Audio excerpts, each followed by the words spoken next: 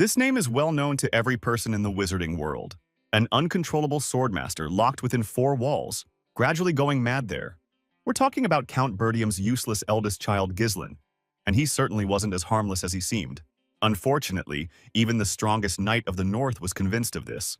Even though he fought desperately against this spoiled brat, he still couldn't achieve victory, and he fell into the insidious fire trap of the Count's eldest son.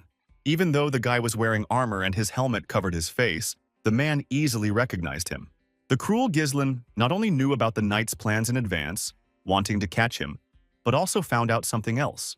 He also knew how many people were in the squad, one of whose tasks was to capture him. He didn't hesitate to beat all the details out of his informant, and he knew who in the squad was spying where and who sent help to the great Northern Knight. He had it all figured out. The chances of deceiving such an enemy were slim to none. The knight, not believing his failure, croaked that he still had an ace up his sleeve. But here too, Ghislain was one step ahead of him, eliminating any possible risks. So, without fear, he hit the knight in the face with a heavy boot. Ordering him to close his mouth, he threw him back several meters with his blow. No matter how hard the enemies try, he will still win this war, just like any other confrontation. No one can compare to Ghislain Bertium, a powerful and cunning warrior. But Ghislain wasn't always so omnipotent. Just take a look at the kingdom of Ludania, near the Bertium mansion. Just a year ago, the future hero woke up in his bed in a cold sweat, not understanding what was happening. Why is he alive? He shouldn't be here. He lost. Horror gripped his throat, and memories transported him back to the previous day, just as the boy remembered it. He clearly remembered the clang of his sword flying to the side, a killer pain in the chest from multiple bleeding wounds, and the satisfied grin of the enemy, who savored his victory over Ghislain Bertium, the king of mercenaries and one of the 7 strongest swordsmen on the continent. The noble swordsman Aiden thus put an end to the long and bloody war. He pointed his sword at the young man and allowed him to speak his last words. The only thing that worried the mercenary king at that moment was that he had not yet taken revenge, which caused a disdainful grin to appear on the stranger's face. It is surprising that he wanted to avenge the family from which he fled immediately after the death of his sister. Ghislain glared at him. How did a stranger from another kingdom know about this? It wasn't difficult. Eden easily tracked down the enemy's past and found useful leverage. After all, it was he who once worked in concert with the Dolphin family to overthrow the Bertium family. After this confession, a powerful electric discharge ran through the blonde man's body. So there were other people behind that incident besides Duke Delphine? Eden reveled not only in his victory but also in the fact that he had trampled his enemy. It was enough, so he decided to end it. An enraged Ghislain found the last of his strength to jump up from his place and at least try to pounce on the guy. But at that very moment, Eden cut off the enemy's head with his sharp sword. But the most astonishing thing was that somehow Ghislain was still alive. What happened after the sword flashed right in front of his face? Looking at his reflection in the water, he wondered if he was just hallucinating. Besides surviving, he'd also looked younger. Maybe they gave him to the magicians for experiments, and this is part of their experiment? However, at that very moment, all his crazy guesses had to be cut off. A knight of the Bertium family named Ricardo entered the tent where the young man was. He came simply to tell the owner the news, but froze in the doorway when he felt a sword pressed to his neck. Ghislain hugged him and said that he would leave him alive only if he obediently answered the questions posed. However, surprisingly, the boy wasn't afraid. He simply sighed heavily and told the young master to stop messing around. The guy was completely confused and loosened his grip. Ricardo took advantage of this and tore himself away from his grasp. He irritably reminded Ghislain that yesterday he had worn everyone out with his hysteria and then fallen asleep. And now he's even talking nonsense half asleep. Yesterday he threw a tantrum because he wanted to lead an orc cleansing squad. The blonde's eyebrow arched and rose questioningly. He had absolutely no idea what they were talking about. He still had no idea why he was alive and what he was doing here. Meanwhile, Ricardo began to hurry him for some reason. He took some important things from the tent and, leaving it, said that they were heading to the Bertium mansion. A shiver ran down Ghislain's spine. He stopped the brown-haired man and asked him to elaborate. The only memories that remained in his memory were of the destroyed Bertium mansion, which fell in the war between the families. However, as soon as the guy ran out of the tent and stopped at the edge of the nearest cliff, he saw that it offered a beautiful view of, for some reason, an entire settlement. It really was the Bertium family mansion. But why was it safe and sound? The boy had personally witnessed the devastation that reigned there. Ricardo, still thinking that the Count's son was simply taking a long time to wake up, advised him not to call his own house a ruin. Ghislaine pinched his cheek in fear, thinking it would help him wake up. However, he felt real pain and realized he wasn't imagining it. Suddenly, the puzzles in his head began to come together to form a single picture. First death, and then a carefree awakening, a rejuvenated face, a completely intact mansion. Could his guess be correct? He's gone back in time. When Ghislaine was young, everything in his parents' house irritated him. Feelings of inferiority stemming from his own immaturity led him to create problems.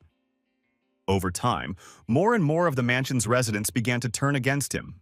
Then he couldn't stand the criticism from those around him and ran away from home. A few years later, he became a mercenary, survived many battles, grew in strength, and made a name for himself.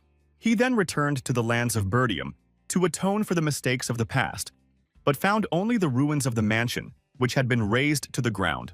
Then he lost everything, his family, his home, and a significant part of himself. But how is it possible that now he woke up and everything that was lost was back in its place? It's not just the county, but the people he cared about are here too. The longer the boy looked around thoughtfully, the easier it became to believe that everything around him was real.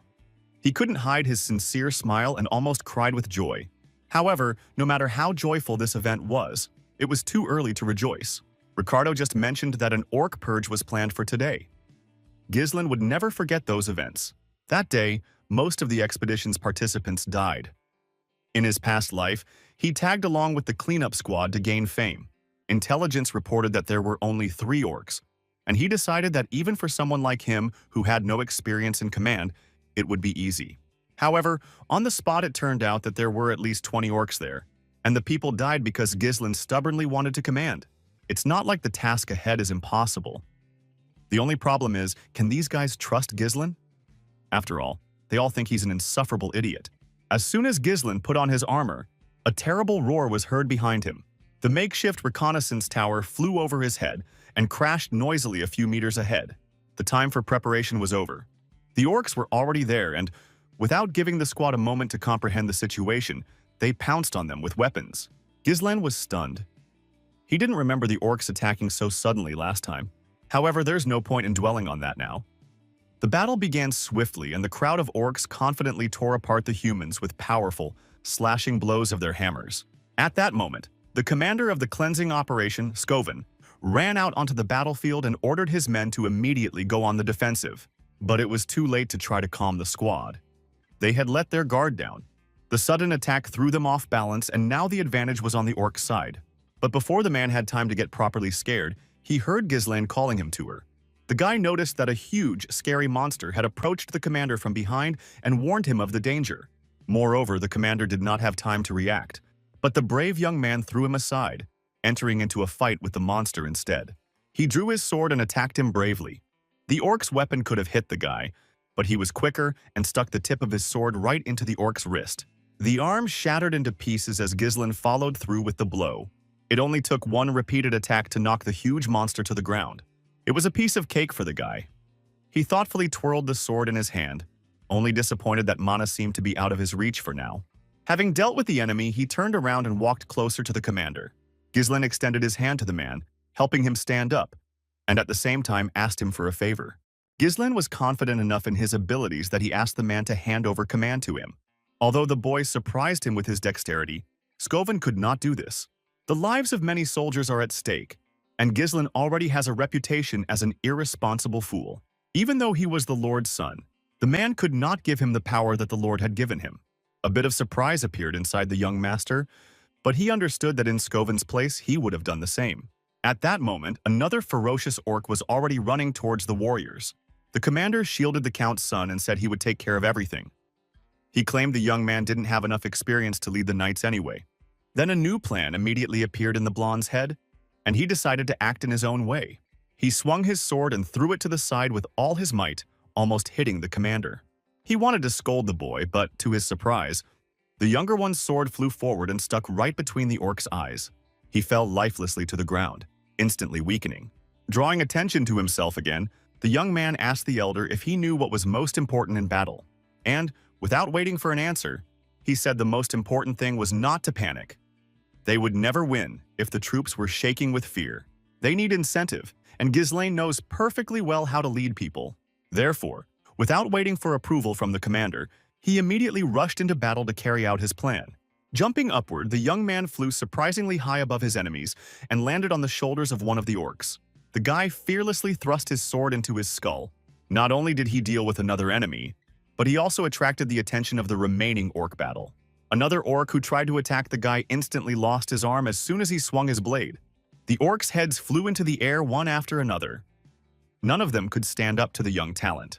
Skovan was also in complete shock. Even he, with his mana, was having trouble doing anything in this fight, and some skinny kid was pulling off such tricks.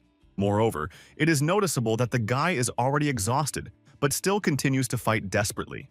He uses minimal movement to dodge attacks, allowing him to outmaneuver the clumsy orcs. And the fact that he only hits weak points helps him maintain the pace of the fight, despite the fact that he is exhausted. His technique was similar to that of a sword master who was unable to use mana. Or maybe he is a real genius. Well, no matter how successful his attack, the guy couldn't keep it up forever. So at some point, he quickly dashed forward, fleeing the crowd of orcs who had attacked simultaneously. The other warriors immediately tensed up as they saw a whole gang of monsters chasing their young master, and they turned to the commander to ask him what to do. But Skovan himself couldn't understand what the blonde was thinking. His attack and getting the orcs' attention was good, but he ran away so suddenly. But there was a cliff in that direction. The commander became even more frightened when he remembered this fact. Therefore, he ordered his soldiers to raise their shields and form a wall. They are obliged to follow the young master and back him up. Meanwhile, the orcs were already catching up with their prey in the person of the young master. As he ran away from them, the young man hoped that Skovan, as an experienced commander, was able to understand his plan. Therefore, as soon as Ghislaine reached the cliff, he abruptly turned to face the orcs, and they also stopped. Even though he had run out of strength to fight the orcs with swords, this duel could still be won with cunning.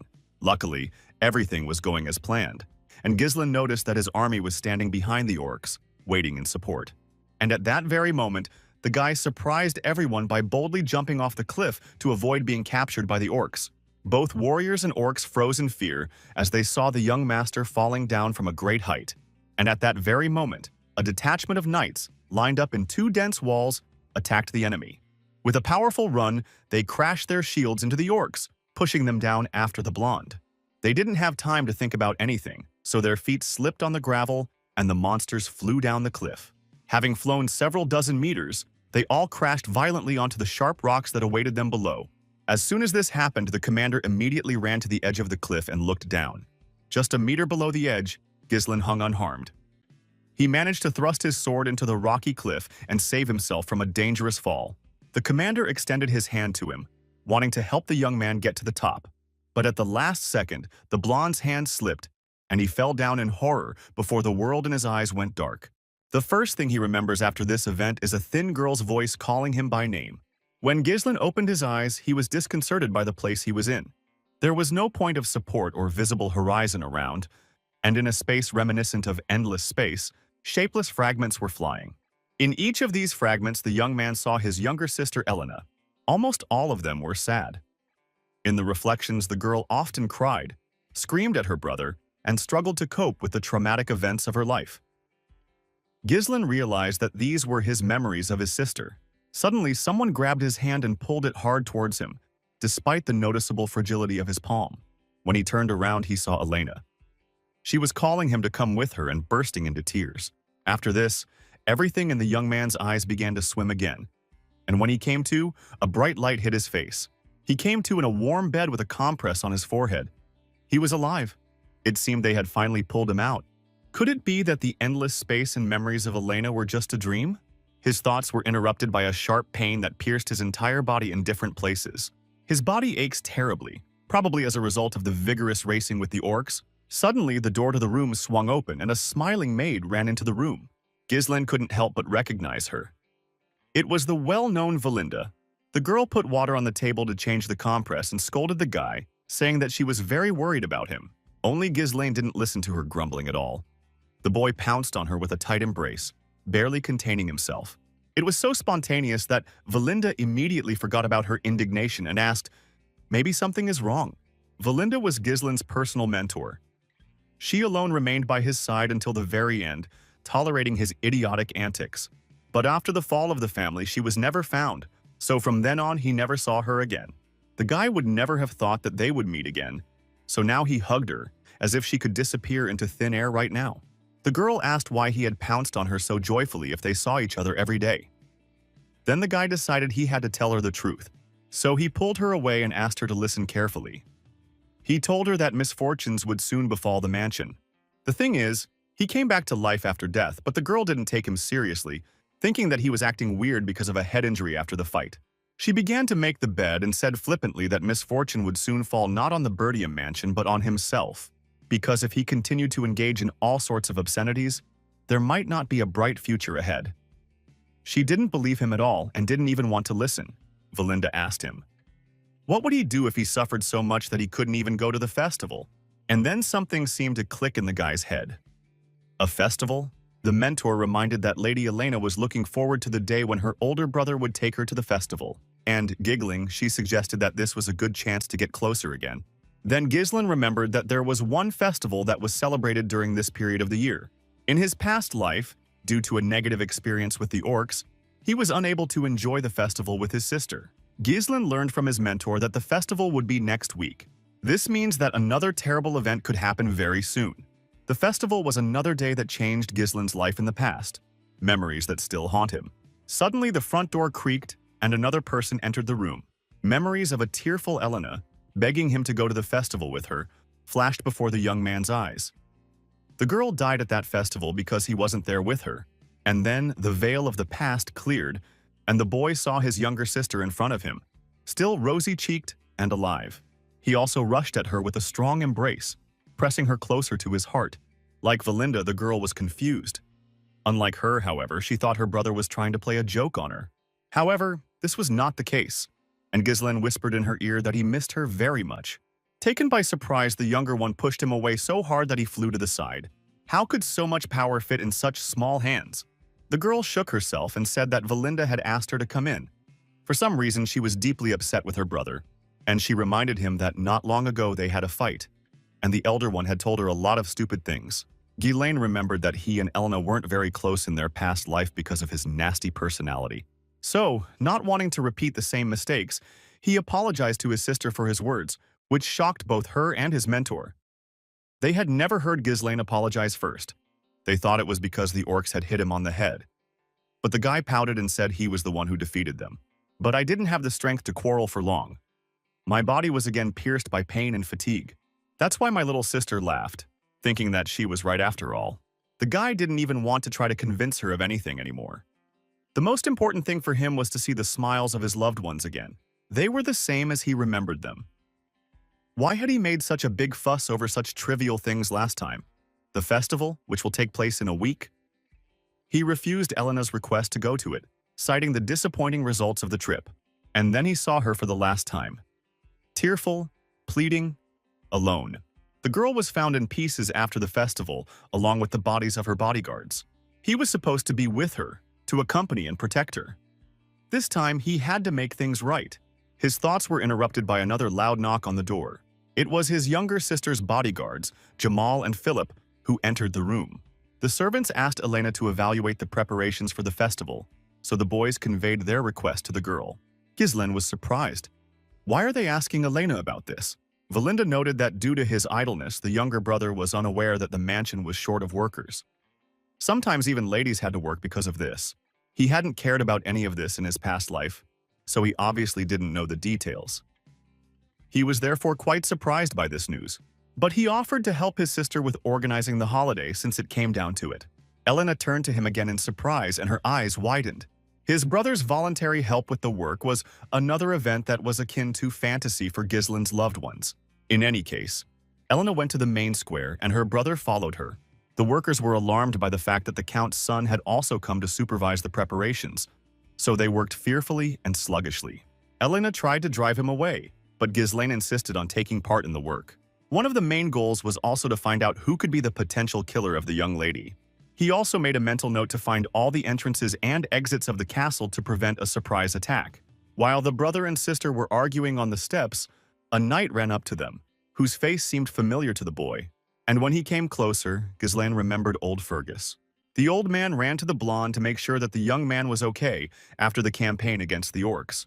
Elena decided to take advantage of the opportunity and told her eldest that her brother had woken up and was acting strange, so she asked him to take him to bed. Ghislaine didn't want this to happen, but arguing with Elena was pointless. So he decided to quietly gather information about the castle for now. I also decided to ask the old man where the abandoned training ground in their castle was. He knew that such a thing existed, and he would like to take advantage of the opportunity to get some privacy and practice on it. Although this desire discouraged the elder, Fergus obediently took the boy there. The spacious training hall turned out to be much better than the guy had imagined. He had never encountered anything like this in his years as a mercenary, so he was very happy to find such a place.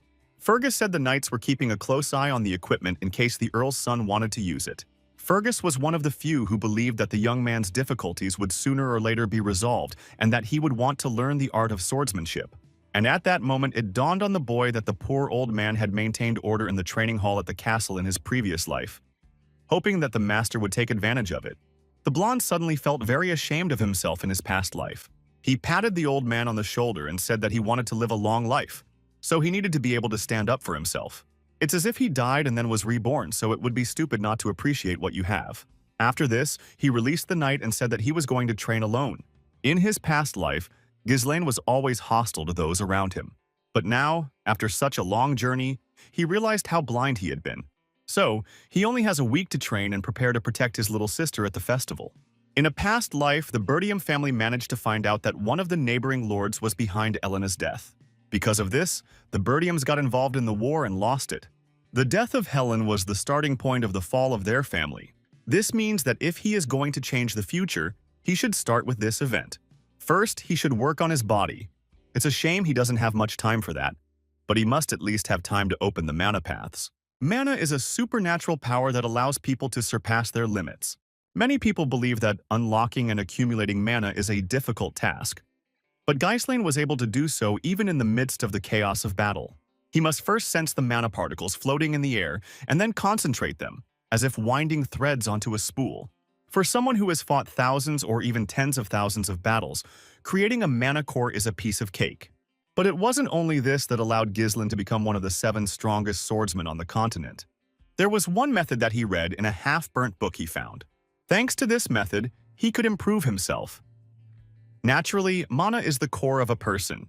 However, if you try really hard, you can create 2 or even 3 cores. And the network of interconnected cores reveals unprecedented power, recreates destructive force. But this method is difficult to apply to a body unprepared for it. That's why Ghislaine's nose started bleeding when he tried it. 3 cores is his limit for now, although in his past life he could have created all 5. This method allows you to create destructive power in a short time, but in exchange, it requires a fairly large amount of mana. This is the main reason for his defeat by Idun in his past life. He attacked Ghislaine with his knightly order just as the boy's mana ran out. If it had been a fair fight, he wouldn't have lost. This technique isn't particularly reliable, but it'll do for now. For now, Ghislaine has a young body and plenty of time, so this time, he'll take Eden's head off. And he will deal with the scoundrels from the Dolphin clan, as well as the henchmen who had a hand in the fall of his clan. He will destroy them all and protect his family from misfortune. So, a week has passed and the long-awaited day of the festival has arrived. Ghislaine, of course, did not go to the festival without a sword and small weapons. As they had agreed with Elena, the guy met her near the entrance to the square. The sister was very happy, but also less surprised that her brother actually came. She also heard that the guy had been working out in the gym all last week, so she praised him for his progress. He only modestly turned away, saying that there was nothing unusual in the fact that the heir of the family was training diligently. His sister reminded him that he used to say just the opposite, that his father irritated him, and that he didn't need any training at all. However, his younger sister is only pleased with his changes. It was as if her older brother had returned, someone she could rely on. The guy froze upon hearing such pleasant praise and held his breath in awe. A lot had happened in the last week, and he had realized some things. Due to changes in his behavior, his present and future also change. Most likely, the big events will not change, but he cannot predict how his actions will affect smaller events. He is obliged to use the knowledge of the future to his advantage. Therefore, it is necessary to consider the most effective actions in each possible situation. He prepared. After this conversation, Ghislaine and her sister went for a walk. They happily ran around the festival all evening, relaxing. They had a good time, but Elena complained that the entertainment was the same every year. Meanwhile, my brother was worried that the festival was almost over, but nothing happened. Suddenly, someone called out to them, moving closer to the couple. A guy came up to them and told Elena that some new entertainment had opened nearby and he could take her there. The girl happily accepted the invitation and followed behind. Only Ghislain did not take this very happily. So it was them. It was Elena's bodyguards deliberately luring her into a trap. Elena's escort knights, Jamal and Philip. They were trusted implicitly, as they had protected Elena since birth. In Ghislain's past life, her family was told that they had died protecting her, but apparently in reality things were different. After some time, Philip and Jamal brought Elena to the place they had spoken about. However, instead of some new entertainment, there was only an empty, deserted square. Elena looked around in confusion and said there was nothing there. How could anyone have fun in such a squalid place? Jamal said a little hesitantly that apparently they just hadn't prepared the entertainment yet, but the organizers would arrive soon. Elena didn't believe him, but she didn't suspect anything was wrong, unlike her brother. At first glance, they found themselves in an ordinary alley. But, looking at these blockades, cutting off the paths of retreat, an unpleasant feeling crept in. It seemed that everything had been prepared here in advance to catch the Count's children off guard. But Ghislain did not have time to think about it. The dissatisfied sister grabbed him by the arm and suggested that they leave here, since there was nothing interesting here. Ghislain was once again surprised by the little girl's unnatural strength. But just as she was about to leave, Philip blocked her path. His face became not only agitated but also very creepy and threatening.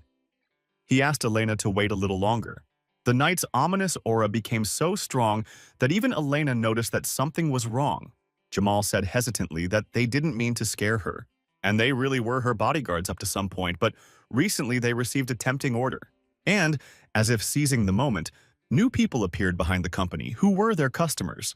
Two men in black cloaks emerged from a dark alley into the light, and in front of them walked their leader, wearing a hat that hid his face.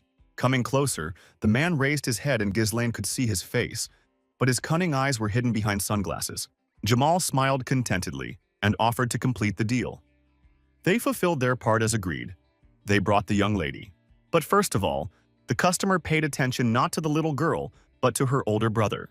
He doesn't remember ordering the delivery of the eldest son of the Bertium family. Jamal grinned and said that the guy was a bonus. He tagged along with them and made things worse for himself. Ghislain looked reproachfully at Jamal and said that he would not get away with such impudence. But it was clearly not the knight who should be worried in such a situation. Jamal is getting rather fed up with these impoverished lands of Bertium. The barbarian raids aren't a source of joy either, so the Count's family's setup could have provided him with an opportunity to escape and start a new life. After all, the county's fortunes were deteriorating daily. Not wanting to listen to this treacherous speech any longer, Ghislain cut the elder's body in half with one powerful movement. Without having time to utter another word, Jamal fell lifelessly to the ground. The aura around Bertium's eldest son seemed to become electrified, and his eyes lit up with a fierce fire. Philip grabbed Helena in horror, drawing his sword, hoping to defend himself. But this action didn't save him either. Ghislain accurately threw his sword straight at the knight's forehead. The blonde hugged his frightened little sister closer. He would never let anyone hurt her. The clients exchanged fearful glances and marveled at the young man's skill. They even doubted whether this was really Bertium's eldest son. They thought he couldn't fight at all. However, judging by his appearance, it was still him. There could be no mistake. Even though the knights were distracted, killing two grown men so quickly was no easy task. Besides, Mana was clearly invested in the attacks. Elena, barely holding back her tears, looked at her brother and asked him what was going on. Instead of answering, he knocked out his younger sister with a clear, but not strong blow of his hand. And then he carefully placed her on the cold ground so that she would not disturb him and would not become a witness to the duel. After this, the client spoke to him again and even thanked him for killing the knights. So they were going to get rid of these two to eliminate the witnesses. The enemy leader noticed that the guy was very different from the rumors circulating about him. Could he be hiding his skills? Ghislain raised his bloody sword, not particularly eager to talk. Ghislain studied his opponents carefully. The two cloaked figures were nothing, but their leader radiated an abnormal amount of mana. It's better to deal with them quickly so that you have the strength to fight the elder. Ghislain asked all three if they were really the masterminds behind the plot, or just pawns for someone more powerful. But, as expected, his opponents were not going to confess to him. Then Ghislain got really heated up and decided that he would beat the information out of them by force. The leader grinned and ordered his henchmen not to kill the guy, but just to grab him for now, and maybe break his bones. He said with a crazy smile that in order to create a masterpiece, you need to learn a lesson in pain. Following the order, the Black Cloaks pounced on the young man. Remaining in a defensive position, Ghislain threw a firecracker towards one of his opponents. It flew at great speed into the man's forehead, leaving a trail of blood. And, taking advantage of the fact that his enemy had let his guard down, Ghislain thrust the tip of his sword into the bridge of his nose. The first one is ready, now we just need to figure out the second one. He tried to strike the young man in the back, but the young master dodged in time and blocked it. With his free hand, he skillfully grabbed the blade of the other player's ball. And with a jerk, he snatched it away, disarming the enemy. One more swing of the sword, and he was already lying on the ground, decapitated. But the last enemy snuck up from behind and at that very moment stunned the young master with a blow to the head. Only when he tried to strike him in the back did he hit only the young man's second sword, which was clamped between his arm and shoulder blades.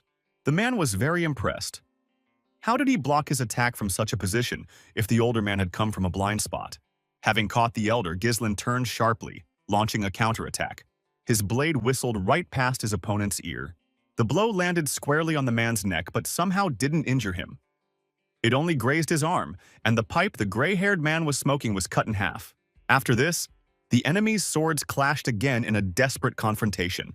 The gray-haired man seemed not at all frightened, but rather impressed. If he hadn't had mana, such a blow would have surely decapitated him. Ghislain landed a direct hit on his neck, but the old man concentrated his mana around it and reduced the possibility of damage.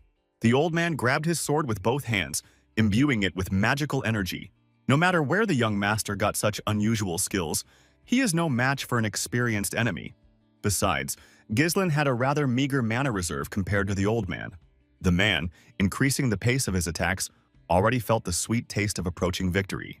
But at that very moment, Ghislain thrust both swords that were in his hands into the ground and, leaning on them, did a somersault, during which he kicked the elder in the face, knocking him off his feet. With difficulty maintaining his balance after the strong blow and the ringing in his ears it caused, the old man remained on his feet, although he flew a little to the side. The lenses of his glasses were broken, but he remained okay. But this is just how it seemed to him at first glance, and the first impression was deceptive. Just a moment later, a sharp pain burned through his chest and the man collapsed, blood gushing from his mouth. What's this? The guy didn't hit that hard. Could he really break through the elder's enchantment with such a low level?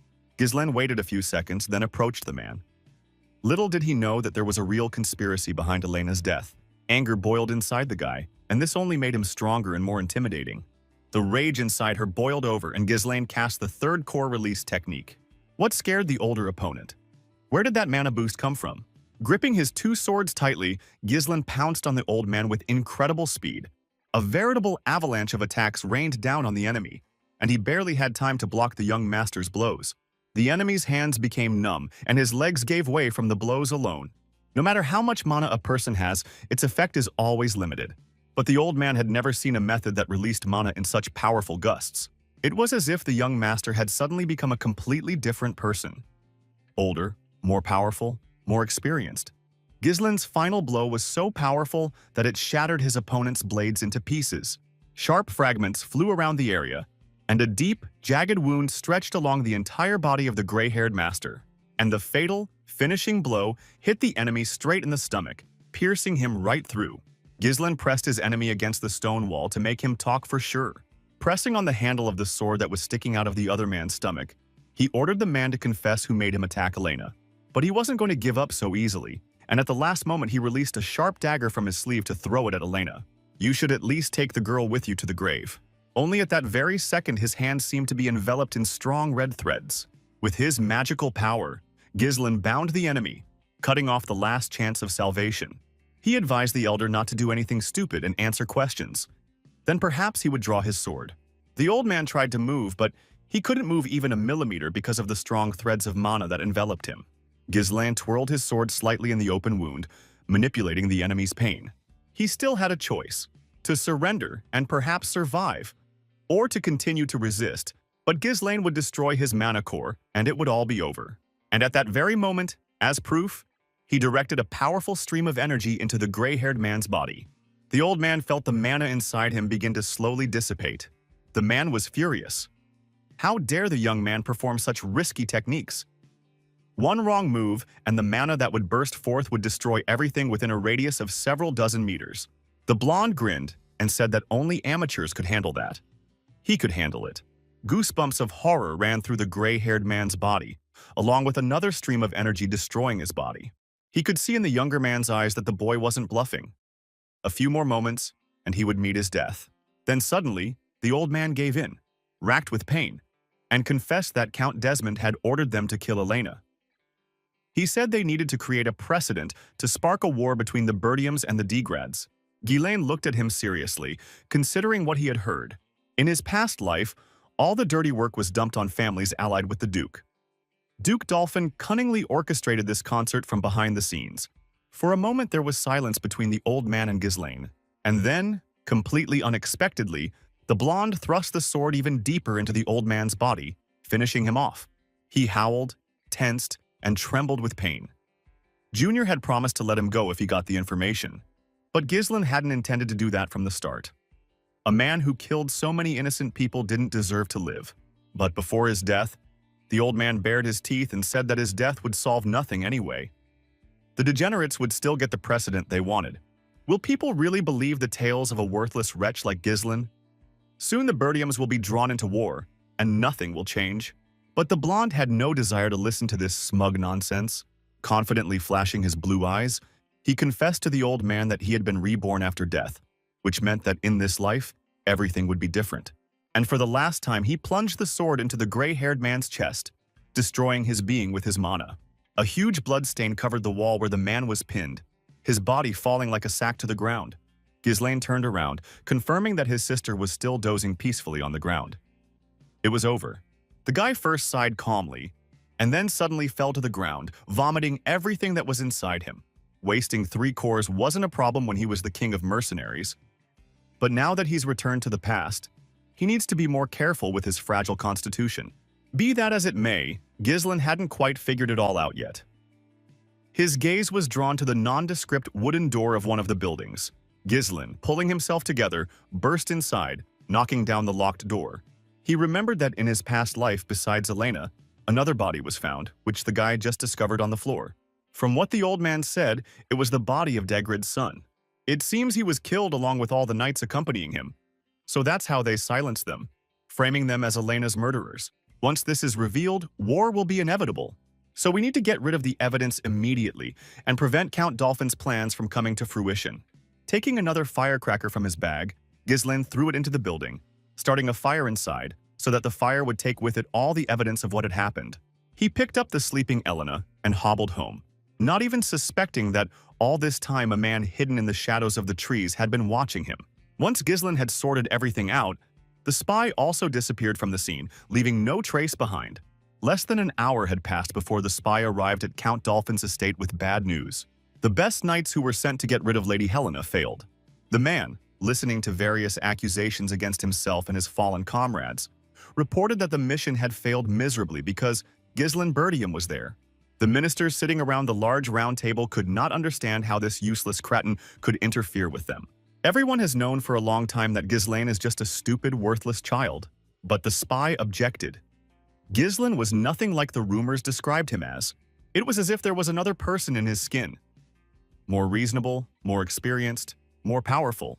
However, even if they didn't kill Elena, they did deal with the Degrads, so starting a territorial war wouldn't be difficult. But the council was deaf to his arguments. In their eyes, the executor had failed the simplest task, so they ordered the servants to get rid of him. But at that moment, a majestic, dissatisfied voice was heard from the far end of the hall. The man in the shadows stopped the council and asked the executor to elaborate on the plan he was asking to be allowed to carry out. The guy boldly declared that he would get rid of Ghislaine Bertium. He has a trump card, a fearless warrior who will personally fight the young man and crush him. This warrior's name is Cain Lodges. He is famous for his powerful sword techniques. He is a true embodiment of strength, despite his young age. The performer is confident that no one in the entire North can match his strength. Plus, Cain is Ghislaine's cousin, so it wouldn't be hard to pit them head-on. This proposal interested the Count and the Council, but if the performer fails again, don't wear his head. There won't be another chance. After some time, Birdium Mansion, Training Hall. Fergus visited the arena to inform Ghislaine that it was time for lunch. He trained tirelessly and didn't even notice Fergus's arrival until he hit the sword that was next to the old man with his magical lasso. One slight movement, and magical threads of mana pulled the sword in the opposite direction from the knight. And the sword flew with ease, hilt first, into Ghislaine's palm, as intended. Only after this, having made sure that it was safe to enter the hall, Fergus approached and greeted the young master. He was very curious as to how Ghislaine was able to pull the sword towards him from such a distance. The guy demonstratively pulled the magic thread between his wrist and the sword. And he said that these are mana threads. They allow mana to be used as a traction force. In his past life, Ghislaine used them often, but with his current skill level, he has to drain his mana cores to use them. Although if he uses only one thread in order to save mana, he will be able to reach the same level. Fergus admitted that he thought he was overwhelmed in his knowledge of mana training, but he had never seen anything like this before. It was surprising that Ghislaine hadn't used mana at all until recently, but he was so quickly coming up with such incredible uses for it. In any case, Fergus came to the hall with a specific purpose. He bowed to the young man and thanked him for saving the young lady. The guy modestly replied that he simply did what he had to, and together with the senior knight he went to the dining hall to get some refreshment. A few days later, the festival was suspended. This was necessary to ensure the safety of the young lady. At dinner, the sister complained to her brother that no one believed her when she said that Ghislaine had saved her. She suggested that Ghislaine prove to them what he was capable of, but the guy assured her that no one would believe him anyway. Valinda was still furious that Philip and Jamal had turned out to be traitors. If they were alive, she probably would have lopped their heads off herself. While discussing what had happened, Ghislaine noticed that his younger sister was keeping a lot of things quiet. Ghislaine was content with the fact that he had temporarily averted war. He was confident that the enemy would not surrender so easily. He won't be able to stop them on his own, so he should start gathering his own army. While he was thinking about this, a maid entered the hall and brought the children lunch. She carefully placed the plates first in front of Elena and then in front of the older child. But, upon examining what was inside, Ghislaine discovered that he only had one piece of bread for lunch. The guy asked Valinda what it was and where to get a normal lunch. She told him that the castle was now in a critical situation and, as confirmation, the cries of peasants were heard from the window. They demanded compensation for the losses they incurred due to the cancellation of the festival. A whole crowd of people with pitchforks, axes, and other dangerous tools gathered at the castle gates. People demanded that the Count's family pay them compensation and stop hiding in their castle. Panic is slowly creeping in Ghislaine as he watched this action from the window. Valinda was the only one who suspected that this is how it would turn out. Their country is full of merchants who make their living off the proceeds of such festivals. Last year, for example, they made a lot of money, but now the festival was closed after just one day. That's why they're so upset. Ghislaine realized how dire their situation was with regard to compensation payments. This is not good. If nothing is done, the situation will only get worse. The boy asked Fergus to take the soldiers and pacify the crowd. But Fergus suddenly declared that they had no soldiers yet. Most of them were sent to clear the forest of monsters due to the increasing frequency of orc raids. The lands of Birdium have been mired in wars from the beginning due to barbarians from the north. On the other hand, they have forests teeming with monsters that could attack at any moment. There are no soldiers, no money. The county is in total disarray. Ghislaine put his arm around Valinda's shoulders and pulled her aside to talk. Since Valinda is in charge of the Count's eldest son's money, Ghislaine would like her to use it to pacify the merchants. Valinda said in confusion that Ghislaine didn't even have his own savings, because the Count ordered not to give him money, so that his son would not spend it on all sorts of nonsense. So, in fact, Ghislaine could be considered a beggar. He then tried to borrow money from Valinda, but she didn't have any either. The boy sat up on the window and looked into the distance, trying to figure out what to do in this situation. They had absolutely nothing left. Without a penny in his pocket, Ghislaine, even with knowledge of the future, can't do anything here. He needs to somehow get some money. But is there a way? There's bound to be something in the estate. At that moment, Ricardo ran into the young gentleman's room, out of breath from running so fast. He paused for just a moment, catching his breath. And then he said they had another problem. Young Master Kane wanted to see Ghislaine. While Ghislaine was descending, Mr. Kane had already begun to unceremoniously beat Scoven, simply out of boredom. When the guy went down to the hall where his cousin was waiting for him, Scoven had already been beaten to the point of insanity and was lying powerless on the floor. A tall and very muscular guy stood in front of the blonde, trying to put pressure on the younger one with just his appearance. He smiled crookedly and greeted Ghislain, his snake-like vile eyes shining. Ghislain remembers that face. Standing before him was the heir to the Lodge's lands, with whom his family had an alliance. Cain Lodges. In his past life, he was Ghislain's only friend, but that was only in words. In reality, they were sworn enemies and rivals. Ghislain, looking sternly at his brother, asked Ricardo to explain what was going on here. Ricardo said they had received reports of unrest at a local tavern. At the scene, they found Cain in the company of his escort knights. He began to question whether the rumors about the young master were true, and then Commander Scoven began to tell everything in detail. And at that moment, Cain grabbed the commander's face with his large palm.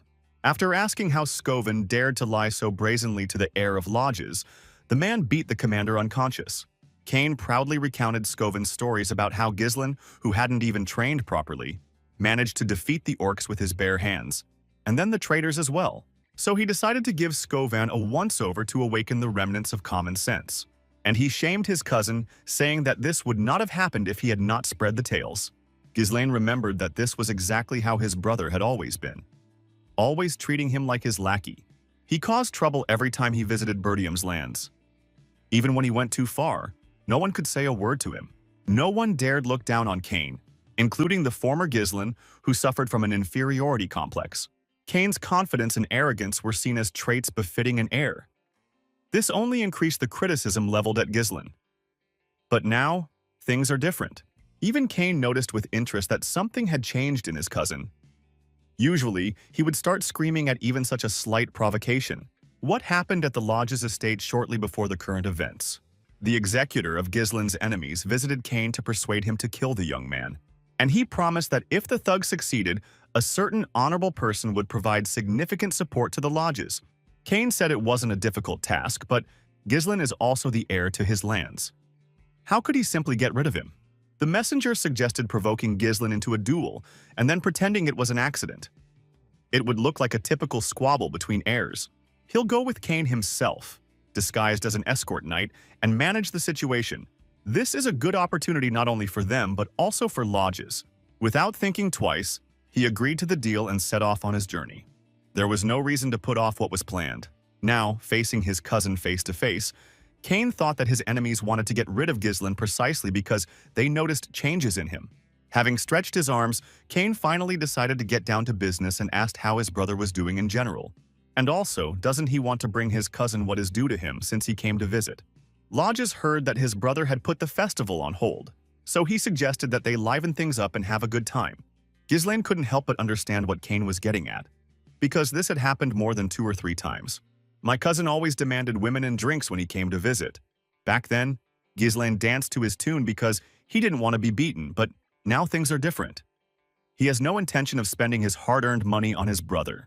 And besides, right now he didn't even have any to spend. Suddenly, Ghislain saw another side to this thought. He's been here all this time. Source of income. It would be a sin not to take advantage of the current situation. Cain hurried Ghislain and told him to immediately bring the drinks and other treats here, because he was waiting.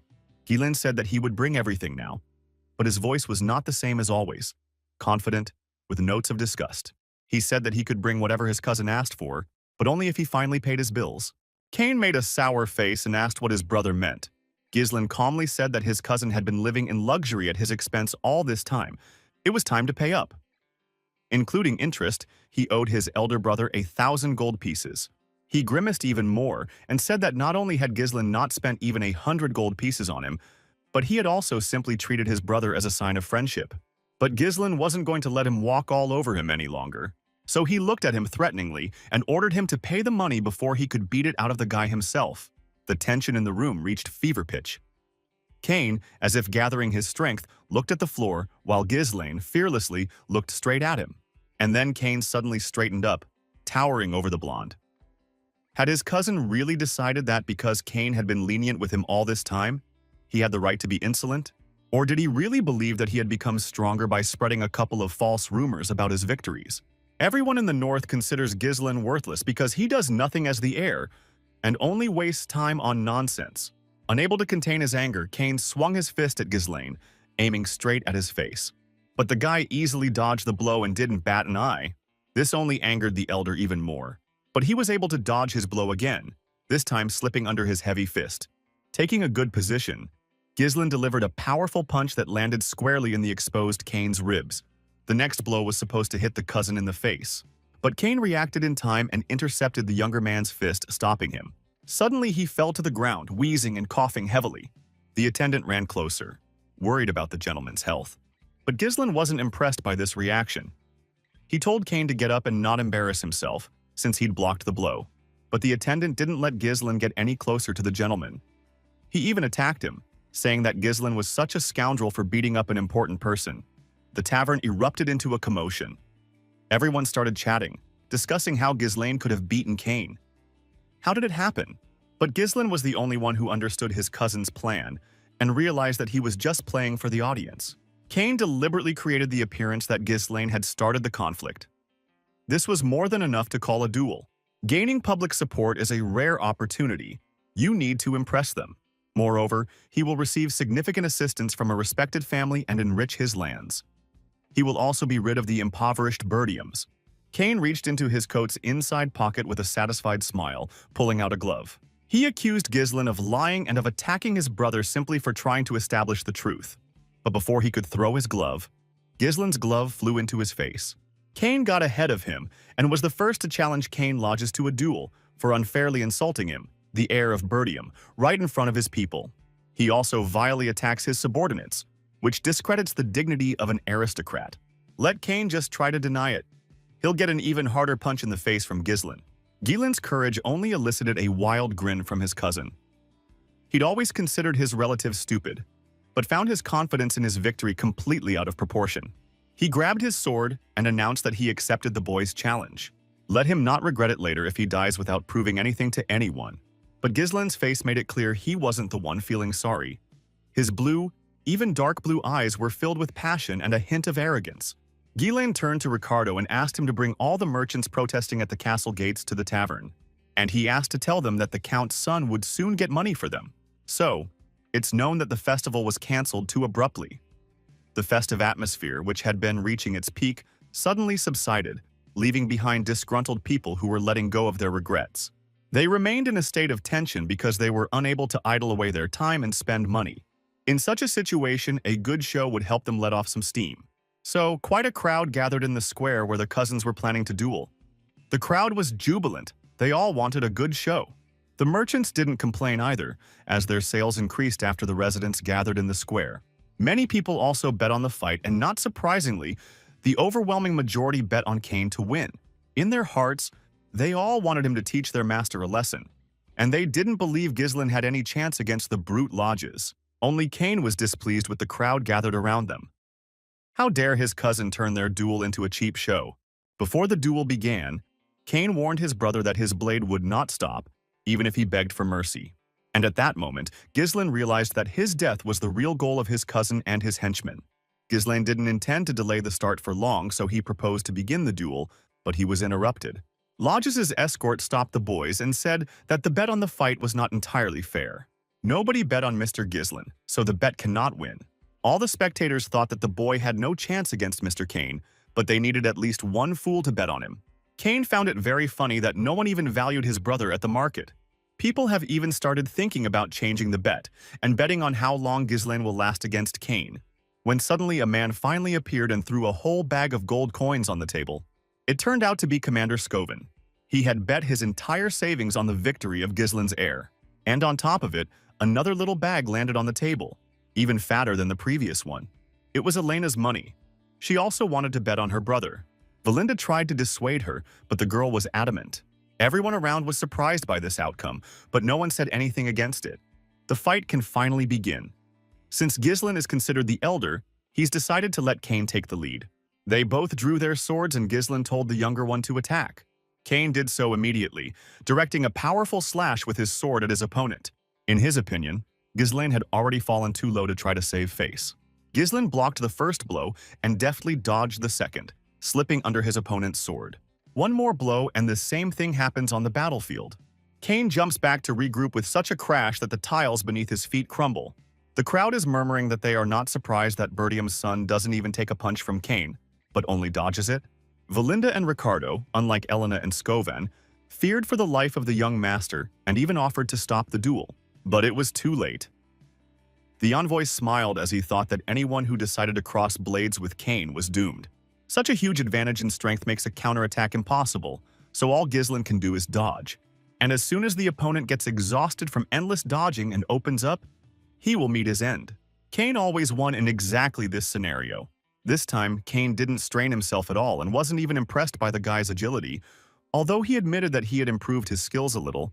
Deciding it was time to knock his little brother down, Kane grabbed his sword not by the hilt, but by the blade, in his style, and struck Ghislain with all his might.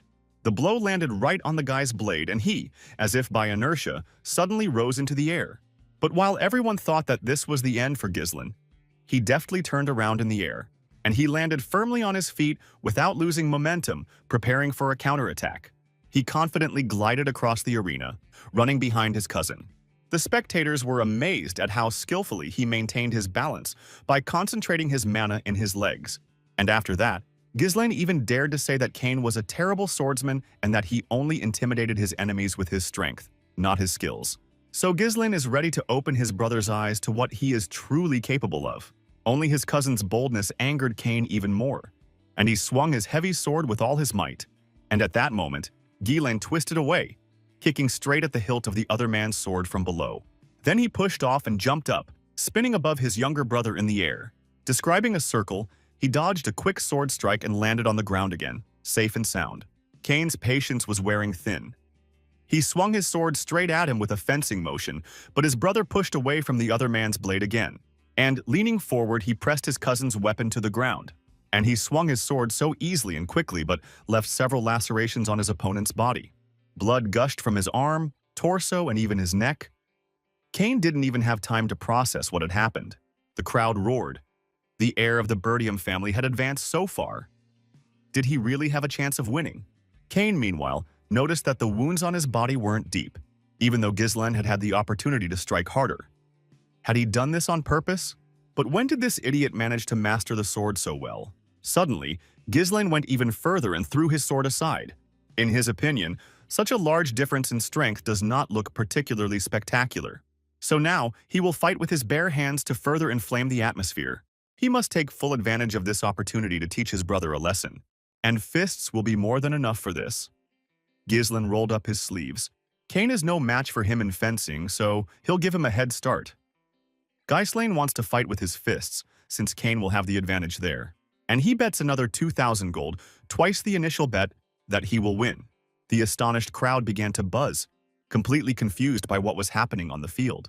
Kane's companion was already sweating coldly from fear, but now he finally exhaled, not doubting that lodges would defeat him at least in a fistfight. Meanwhile, people even opened an additional betting collection for fistfights. People still bet on Kane, believing that it was stupid to try to overcome a man with such a setup using pure strength. However, this time, there were already some people who were ready to bet on Mr. Ghislain's victory. Kane chuckled softly, considering his brother's suggestion. He finally agreed to this condition, straightening up to his full height. Kane rolled his shoulders and threw his coat aside as the fighting grew more intense.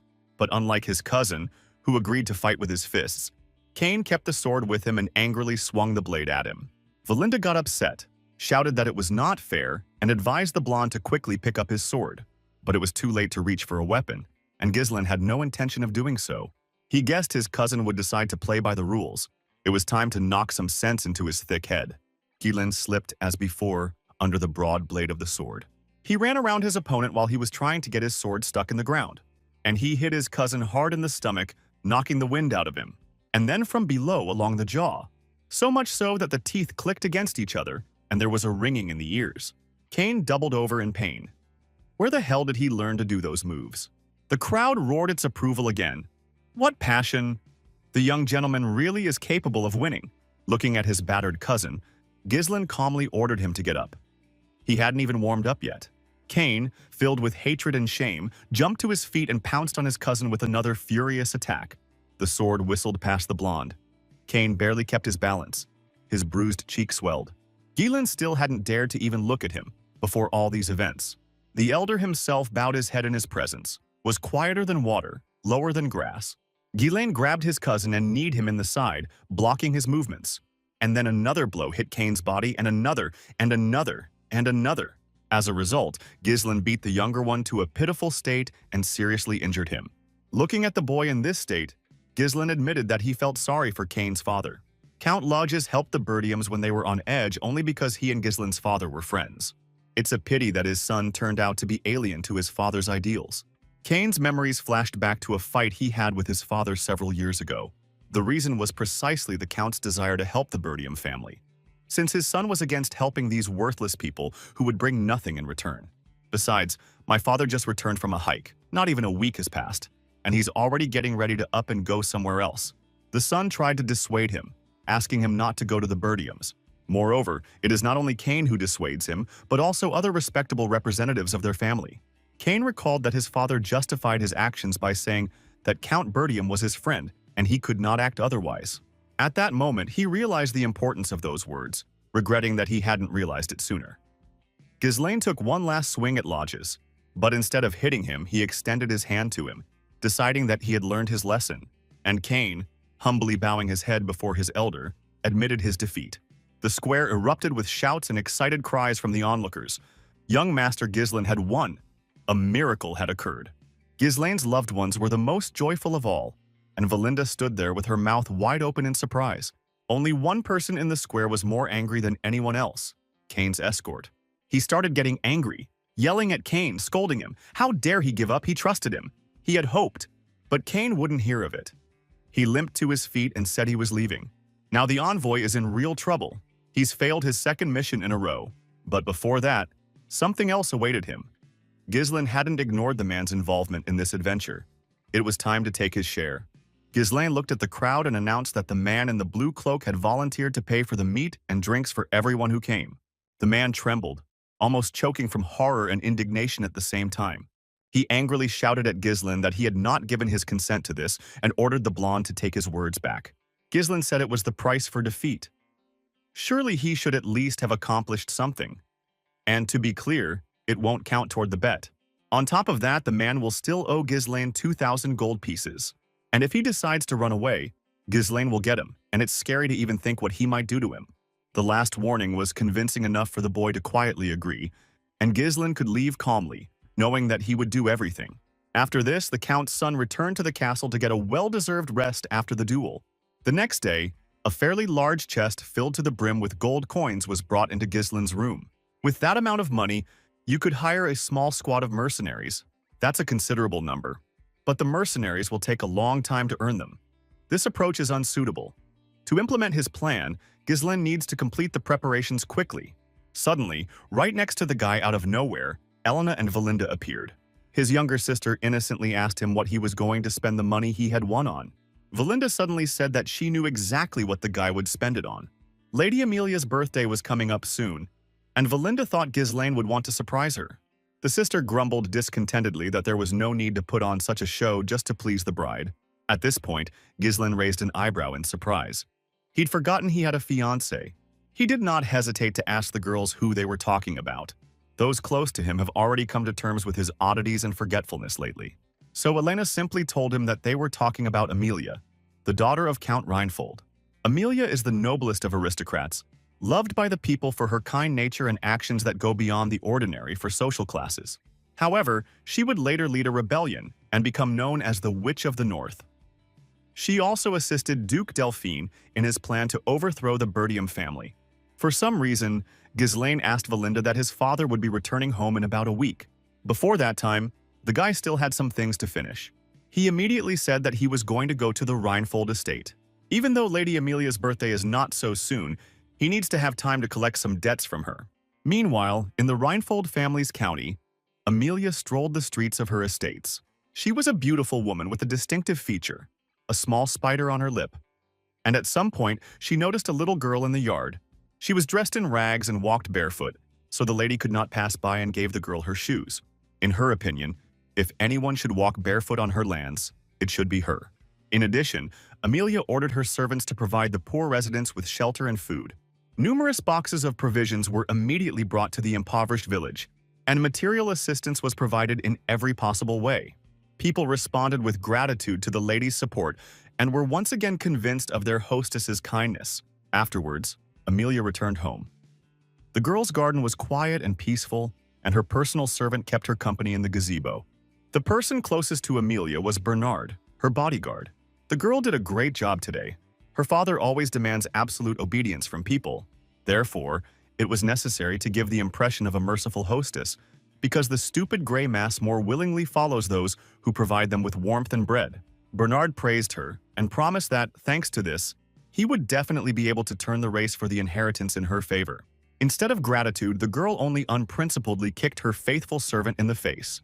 He obediently washed her feet when she asked what was going on with his duel against the Northern Swordmaster. The man apologized for losing.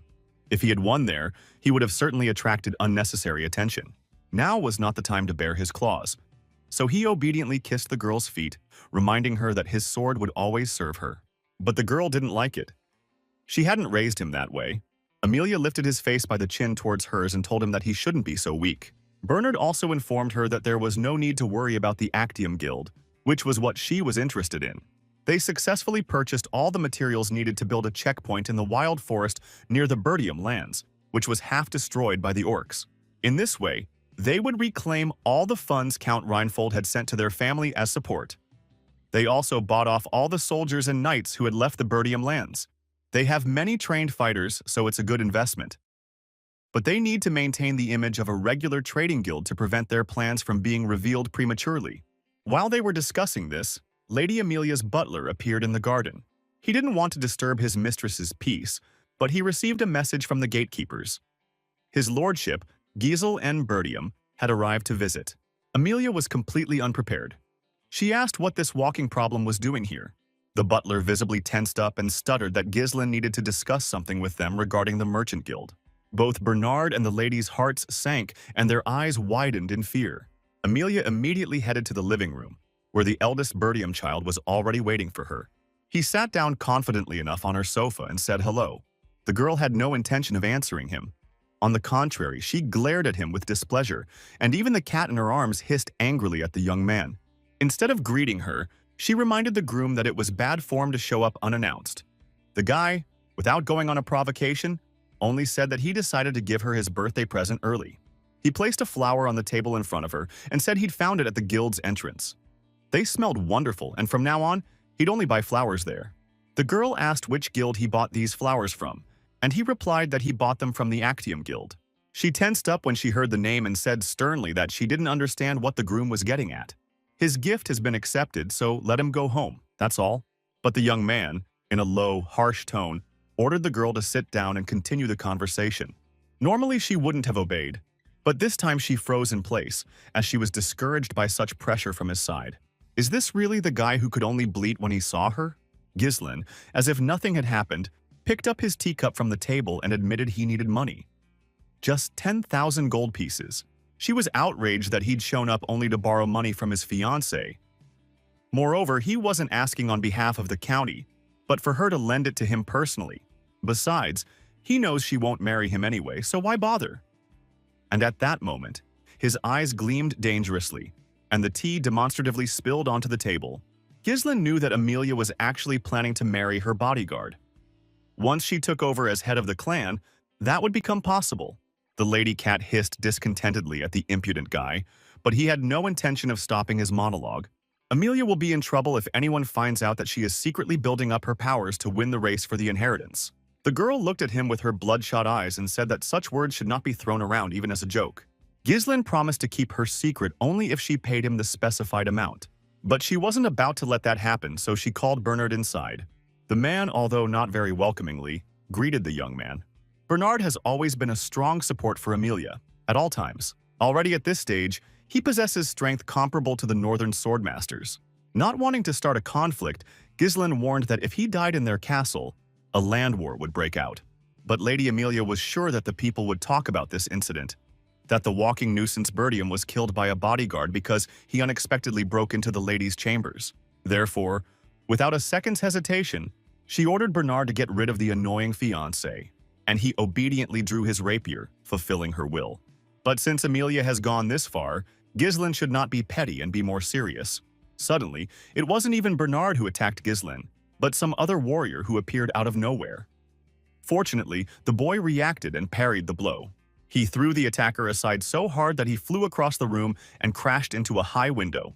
Ghislain smiled mockingly. He saw that he was being attacked by an assassin. What a sudden attack, disguised as a polite reception. Lady Amelia showed her fiancé terrible hospitality.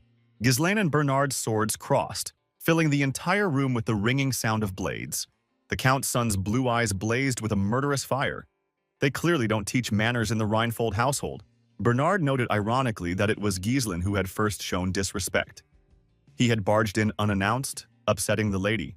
The dark-haired man swung his rapier, but at that moment Ghislain thrust his sword between the man's body and his free hand.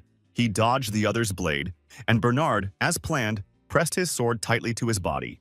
Using him as a support, the agile blonde did a somersault and jumped over Bernard. And at the last moment when he was almost landing, he kicked him in the torso, knocking him down. Bernard instantly flew back several meters by inertia, feeling a dull pain in his ribs. He was surprised by the boy's technique. In Reinfold County, Ghislain was also known as an arrogant idiot with no talent. However, judging by his fighting style, one can see that he is clearly not an amateur. Amelia was not impressed by the blonde's strength, and she told Bernard to pull himself together and finally fight more seriously.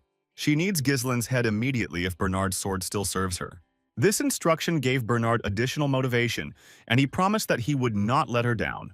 He took up an attacking stance again, while opening up the mana pathways within himself. Ghislain was amused by the other's confidence. The fight promised to be interesting. Bernard invited Ghislain to attack first, being completely confident in his abilities. But Ghislain yielded this opportunity to the knight, who did not argue. Therefore, at that very moment he made a powerful lunge towards the enemy.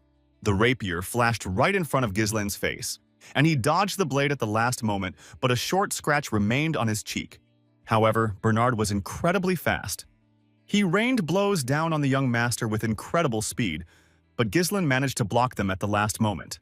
Lady Amelia's face darkened. How could the worthless Ghislain fight on equal terms with someone like Bernard? The brunette meanwhile made another lunge and his rapier whistled past Ghislain's ear. The guy put his sword out and hooked the other guy's blade with the hilt, pushing it aside. He tried to counterattack, but Bernard dodged again, trapping the sword blade between his arm and torso. Ghislain once again decided to take advantage of the opportunity to somersault, using this support and dodge the rapier. But the same trick didn't work twice. Bernard threw Ghislain forcefully to the floor, taking his sword in the process. He tried to thrust the tip of the weapon into the young man's head, but he was able to reach out and push the rapier away from himself with his foot. Ghislain did a quick backflip, distancing himself from his opponent, and rose to his feet. The knight apparently used mana to counter his attack. Bernard admitted that Lord Ghislain was indeed different from the rumors circulating about him. It's true what they say. You know a man by his actions. He threw away Ghislain's sword. The Lord's swordsmanship suggests he's seasoned in actual combat. Could this be due to his frequent skirmishes with barbarians?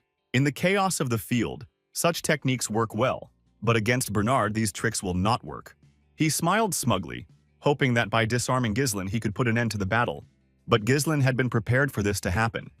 These precise strikes, the minimal gaps and deadly thrusts, the perfect timing and sense of distance. In close combat with Bernard, it's definitely hard to overcome the difference in physicality with technique alone. It seems like this guy was never worth running into. But it turned out that Ghislain didn't have much time to waste on preparing for a fight with him. At this moment, Ghislain used his trump technique and created a strong thread of mana. He tied it around the sword and pulled the weapon towards him, and on the way, it hit the back of Bernard's head painfully, stunning him. Pulling himself closer by the thread, Ghislain jumped on the bent over Bernard, and with all his might he hit him in the face with his knee, probably breaking his straight nose. Bernard was left discouraged and confused. How did the guy manage to do this?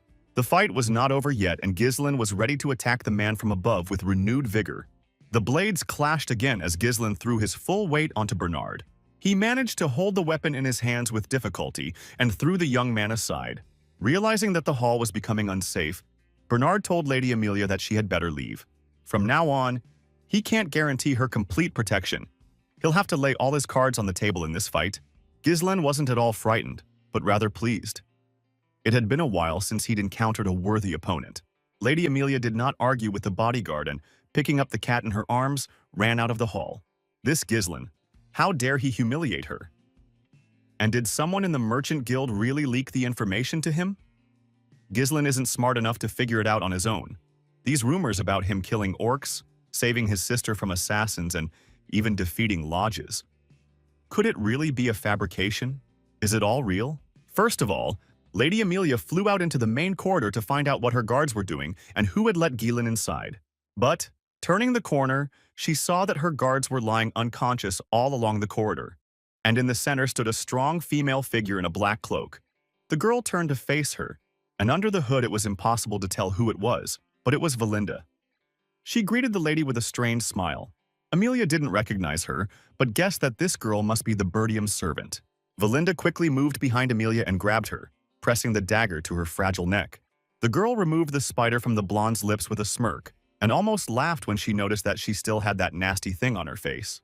Valinda overheard a conversation between Count Reinfold and their lord, learning why Amelia was wearing the spider. Her brothers constantly teased her sister for the creepy spiders that always followed her around. So she went and personally raised a brood of tame spiders to get revenge. Valinda even wondered whether the girl was wearing a spider on her face because of an injury or for self-affirmation. She threw the spider on the floor and crushed it mercilessly with the toe of her boot. Meanwhile, the fight between Bernard and Ghislain continued. Bernard decided to fight seriously, so he began to concentrate an incredible amount of mana. Even the air became heavier as the situation became more and more tense with each passing minute. Bernard grimaced and said that Ghislain's phrase about a worthy opponent was only suitable for a pathetic mercenary and not for a young aristocrat. Ghislain said that such phrases did not humiliate him in any way, and he did not understand such a claim from the lips of an ordinary bodyguard. With a quick lunge, Bernard dropped the ceremony and openly attacked Ghislain, not hiding his anger. And then his blows and lunges became so fast and powerful that Ghislain's vision began to swim. He did not have time to react to where the opponent's rapier was at the moment. Because of this, one of the blows almost grazed the guy's neck, and several more furious blows that followed came very close to winning. But then Ghislain pulled himself together and struck the man's rapier, closer to the hilt. In this way, he wanted to knock the weapon out of his opponent's hands, but he failed. Taking advantage of the moment, Bernard was about to deliver the fatal blow and finally finish off the blonde. The rapier rushed forward and Lord Birdium's blood actually spilled onto the perfectly clean parquet floor. But that wasn't the end. The boy was prepared to injure himself and deliberately used his shoulder to deflect the blade. With Ghislain, you can't let your guard down until the very end. While Ghislain was a little confused and disoriented, Bernard gave him a powerful kick in the thigh, throwing him away. The knight did this on purpose to demonstrate the difference between him and the lord who was waving his sword for show. Ghislain flew into the wall, hitting his back painfully but stayed on his feet. As he expected, this fight is very addictive, but it's time for him to play at full strength. Bernard's overwhelming speed, reach, and consistency of attacks allow him to control the fight. Any attempt to close in is immediately negated. In direct combat, he made it appear as if their blades were locked, trying to make Ghislain believe that they could no longer be separated. With his current mana, Ghislain can't overcome him in strength, but that only applies to the mana he currently possesses. Bernard is strong, but he is missing one important thing. This is Ghislain's unique mana cultivation technique. The boy raised his shining eyes and began releasing his third mana core. Just one blow, and Bernard didn't even notice how his opponent knocked the rapier out of his hands. The young gentleman surprised him again, only this time Bernard had nothing to counter him with. Where did this young man get such destructive mana right in the middle of battle? Ghislain nearly killed Bernard with a powerful blow to the head, but stopped himself at the last moment when he heard a female voice begging him not to do it. Lady Amelia, who was being held hostage by Valinda, appeared in the hall. Tears rolled down Amelia's cheeks. She irritably told Ghislain to take his 10,000 gold pieces and get out of her sight. The guy calmly said that she should have given him the money when he asked politely, and not started all this fuss. Ghislain obediently removed the blade of the sword from Bernard's face.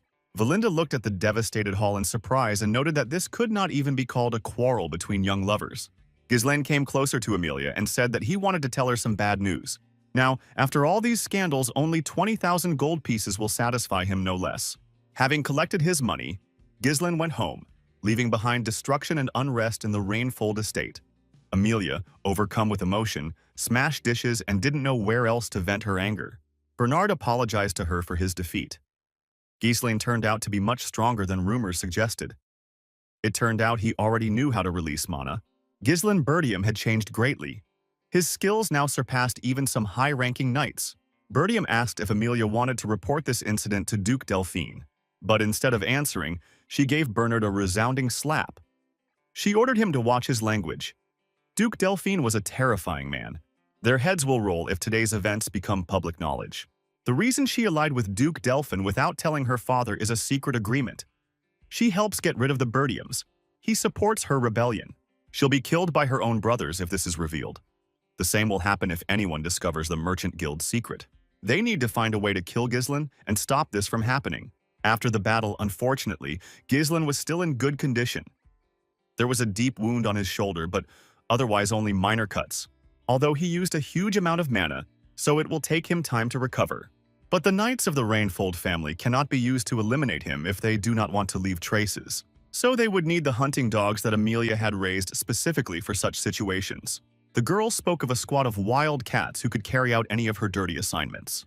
This squad were war orphans without family or status. She ordered Bernard to send them to get rid of Ghislain. Let's gather a dozen assassins who are good at mana control. Bernard knew there was a valley between the territories of Bertium and Reinfold. Almost no one went there, making this restricted area ideal for covert operations. He promised that he would prepare everything properly and would not make any more mistakes like he did today. Lady Amelia decided that Ghislain would have to pay dearly for humiliating her today. Meanwhile, Ghislain, having bandaged his shoulder wound, set out from Reinfold County. Valinda and old Fergus were also riding in the carriage with him. Ghislain assured them that the wound was not serious and there was nothing to worry about. And it was true. The wound wasn't particularly deep. Certainly not for such a risky move. The 20,000 gold he took from Amelia is more than enough for the initial capital to rebuild his lands. It will save Ghislain years of time. It would be nice to wring Amelia's neck, but he doesn't need territorial wars just yet. He can't allow his emotions to endanger the family's territory. They are already fighting desperately to defend themselves from the barbarians, so it is better to get by with a little bloodshed now. The fact that he knows the secrets of the Arctium Guild makes their game more difficult. This time, Ghislain uses Amelia, not the other way around. Valinda, after thinking about something for a while, asked the gentleman if everything had gone as he had planned. Before arriving at the Reinfold estate, he ordered her to take charge of the guards if she heard sounds of a struggle, and to take Amelia hostage if she tried to escape. Yes, that was the plan, but in reality it was not Valinda who Ghislain asked about this, but old Fergus. Suddenly, Ghislain burst into a strangled cough, doubling over in pain. There's some coughed up blood left on my hand. This is a consequence of the third core activation. It's not as serious as last time, but it could cause problems over time. He needs a safer way to build up mana quickly. Valinda suddenly took the boy's hand and ran her fingers along the veins on his wrist. The girl felt that the flow of the Lord's mana was greatly disrupted, so she took out a thick, sharp needle to fix it. With quick stabbing movements, she began to cast a spell over the master's palm. And he hoarsely gave up the ghost, as if an otherworldly force had pushed the air out of him. Ghislain noticed with surprise that the congestion in his mana pathways had cleared somewhat. Such healing was only possible with deep mana compression. Valinda. She said that his mother brought her, so he didn't think that she was an ordinary servant. But who is she really? Why would such a gifted person work as a servant's master in their backwater? And yet, the more powerful allies he has behind him, the better. The talented people Ghislain has met along the way are just the beginning. Valinda suddenly said she believed in Ghislain and would always help him, no matter what he did. But she wanted to know why she took so much money from Amelia. Ghislain said that he needed a large sum of money now, and Amelia was the only one who had it in such quantity. Valinda scolded him, saying it was too dangerous to get involved in trouble without a specific goal. But Ghislain assured her that everything would be fine. Amelia will never tell her father or anyone else what happened. Valinda believed him, but she was still dissatisfied. She asked him to at least tell her what he would spend the money on since she too had risked her life for it. And Ghislain surprised her when he gave her a truly worthy reason for needing money. He was going to use the resources he received to clear the forest of monsters. Fergus stated that it was impossible. Attempts to clear the forest had been made since the time of his case, but Ghislain interrupted him. And he asked what was going on with the request that Ghislain had completed before leaving. Fergus wearily confirmed that the man he was interested in was exactly where he'd mentioned. But his condition left much to be desired. Ghislain said that the only thing that mattered now was that he was alive, and he ordered the carriage to leave immediately. Valinda suggested that they first return to their lands and patch up the Lord, but he said that it was not safe to return there now. Though Valinda had sworn to protect him, like his other subjects, it was better not to take any risks. Besides, circumstances had changed. Ghislain needs a responsible commander, and soon they will get one. Soon enough, the carriage arrived at the place Ghislain had designated. It was a small house in the forest, surrounded by mountains. Valinda said that the place looked abandoned, but Ghislain still came closer and knocked on the door. There was a commotion inside, and soon a tall, large, gray-haired man opened the door for them. Ricardo, Valinda, and Fergus stared at him, because this was not the responsible commander they had imagined. Valinda asked the guy if it was definitely not a mistake, since the old man looked rather pathetic. But he was exactly the man they needed. The man hurried the guests so that they would quickly tell him why they came, or get lost and not delay him. This old man was the captain of the Ratatosk mercenary group. His name is Jillian. Ghislain knew him in his past life, and he missed the old man very much. Ratatosk is a well-known mercenary group that only a true master of all weapons can join. This group has long since disbanded, but it was so famous that even foreign knights knew about it. And the leader of the squad was none other than Jillian. Ghislain greeted him respectfully, but the distrustful old man, instead of greeting him back, threw an axe at Ghislain. He was alarmed by the fact that the boy somehow knew about him. The man was certain that he had come here with bad intentions, so he asked menacingly what some aristocrat wanted from him. Valinda shielded Ghislain with her body, deciding that Jillian was definitely out of her mind. But then the boy said something that piqued the mercenaries' interest. Endless punishment. He knew how to cure the man's daughter's incurable disease. Therefore, I suggested not to rush to conclusions but to sit down and talk calmly. Jillian's daughter had terrible symptoms: fever, coughing up blood, red, petal-like skin rashes. It is an incurable disease, and the one afflicted with it will writhe in agony like a tortured criminal. This is the disease called endless punishment. The mercenary's daughter lay in bed, screaming and shaking. She had been ill for quite some time and seemed to be losing her strength. The poor girl's name was Rachel, and she was in such a disgusting state that every hour could be her last in this life. But it's not too late to save her. Ghislain tried to recruit Jillian in his past life, but he left this world. After his daughter's death, he followed her. Looking at the state of his house, it's obvious he's spending all his energy and savings on his daughter's treatment. The only thing left is his gun. At that moment, Rachel began screaming again, bursting into tears. She was in such pain that it seemed easier to give in and die. There's no time to hesitate. Treatment must begin immediately. But just as Ghislain was about to begin, Valinda suddenly stopped him and suggested that he leave. They say this disease is some kind of divine curse. Even priests have been unable to come up with a cure. But Ghislain, unlike them, knows how to help the girl. He turned to Valinda and asked if she believed him. She didn't answer, but didn't argue or deny it. Ghislain handed her a piece of paper. It was a list of medicines that Ghislain wanted Valinda to bring him. For a mercenary who is not tied to any specific place, knowledge is the basis of survival. Endless punishment is considered incurable, but a cure was eventually found. It was such a hotly debated sensation that Ghislain memorized every detail of its production. After all, the method turned out to be quite simple. The only problem is that the ingredients are incredibly expensive. In order to make the medicine, it was necessary to obtain a flower called fairy blessing. First, it needs to be ground and mixed with other herbs. Then transfer it to a bottle and fill it with alcohol for a while. Then shake well to mix everything and let it steep. Next, you need to add the remaining herbs and mix. When Ghislain finished preparing the medicine, he gave the bottle to Jillian, and he said that his daughter should drink it, and then she would feel better. There was no other choice. This was Rachel's last chance for a normal life, so her father gave her a drink from a bottle. And then, suddenly, a miracle happened. Rachel suddenly stopped crying, and the red spots on her pale skin instantly disappeared. Not only the father, but everyone present watched this incredible healing and fascination. The medicine really did work. Ghislain had discovered such a progressive treatment method. At least that's what people thought when they didn't know the truth about it. Ghislain smiled contentedly, happy that everything had worked out for him. Jillian was undoubtedly happy, but he couldn't understand how the boy had managed it. Even the healers with sacred powers couldn't help. Ghislain told him that the power of the saints is not limitless. Its effect depends heavily on the health of the body itself and the will to live, which can overcome illness. Jillian fell to his knees before the young gentleman and, not believing his luck, asked if it was true that his daughter would be completely healed. Ghislain said it would only take her 1 or 2 months to fully recover. Then the old man bowed respectfully before the young man and asked what he wanted in return. He had probably come all this way because he wanted to ask the old man for something. Unfortunately, the only thing he has left is his own body. But if the guy asks, he can become either a slave or a dog. But all Ghislain needs is the real Jillian, the leader of the Ratatosk mercenary squad. The man looked Ghislain in the eye and tensed slightly. What were they looking for? But at that very moment he grabbed an axe and chopped off his gray braid of hair, which he had not cut since he retired from military affairs. Those around him froze in silent surprise, looking at him. The man straightened up, squared his shoulders, and his gaze became alert and fresh.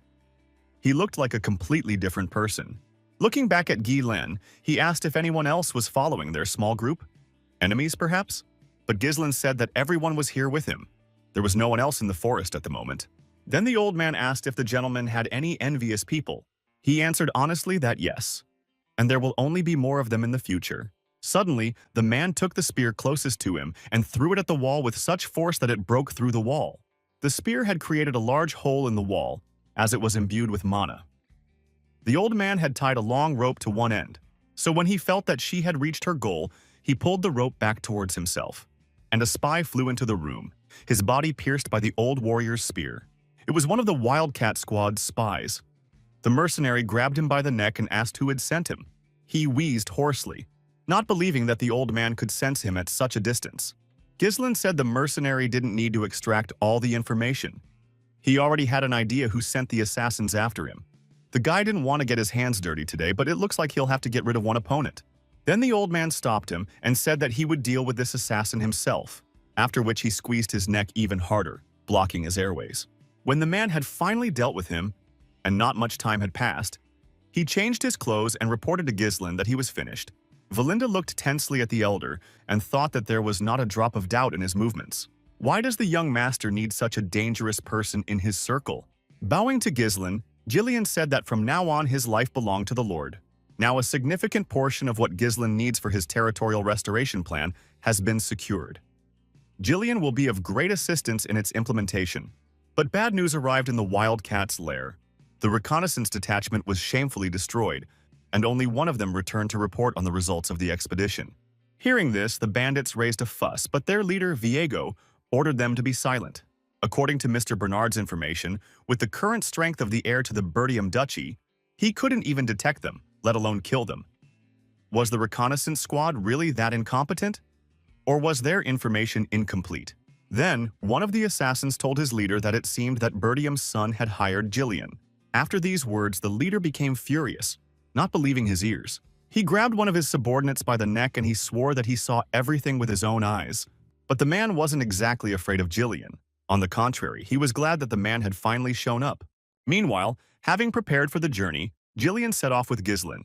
Valinda, sitting inside the new wagon they'd hired specifically to transport Jillian's weapons, complained about how much he had.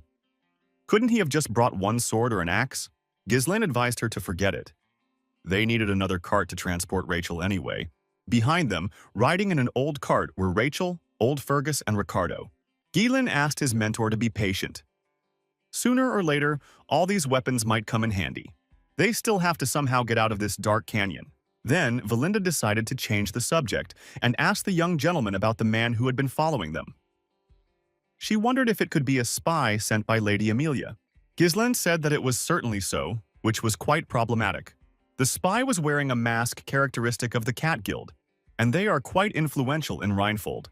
Valinda knew that this was a gang that was involved in murder, human trafficking, drug trafficking, and smuggling for money.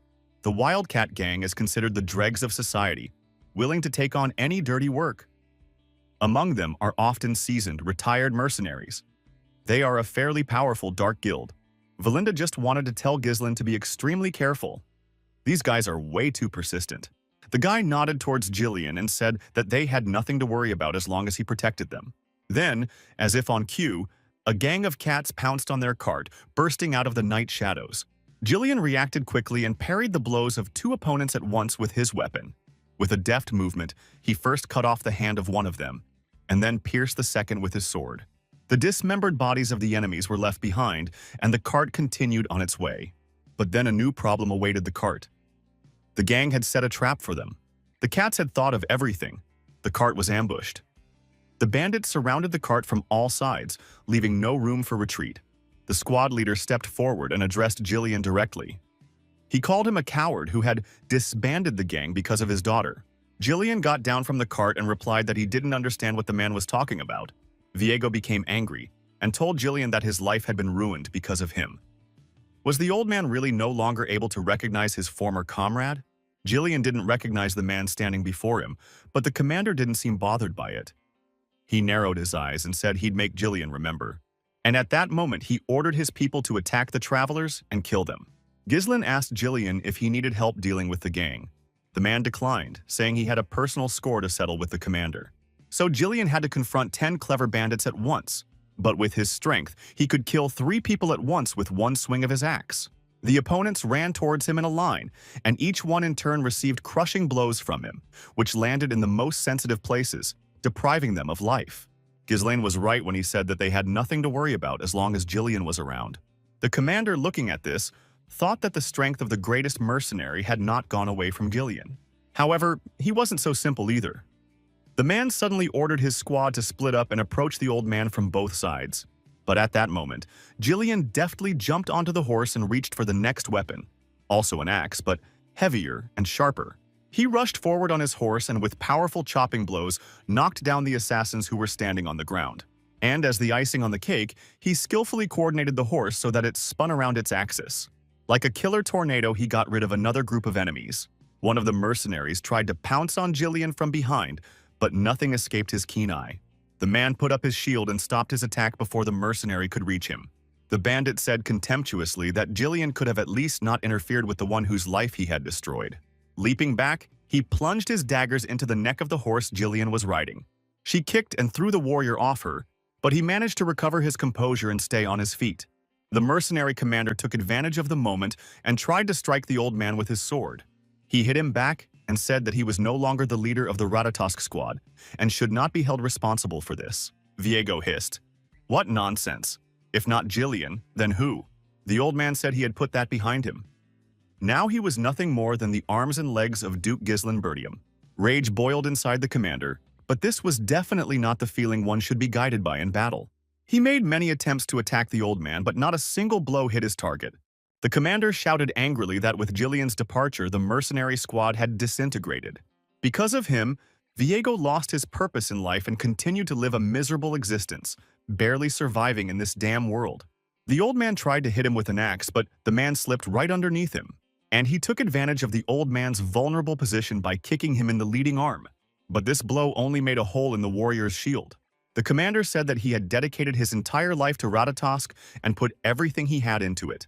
How dare Jillian ruin all of this to become some nobleman's errand boy? The bandit's eyes blazed with a red, all-consuming fire. He said he would never forgive Jillian for this.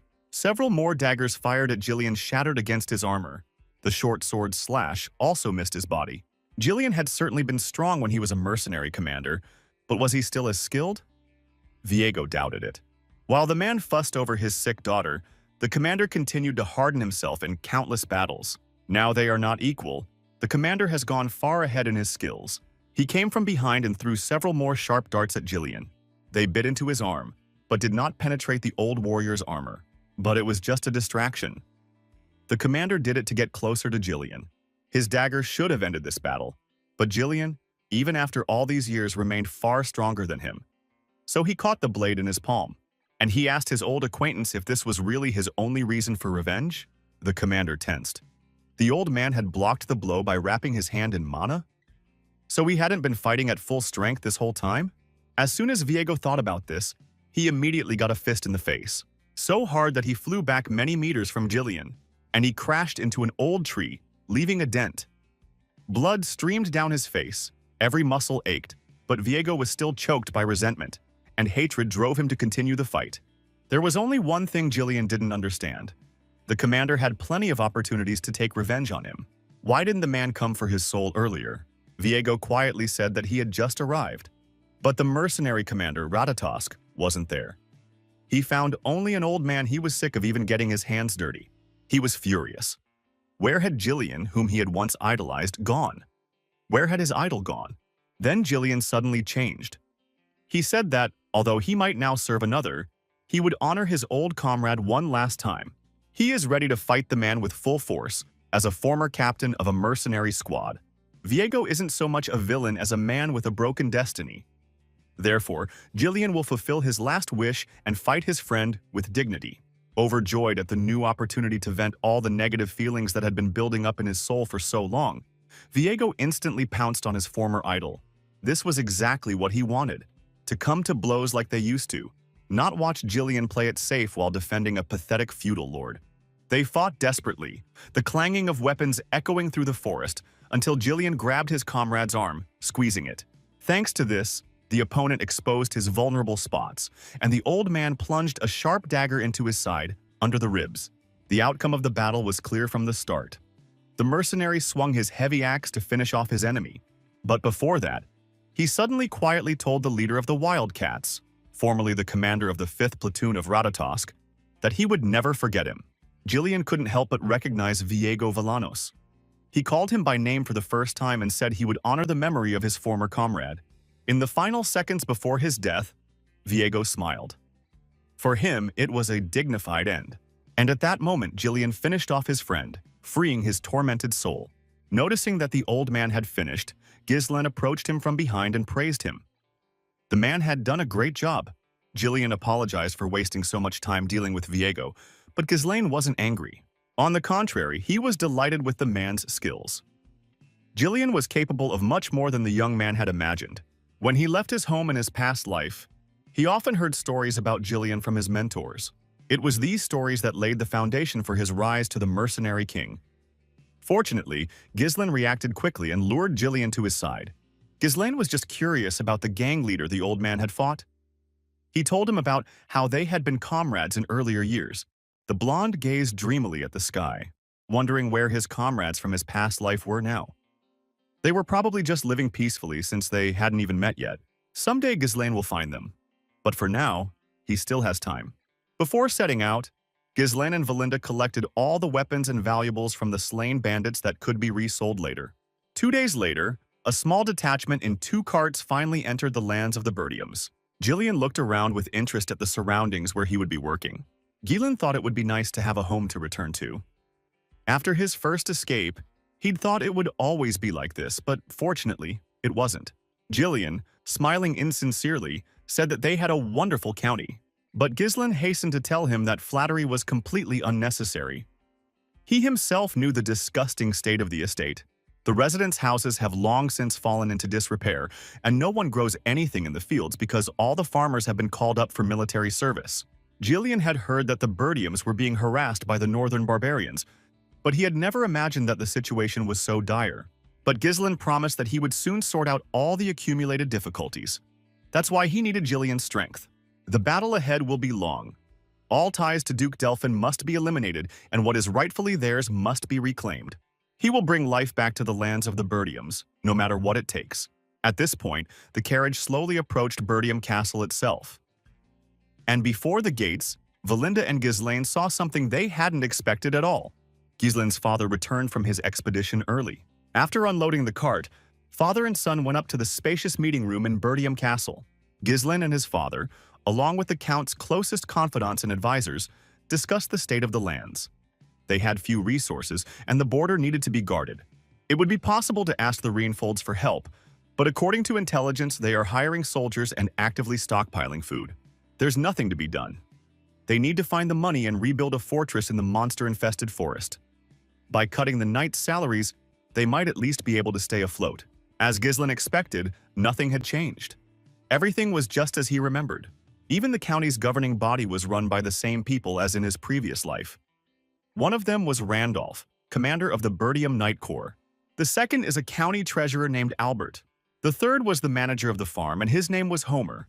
For the mercenary King Ghislain, it had been decades since he had heard of them. But for young Mr. Bertium, only a couple of months had passed since he had last seen these people.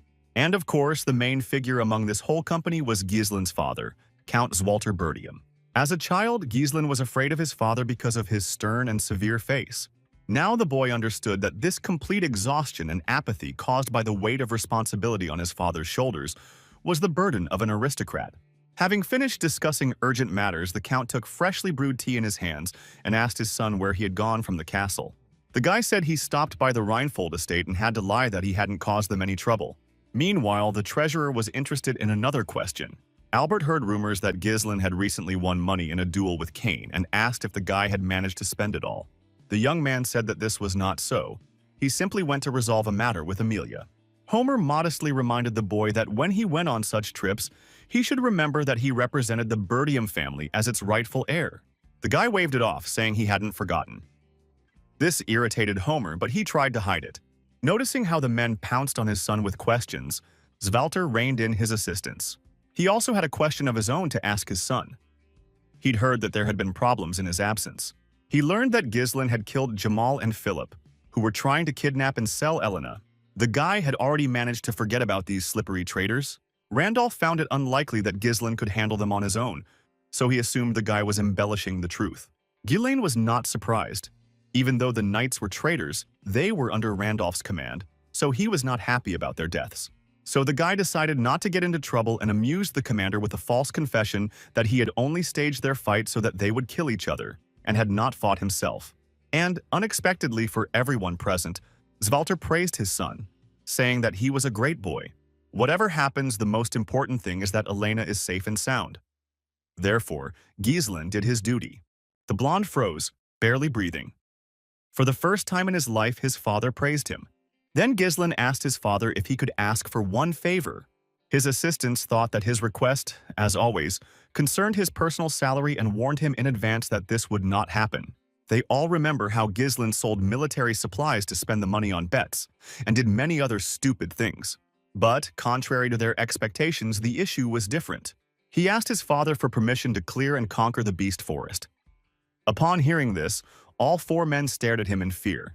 As expected, his father gave him a firm no, raised his eyebrows and started screaming in surprise, which Ghislain later recounted to Valinda and Jillian. The girl wasn't surprised either. The beast forest was teeming with monsters. This didn't bode well. While the boy was gone, Valinda let Jillian in on the blonde's plan. He wanted to take over the beast forest with the money he'd received from Amelia, but we're talking about the forest of death, from which no one has ever returned alive. Almost nothing is known about it, because no one goes there. Ghislain agreed that the matter really didn't bode well for them, and with a mysterious smile, he headed for the room's exit. Valinda stopped him, fearfully asking what he was planning. Ghislain turned around and said that he had asked his father's permission more out of politeness, since he would do what he had planned anyway. Valinda followed behind and complained that she didn't understand at all why this place interested him so much. He promised to tell me later. If it came out now, there could be problems because of rumors. But if the development is successful, the profits will be colossal. There's a place near the entrance to the monster forest. It contains large deposits of runestones. This is a mineral imbued with magical power. An incredibly rare stone that makes all magicians obsess over it. It is used everywhere, for example, to create magical instruments, and also for magic circles, scrolls, in alchemical research. Anywhere magic is used. In Ghislain's past life, the Dolphin family took control of these deposits. But now only Ghislain knows this valuable information. Valinda would have liked to argue with the young master, but he managed to convince her that he had thought everything through. And Jillian, after all, had faithfully followed all orders. To begin with, Ghislain asked the mentor to go to the nearest mercenary guild and hire an army of about 2,000 people. Jillian stopped him, saying that the mercenaries were unpredictable and that such a large number of people was difficult to control. If they wanted, they could overwhelm them with their strength. But that's exactly why Ghislain decided to hold a selection. Speaking of useful guys, he knows one small group in the north. Their skills are among the best. Jillian understood which gang the guy was talking about. But in his eyes, they weren't reliable, more like crazy dogs.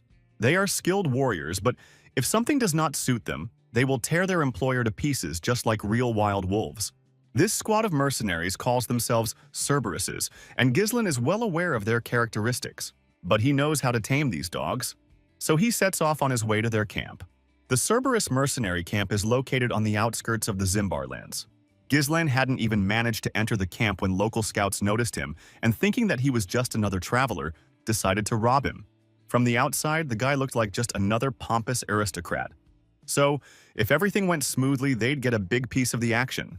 But the enemy had crept up unnoticed. Frightened cries came from the outskirts of the camp, attracting the attention of all the mercenaries. And then the would-be scout flew into the crowd and Jillian grabbed him and threw him aside so that he wouldn't even think of harming the master. Naturally, this excited everyone else in the camp. They surrounded the warrior, their weapons ready for battle. Right in front of Jillian, the crowd parted in unison and a tall man came out to meet him, laughing slyly. He smiled unfriendly at the stranger and said that no matter how strong and influential he was, he should not even think that he would leave their land alive. But then his attention was drawn to Ghislain, who, riding a horse, rode into the camp a little later than his bodyguard. He wanted to see the chief, but the tall mercenary did not answer him. He took out his weapon, a heavy mace head attached to a long chain, and spun it, and then he lashed out at Ghislain with it. Outsiders shouldn't be so brazenly invading their territory. But before the metal ball could hit the young gentleman, Jillian ran up to him and stopped the chain by wrapping it around his sword. The mercenary was amazed at the dexterity with which the man was able to pierce the chain link with his weapon. Ghislain quietly but confidently said that the mercenaries did not understand nicely, so he would talk to them differently. The guy ordered Jillian to act as he saw fit, but not to kill his rivals. Then he grabbed the chain he had caught with his hands and pulled it sharply, causing the man holding it at the other end to fly into the air. He flew to Jillian and the man hit him hard with his fist, knocking the wind out of him. The man fell to the ground, and then the other mercenaries, outraged by the stranger's insolence, ran straight toward Jillian. Then he pulled the commander towards him again by the chain and threw him straight at the enemy. After this, the rest of the mercenaries were simply afraid to run into conflict. Ghislain dismounted from his horse and again asked the nomads to bring the leader of the detachment to him. He's had enough of the flunkies. He wants to see the boss, but there was no need to even call him. The boy was dozing peacefully, but such a roar woke even him. The commander of the Cerberus mercenary squad himself came out into the clearing. It was a red-haired young man named Kaur. Ghislain said he had come to hire a troop for his journey. Kauru didn't like that he first brought his people to a state of instability and then started talking about hiring them. Since he is an aristocrat, he must know manners. Ghislain didn't feel the slightest twinge of conscience. He said it was the best way to get the mercenaries to obey. Kaura laughed at the word. Obey? And next time, would he arrange a massacre as a greeting?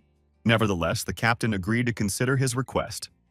They went into Kaur's tent, and he asked the young man to tell him about his plans. He responded by telling him about a forest of monsters and death. But there was no need to say much. Everyone in the county and beyond knew about this place. Ghislain said that he wants to hire mercenaries to clear the forest of monsters. The warriors present began to whisper tensely. Was he really talking about that very forest, teeming with dangerous creatures? Kaur laughed quietly and asked who Ghislain was to invade such dangerous territory. He said that he was the heir to the Birdium lands, so this matter was of great importance to him.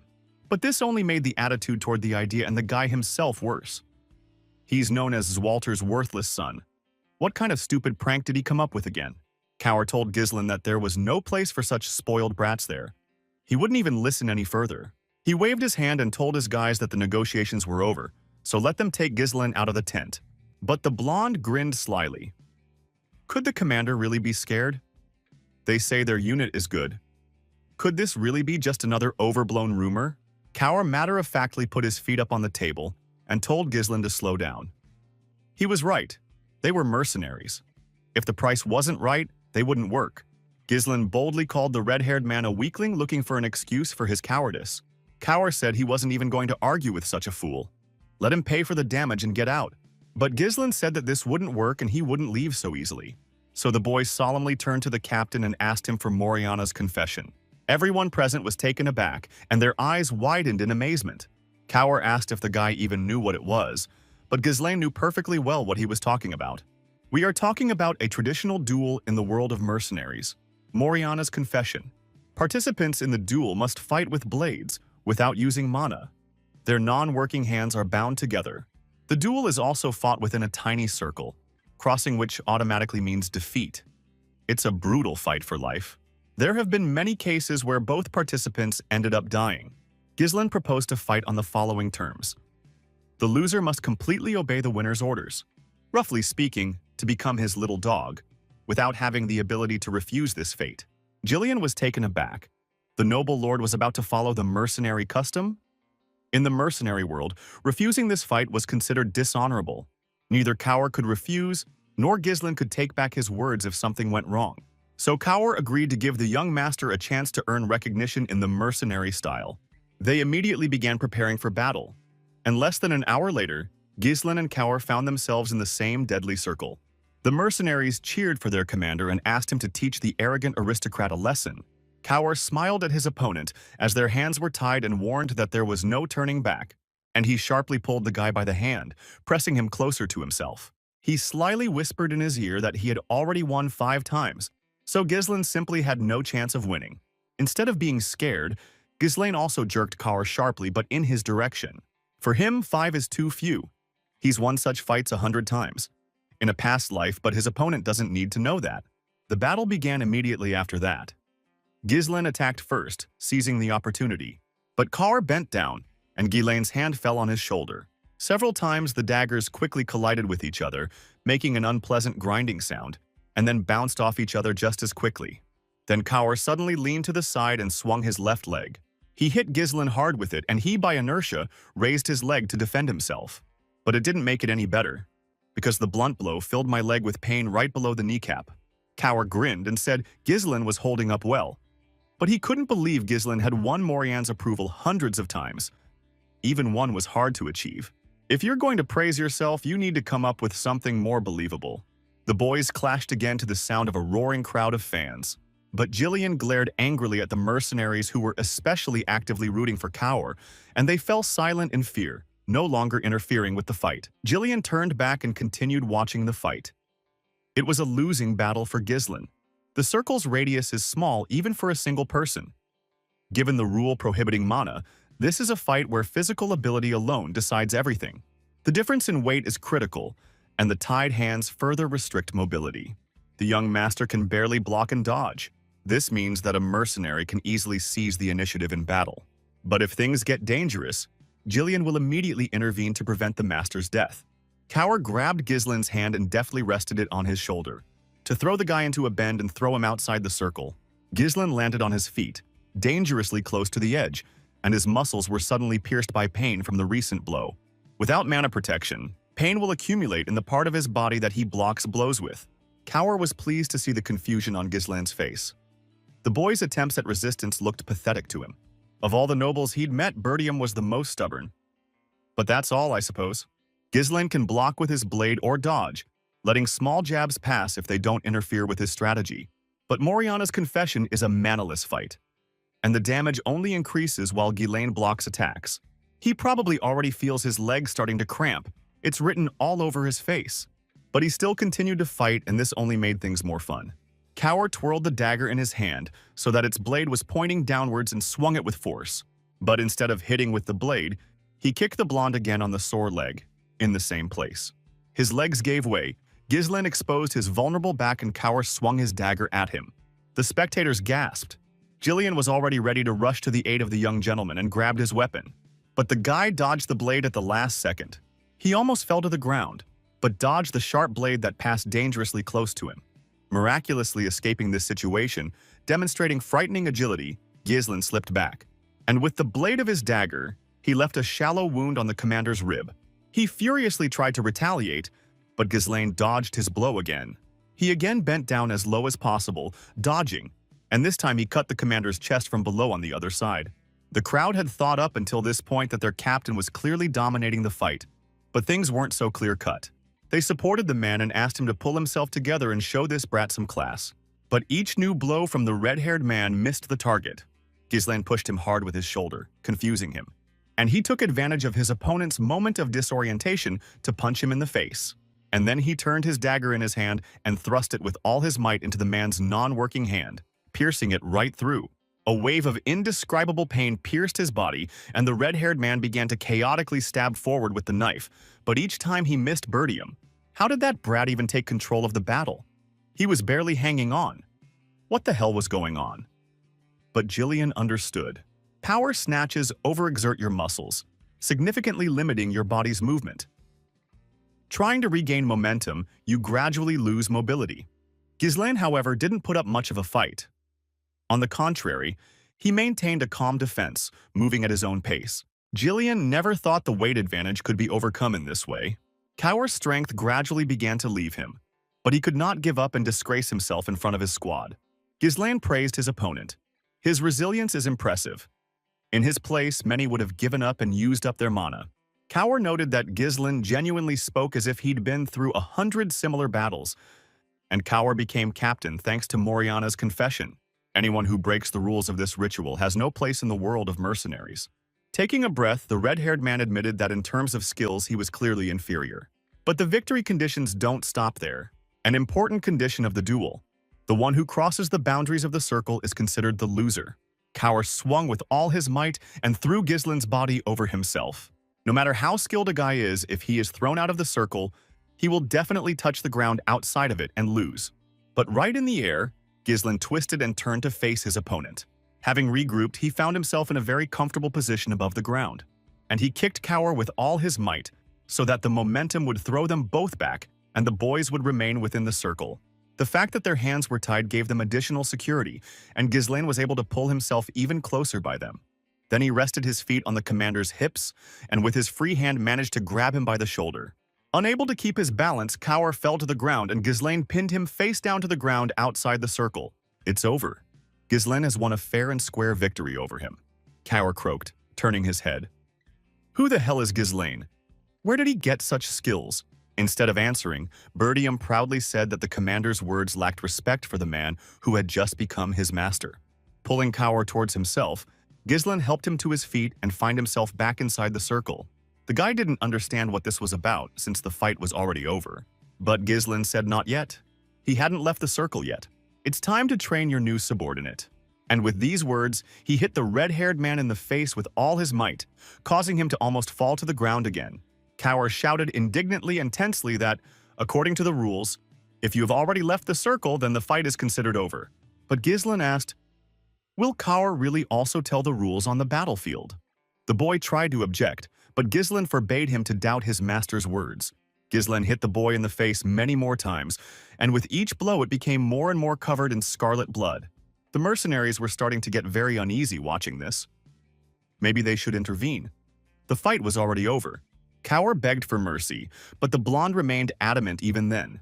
He wanted to finish the job and force the guy to leave the circle entirely. Then Kaur could not bear it any longer and ordered his people to kill the young master, because he was very afraid for his life. But their path was blocked by Jillian, who promised to kill anyone who even touched the young master with a finger. The mercenaries trembled with fear and did not take another step towards the boys. While Ghislaine was desperately beating him, Kaur was thinking about only one thing. All the aristocrats who came to him before were just pathetic cowards. Arrogant pig, cunning parasite, narcissist. It was worth scaring them a little, and they immediately began to grovel. It was fun to turn the situation to my advantage and empty their pockets. This is how he earned the reputation of a mad dog, by demonstrating his strength. But how did he fail so badly in front of this wayward nobleman? Ghislaine beat him almost to death, and the mercenaries were seriously worried about the health of their commander. But the boy didn't do this for his own pleasure or out of a terrible character. He needed to intimidate both him and the squad into obedience. Therefore, having finished beating the captain, Ghislaine ordered his subordinates to bring water, bandages, and compresses. If he is not helped and his wounds are not treated, he may die. So it is better to hurry. The mercenaries immediately jumped up and immediately ran to look for everything that the Count's son had told them. Even Jillian was surprised by this and finally understood why Ghislaine had shown such cruelty. Thanks to this performance, the rebellious mercenaries instantly obeyed the order of the Duke's descendant. In the world of mercenaries, the fist is mightier than the law. It has always been that way. The young gentleman imprinted his authority on their minds in the most effective way. He showed who was in charge. When Kaur came to his senses a little, Ghislaine forced him to sign the agreement drawn up between them. He signed the paper with displeasure and handed it to the young gentleman. He didn't like how carelessly the redhead did it, so Ghislaine looked at him sternly. Kaur timidly corrected himself and asked Ghislaine to take care of him and his squad. Suddenly, the blonde grabbed Kaur by the hand and pulled him towards himself. He smiled broadly and told the commander that from now on, they were family. Therefore, they act together and do not put each other in danger but help each other. A couple of days later, the outskirts of the Bertium lands. The detachment of mercenaries that Valinda found the other day arrived at the border of the Bertium lands on the orders of the eldest son of the Count. The men weren't particularly happy about being called in so early, but what could they do?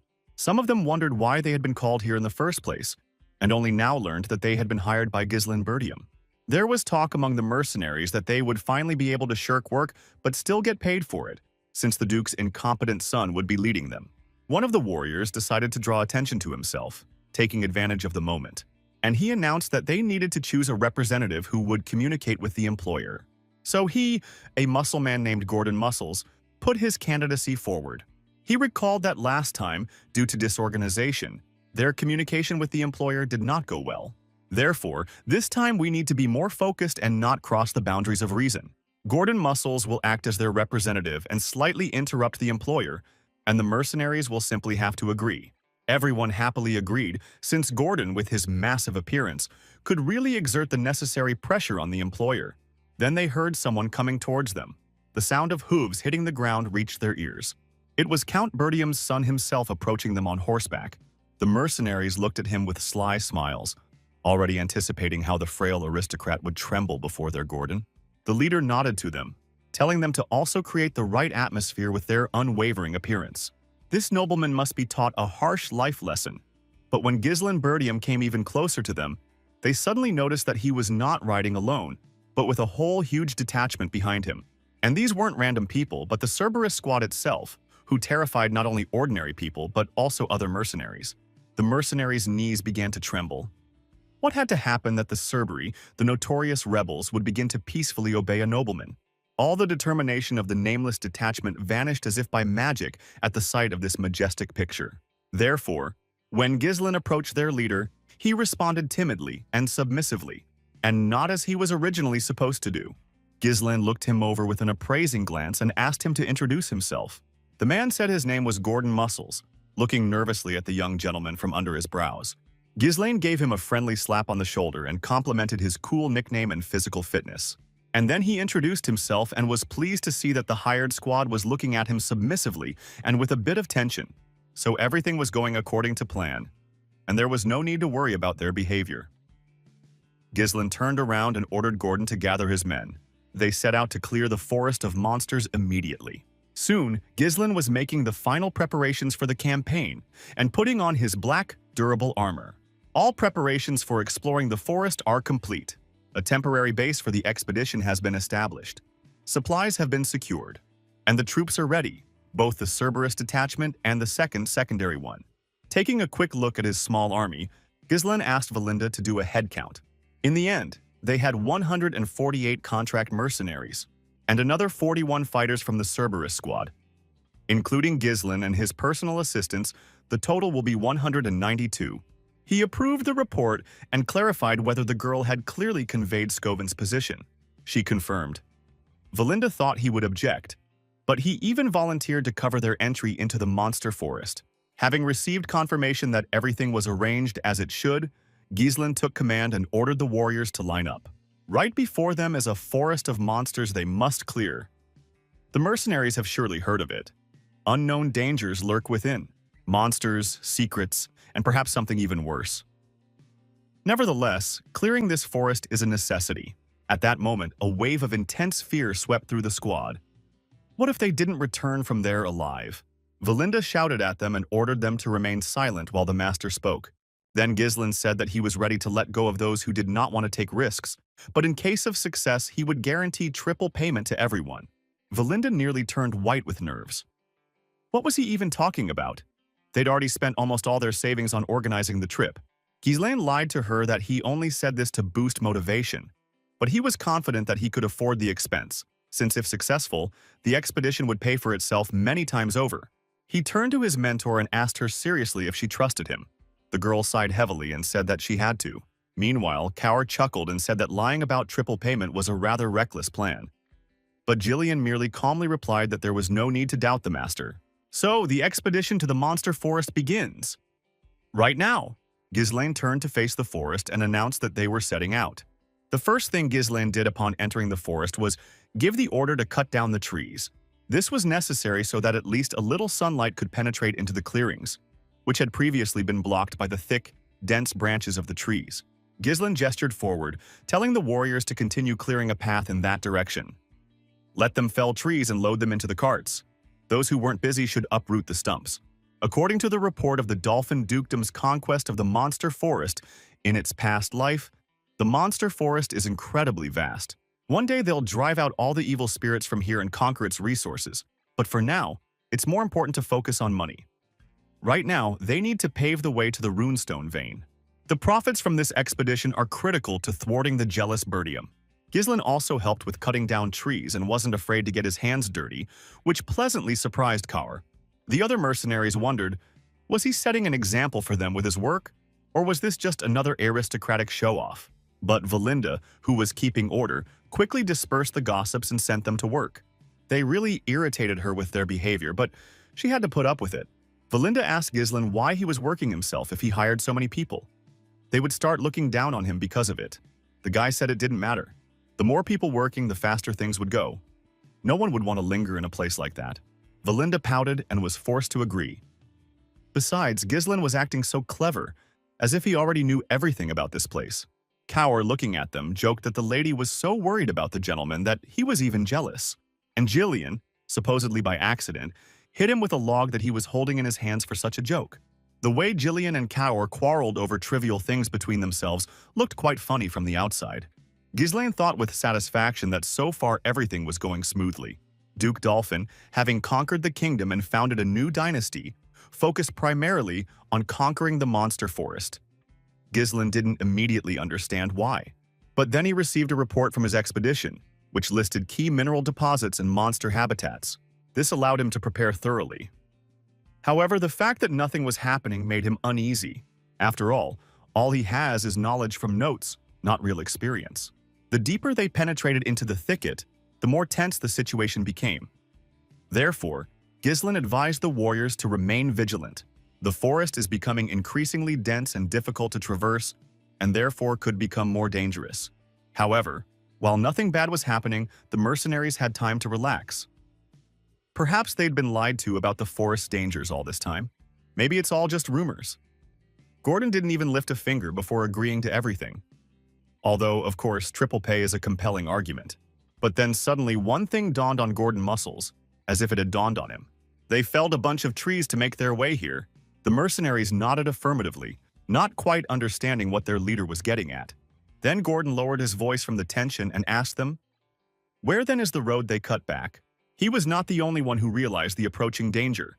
So Ghislain ordered his men to take a defensive position. The warriors almost trembled. Why were they all so tense all of a sudden? Ghislain turned his attention to Gordon, who had not yet responded to the order and was still cutting down trees. And he called him to him, ordering him to walk very, very slowly, otherwise he would die. He tried to do this, but became completely inattentive due to fear. And with the log that was lying on his shoulder, he hit a tree standing nearby, making a lot of noise. The earth immediately began to shake, and poor Gordon fell to the ground, dropping the unfortunate log. The tree behind him seemed to tremble at that moment, swaying its heavy branches. The mercenaries noticed this and realized that something was clearly wrong with these trees. Others, on the contrary, just laughed at this fear and said that their hapless boss was afraid of every little noise. One of the contract mercenaries pointed towards the trees and told his comrades to look closely. "There's nothing there. They lost their way because everything here is the same. This isn't a forest of monsters, it's just a dense forest." Ghislain ordered him to move away from the trees, but the mercenary accused him of instilling fear in people to make it easier to control them. But right in the middle of his speech, something from behind hit the man hard on the back and wrapped its tenacious, rough paws tightly around his waist. And then there was a sudden pull so strong that the mercenary could not stay on his feet and screamed in horror. A strong paw lifted him up, and then the monster with extraordinary ease threw the man into its huge fanged mouth. Their presence is completely unnoticeable. No one could predict their arrival. This is an entity for which you will become easy prey if you don't take precautions. A large, bloodshot and maddened, inhuman eye with a thin, elongated pupil stared at the squad of mercenaries. Ghislain looked sternly at the monster and said that they were dealing with Ent, Dearest, and not just one. Suddenly, all the trees standing before them came to life and began advancing in an orderly formation toward the squad. Their hollows opened up, and mad eyes appeared amidst their bodies.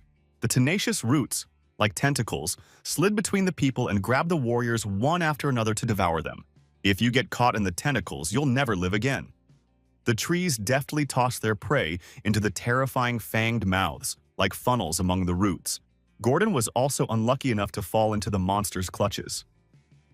Feeling a powerful grip on his stomach, he immediately grabbed the roots of the nearest normal tree. His partner ran up to the man and began chopping at the wooden monstrous roots with an axe. But the vines proved much harder than he expected and wouldn't cut. With just one blow, his axe blade shattered. The tree gave Gordon another strong tug on his body, and he could no longer hold onto the tree with his tired arms. He was very lucky that at the last moment, Ghislaine managed to jump up to the vine and, using mana to strengthen the blade, cut off the monster's paw with his sword. And having flown over it further, he cut the blade with all his might straight across the monster's eye, and it howled desperately in pain. The mercenaries saw what their employer had done and realized that the weak point of these creatures was their eyes. Taking a deep breath, Ghislaine shouted at his subjects in a voice that was not his own, telling them to wake up. If they're scattered, they'll be easy targets. Everyone, raise your shields and form a tight formation to keep everyone safe.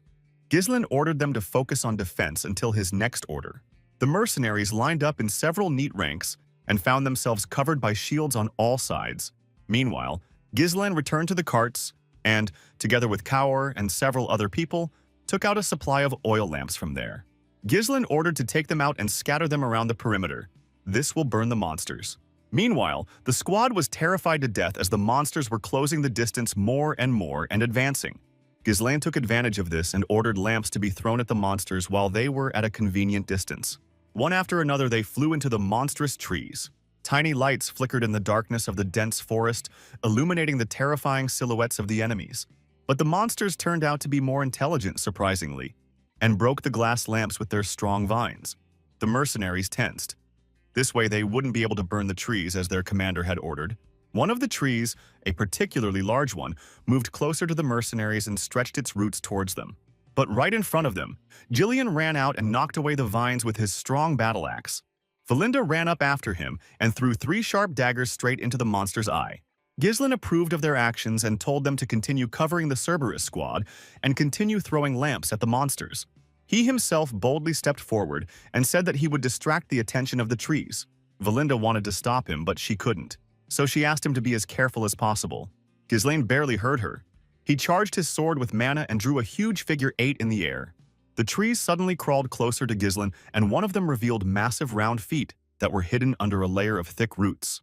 The mercenaries were frightened. They would trample their master now. But Ghislaine deftly jumped aside from the leisurely, massive leg and prepared to jump. And then he plunged his sharp sword into the monster's eye, crushing it. He lost his balance and the tree tilted back due to the impact. Valinda realized that they might not have a better moment. So I ordered the squad to throw the lamps right now. This time it will work. And so it happened. The glass lanterns shattered on the tough bark, and the tiny flames instantly burst into a huge blaze in the trees. There you go. They finally managed to seize the initiative in the battle. But Ghislaine ordered them not to rejoice prematurely and not to stop. The squad threw more and more lamps at the monsters to burn them to ashes.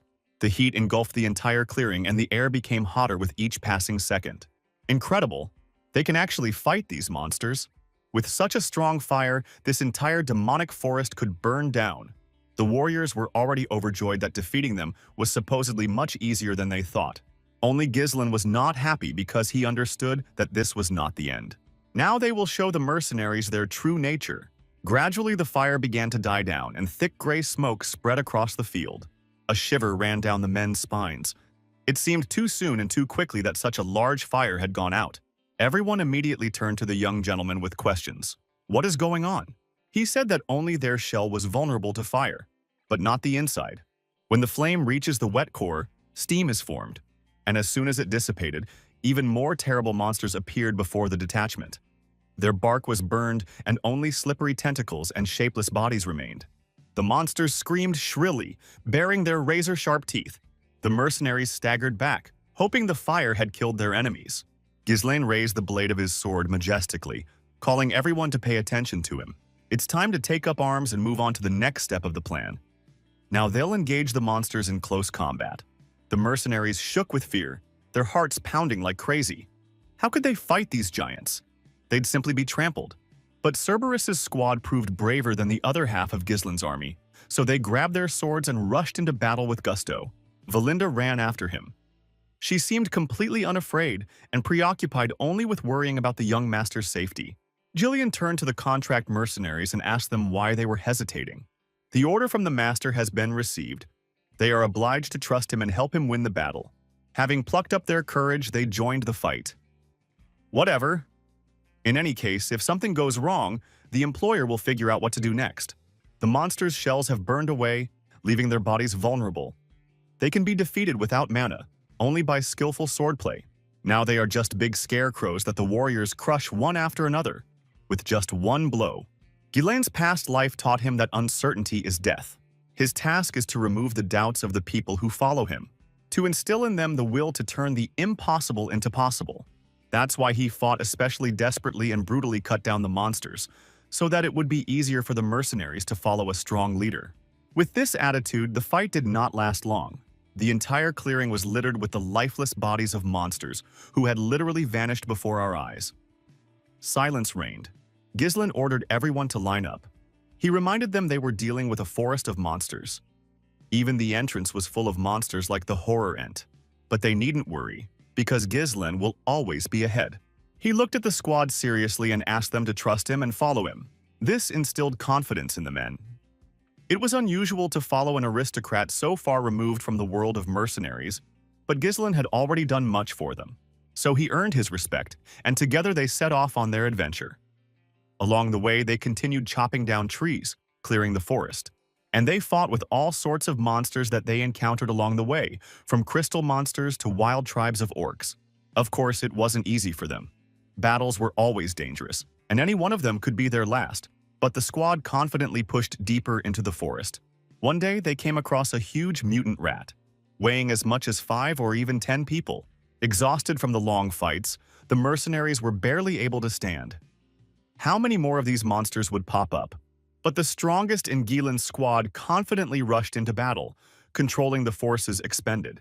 Cower flew between the rat's legs, cutting off its thick leg with his sword in the process. Jillian jumped closer and used his shield to protect the squad from her attack. Then Ghislaine attacked from behind and pinned the monster's mouth to the ground, piercing its jaw with his sword. Everyone was safe, which is good news. They dealt with that monster pretty quickly.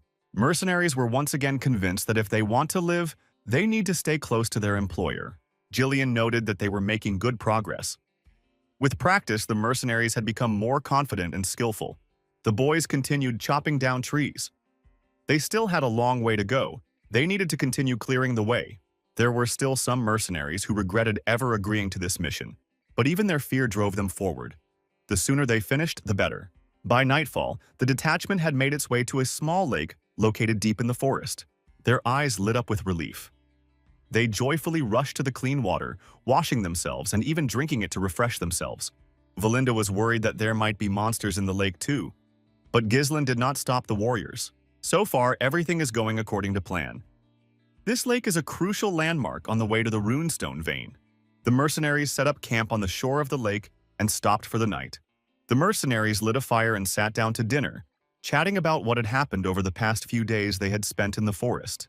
By this time, many of the contract mercenaries had grown weary of the journey.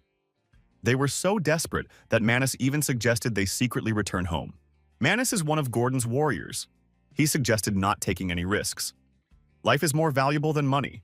Gordon replied that they'd already come a long way. According to the employer, the target was near the edge of the forest, meaning they were almost there. Manus said Ghislaine might be deceiving them. They didn't call him the Birdium thug for nothing.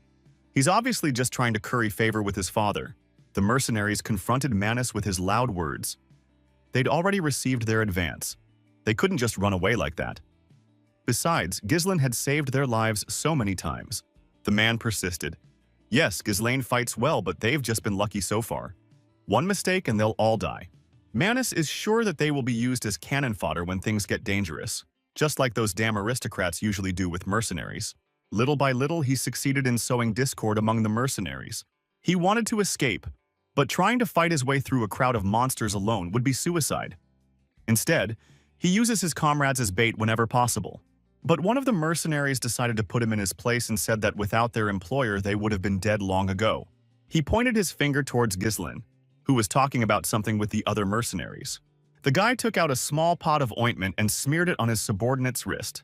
He did it very carefully and told the boy not to let water get into the wound, otherwise it might fester. It was also an expensive medicine, Valinda said so herself. But the guy didn't mind, saying the medicine was meant to be used, not saved. After this guy, the next one in line approached Ghislain, and the young gentleman also happily helped him. The mercenary who argued with Manus said that the medicines and potions Ghislain uses are worth more than the medicines themselves. Would he treat mercenaries this way if he wanted to use them as cannon fodder? He was different from all the employers they had dealt with. Manus had nothing more to say in response. He turned irritably and walked away from them. He had failed to win them over to his side. After finishing helping the mercenaries, Ghislain told them to go to bed and rest. He himself called Gillian and Kaur to him to talk. Kaur, who had overheard Manus and company's conversation, brought this to Ghislain's attention, but he said that there was no point in worrying about him now. This coward won't do anything about the monsters for now anyway. There are more important matters. On Ghislain's orders, Gillian, Valinda, and Kaur counted the remaining lamps. There were about 24 of them. As Ghislain thought, their numbers had diminished slightly. And this was after the battle with the Ents.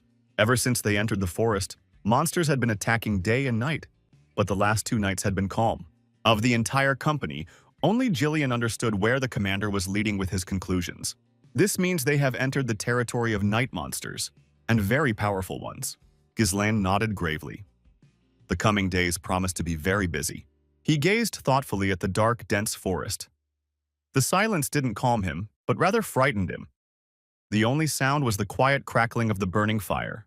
A real danger awaits them ahead, but for now, the mercenaries went to bed, stocking up on strength for the new day. At some point, Gordon woke up because a lamp suddenly started shining in his eyes. And what was his surprise when, opening his eyes, he discovered that this very lamp was literally floating in the air in front of his face. He jumped back in fear from the flying lantern, trying to understand what was happening. Suddenly, a slippery and terrible monster appeared from behind and bit him on the neck with its sharp teeth. A frightened cry was heard, and it attracted the attention of those members of the squad who were not sleeping and were on duty. There wasn't just one terrifying monster, there were several, and Gordon drove them away with whatever came to hand. The officers on duty immediately ran up to the man and asked him what had happened. Gordon, barely able to speak from fear, said that a large monster had just been right next to him. His comrades looked at him as if he were crazy and were clearly speechless. What is he talking about? There's no one here, not a single monster standing next to Gordon or even possibly nearby. Gordon looked around and swore that this was not just a nightmare. He had just seen the monsters with his own eyes. His comrades thought that Gordon was having a nervous breakdown due to their constant battles with monsters, but this was not the case. But then Gordon was supported by one of the Cerberus squad. He said he woke up feeling someone's presence, and the lantern disappeared right before his eyes. Then other members of the squad began to remember that similar situations had happened to them too. Be that as it may, one thing can be said for sure. There is something here lurking right inside the camp, and they need to quickly figure out what it is. At that moment, Ghislain appeared out of nowhere and said that they were right.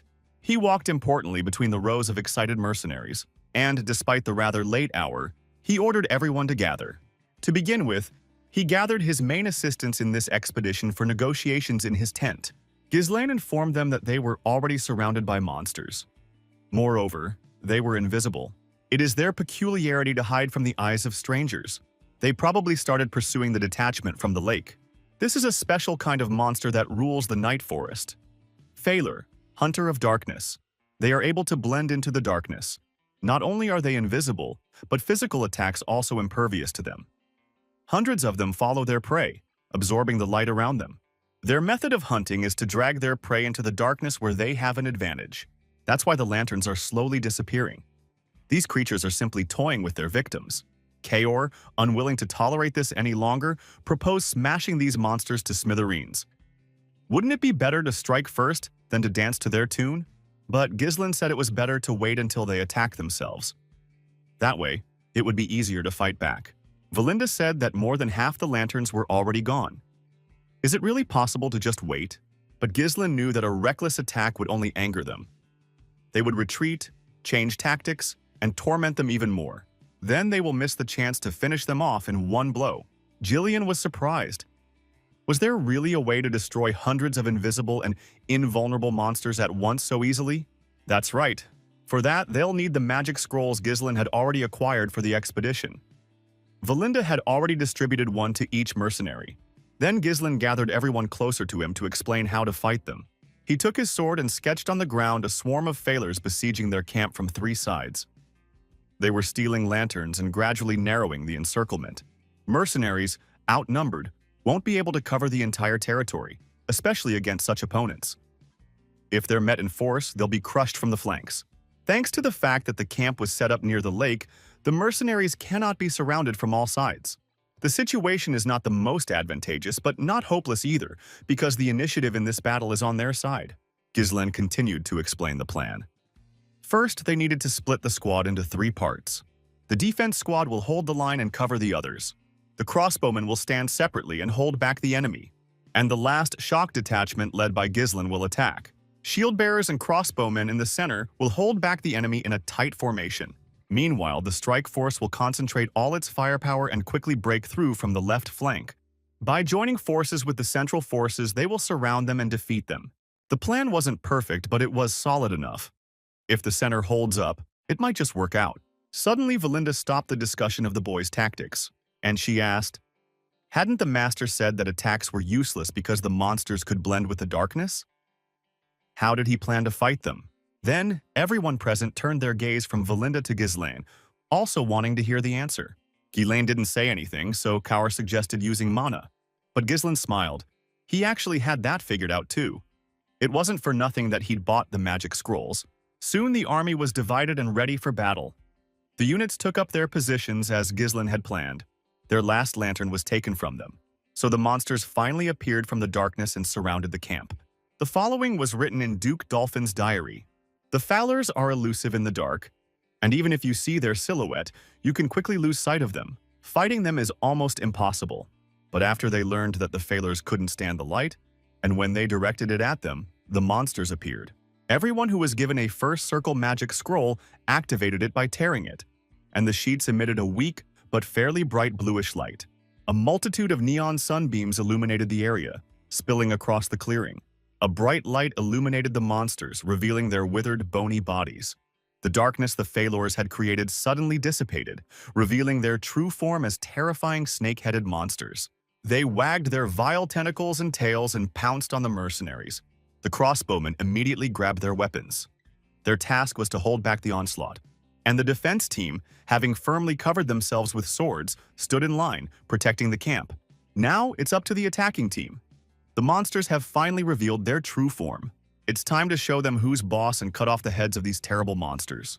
The strike force attacked the bloodthirsty monsters with all its might, cutting them down with their swords. Failures.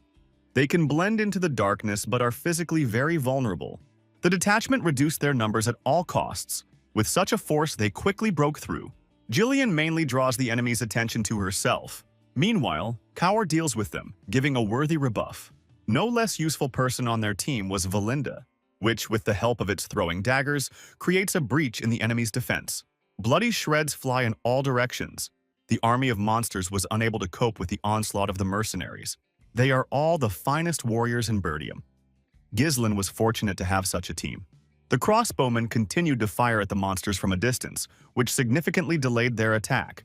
However, they soon ran out of ammunition, and the strike force had not yet managed to carry out its plan. The monsters were already very close, and it was difficult for the knights to continue to defend themselves with their shields. But just as the monsters were about to pounce on them, a strike force arrived and protected the rest from the attack. Ghislain praised both squads. They had held up well in their absence. The mercenaries' frightened faces suddenly lit up with relief. Finally, their employer had arrived, and now they were safe. Ghislain ordered them to expand their formation and surround the remaining monsters from all sides. They tried to desperately resist, attacking the guys, scratching them with their sharp paws and claws, but the mercenaries bravely held their defense. Feeling that the advantage was not on their side, the Failors decided to flee. Ghislain was angered that the monsters hadn't waited for their ambush. And they were smart. The boy ordered Valinda to find their leader. He was the only one with horns on his head. It was he who gave the signal to retreat. The monsters were about to leave, but that couldn't be allowed. Ghislain knew they were obsessed with their prey. Even if they retreated now, they would pursue him to the end. They don't have the strength for a second fight. A protracted battle must be avoided. If the leader is captured, they will lose his control and disperse completely into the darkness. We need to take him here and now. Realizing how serious this was, Valinda agreed with the order, as did Gislin's other assistants. Valinda activated her mana reserve and pulled out a thin but very strong rope from her bosom. She threw the end to the nearest tree and tied it around one thick branch. And then she suddenly pulled herself up to fly over the army of monsters and get the best view. She easily tracked down the leader of the monsters in the crowd and threw her rope at him. Hovering in the air, Valinda shouted to the young master that she had found the king, and Gislin immediately rushed there, following the rope. He quickly flew towards him and swung his heavy sword. With one powerful blow, he pierced the fragile body of the ruler. Blood gushed from his body, and the monster let out a loud, painful cry for the last time in his life. As he died and fell to the ground, Gislin addressed his subordinates. He announced that the pack leader was dead, meaning they could easily shoot the rest. And everyone instantly pounced on the monsters, forgetting all fear. The body was filled with adrenaline, and the soul with the confidence that they could do anything. They spent the whole night exterminating dark monsters, but finally, the long-awaited dawn arrived. The last monster was slain. A blissful silence fell over everything. Though my body ached with fatigue, my heart swelled with joy that it was all over. Victory is theirs. This nightmarish night has come to an end. The mercenaries rejoiced, throwing every ounce of energy they had left into celebration. They had survived. Victory! Gislin's team looked at each other wearily, and they thanked each other for the work they had done. Gislin asked Valinda to check the numbers and Cower to bring people from Cerberus. He and Jillian would go and scatter the Failure corpses around the camp. Their scent will repel monsters. Failures are among the highest-ranking monsters on the outskirts of this forest. Jillian boasted that even he understood that this was necessary for the camp's safety. Cower merely tisked in irritation at his arrogance. They, as always, began to attack each other. But Ghislaine did not worry, since he understood that it was just pranks. About 10 days had passed since they entered this forest. Including the Failures, they dealt with all the dangerous creatures in their path. All that remains is to develop the rune vein. Is this the end? When Valinda returned, she said that there were 126 contract mercenaries, 3 fewer than there were before the battle. There are 41 Cerberus, still no losses. This made Cower very proud. 3 of the mercenaries were killed, but their bodies were not found, so it is impossible to establish their identities. But the mercenaries noticed that Manus was nowhere to be seen, so they assumed that he might have died in battle. But one old man said that, knowing Manus, he most likely ran away, and they turned out to be right. And along with Manus, 2 others escaped, the very same ones who were considered missing. They were frightened by how terrible the battle was, and, deciding that they would not survive it, they fled. While the monsters are distracted by their squad, they need to try to leave the forest as quickly as possible. But then Manus's comrades froze and turned pale. He scolded them for stalling. But then one of the warriors pointed with a trembling hand at something behind Manus. The man turned around in fear. In the darkness, 2 red snake eyes the size of their heads glowed. A view of enormous mythical crystals opened up before them, brightly illuminating the clearing. A scaly body swayed between them. They encountered a huge carnivorous snake, which grabbed them with its jaws so quickly that they had no time to react. All 3 died. The mercenary squad, having finished with another battle, loaded the carts with logs again, clearing a passage for themselves further into the forest. Cower noticed that after the last battle, the mercenaries became even more obedient and carried out orders without question. This is the first time he sees these slackers working so harmoniously. Jillian, passing by, sarcastically remarked that at least they were working, unlike some others. But Cower ignored the rebuke. The red-haired man was even upset that their squad would be disbanded after the mission. But Gislin said that he was going to hire them as his personal guard. It is believed that in mass battles, unorganized mercenaries cannot defeat a regular army. But these guys have already surpassed the average level thanks to their experience. They will be an excellent foundation for expanding Bertium's influence. Gazelle, Cower's right-hand man, returned to the party and said that his team had scattered the corpses of the Failures along the trail as ordered. Gislin's plan is actually working. They haven't encountered a single monster since leaving camp, even though they should have encountered at least one. However, the young gentleman felt very uneasy. He hoped his worries were in vain. While the work was going on, Valinda flew up to Gislin. She returned from a reconnaissance mission on which the young man had sent her. She found something ahead, just as he had predicted. The boy's heart sank in his chest. He ordered the squad to continue their journey at full speed. The goal was right in front of them, and the closer they got to the precious stones, the brighter the forest became. Neon light shone through the thick tree trunks. Very soon they arrived at their destination. An extraordinarily beautiful view opened up before them. Ghislain announced that they had achieved the goal of their expedition. Here it is, a vein of runestones of the highest quality. For the first time, the mercenaries learned the true purpose of their journey. They couldn't have imagined they would find something so valuable. Valinda joyfully flew into the young gentleman's arms. How did he know about this place? The glowing stones were simply beckoning. They're so rare that you might never see one in your entire life, and yet here they are in such abundance. But suddenly, among the magic crystals, they noticed a dark human silhouette. It was the body of the dead mantis, and it looked so mutilated that the body was chilled with fear. Suddenly, the man fell to the ground and was dragged deeper into the pile of stones. Gordon immediately rushed to his comrade, hoping that he could still be saved somehow. But Ghislain blocked his path and ordered him to retreat. He swung his sword hard, clearing the fog that covered the ground in front of the treasure trove and revealing a multitude of gnawed bones. Corpses were strewn everywhere, and not just monster corpses, but human ones too. Ghislain voiced the general thought. Apparently, they won't get by with simply extracting runestones. Given the scale, it's likely that a high-ranking monster's nest is located here. Among the remains are fresh ones, indicating the site isn't abandoned. The toxic fumes from the corpses mixed with the fog so they didn't notice right away. Damn, there was nothing in the notes about the danger at the vein. Ghislain turned to face the crystals and gathered people around him. But before he could announce his plan, he saw the head of a huge snake emerge right above him, its mouth alone larger than his own. The monster opened its throat and tried to grab Ghislain, but he spun in the air and cut the snake's forehead with his sword. Ghislain strengthened his sword with mana and attempted to plunge it into the snake's head, but it stopped abruptly. Only a small wound remained on the head. Even magic couldn't pierce the monster's scales. Such a powerful blow left only a shallow scratch. Faced with failure, Ghislain jumped off the snake at that very moment. But she turned her face towards him and opened her mouth wide, spraying poison at the knight. The boy barely managed to twist so that the poison only landed on his cloak. The fabric immediately corroded, and the edges were so frayed that they practically disappeared. The snake then tried to pierce Ghislain with its sharp tail, but he held up his sword and parried the blow. The guy himself flew to the side by inertia, and his tail dug into the ground and left a fairly deep hole behind him. The snake's body began to stir. Its enormous bulk shuddered, trying to crush the squad with its weight. The mercenaries were not prepared for this and had difficulty dodging the attacks, running around to avoid being caught by the snake. Kaur directed the movement of the detachment. Valinda used her strong rope to pull the particularly slow mercenaries away from danger, and Jillian parried the blows as best he could. They all dodged and tried to escape as best they could. The situation became so chaotic and tense that no one noticed Ghislain was missing. Now that the young master has seen everything with his own eyes, everything falls into place. This is the true master of the rune vein, the bloody python. He surrounded Ghislain with his body when he tried to attack, so now the guy was isolated from the squad and was in a kind of cocoon. The blood python was one of the monsters Ghislain hadn't expected to encounter on this expedition.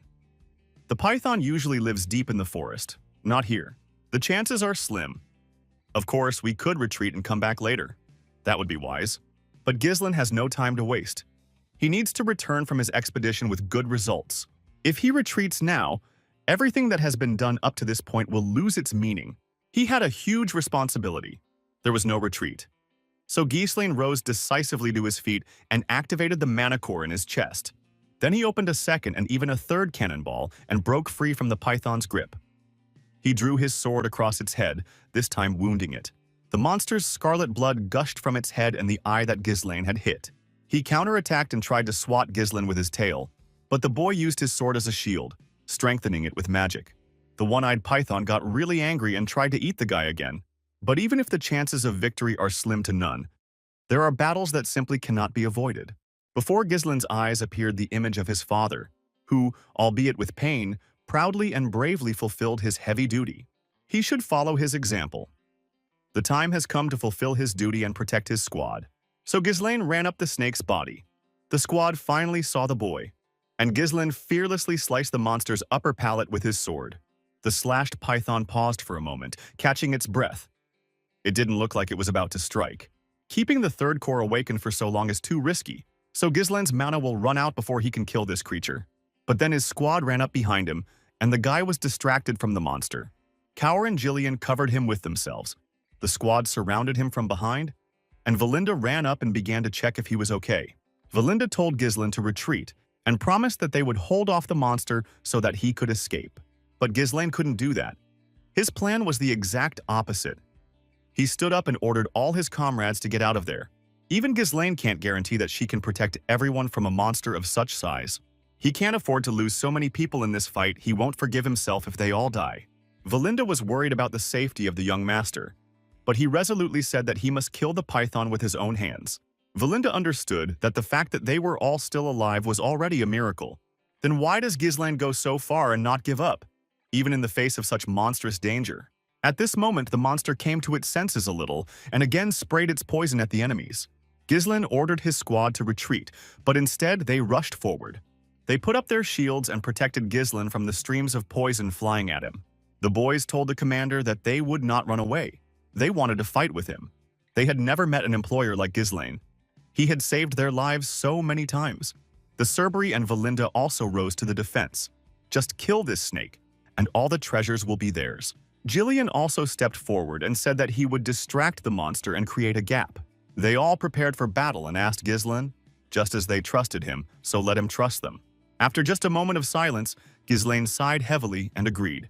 Monstrous size, deadly poison, and its blood-red scales so strong that they reflect even blades enhanced with mana.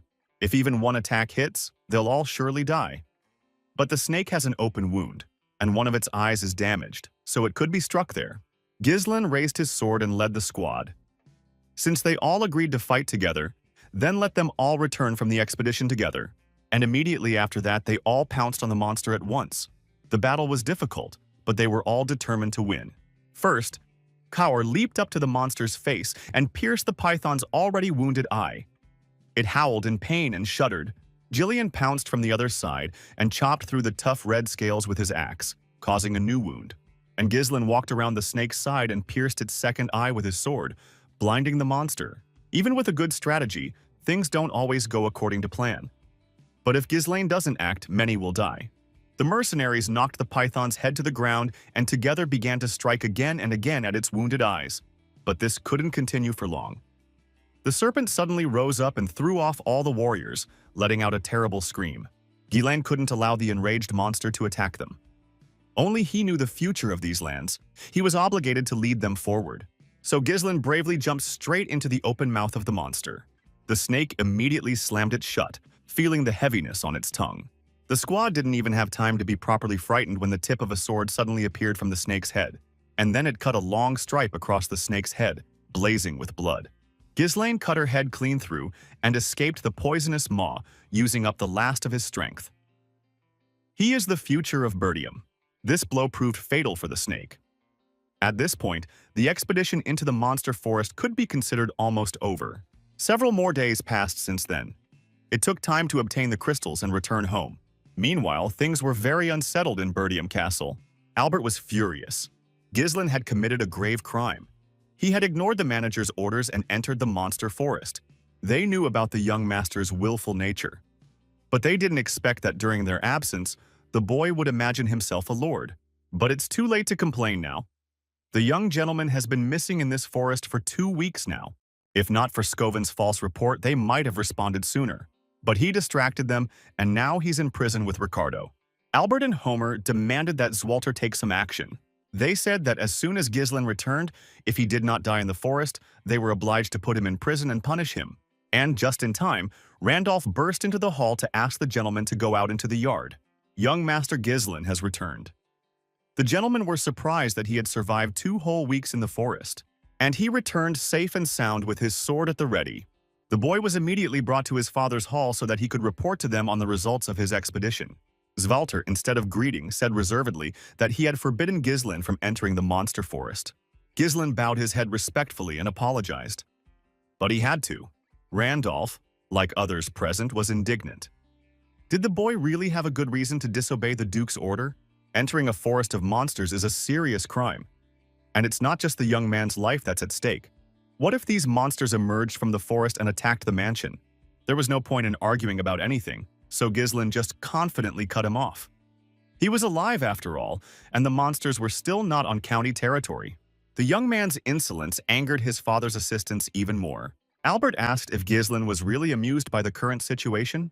Be that as it may, for now, they can turn a blind eye since everything went without incident. However, they received a letter about another case that was no longer justifiable. Ghislain took the outstretched sheet of paper and read that it was a letter from Reinfold County. It said that Ghislain had extorted money from Amelia. This was unforgivable, given that her family supports them so much. Count Reinfold is furious with Ghislain. He cuts off all support for the county of Burdium and also breaks off his engagement to Amelia.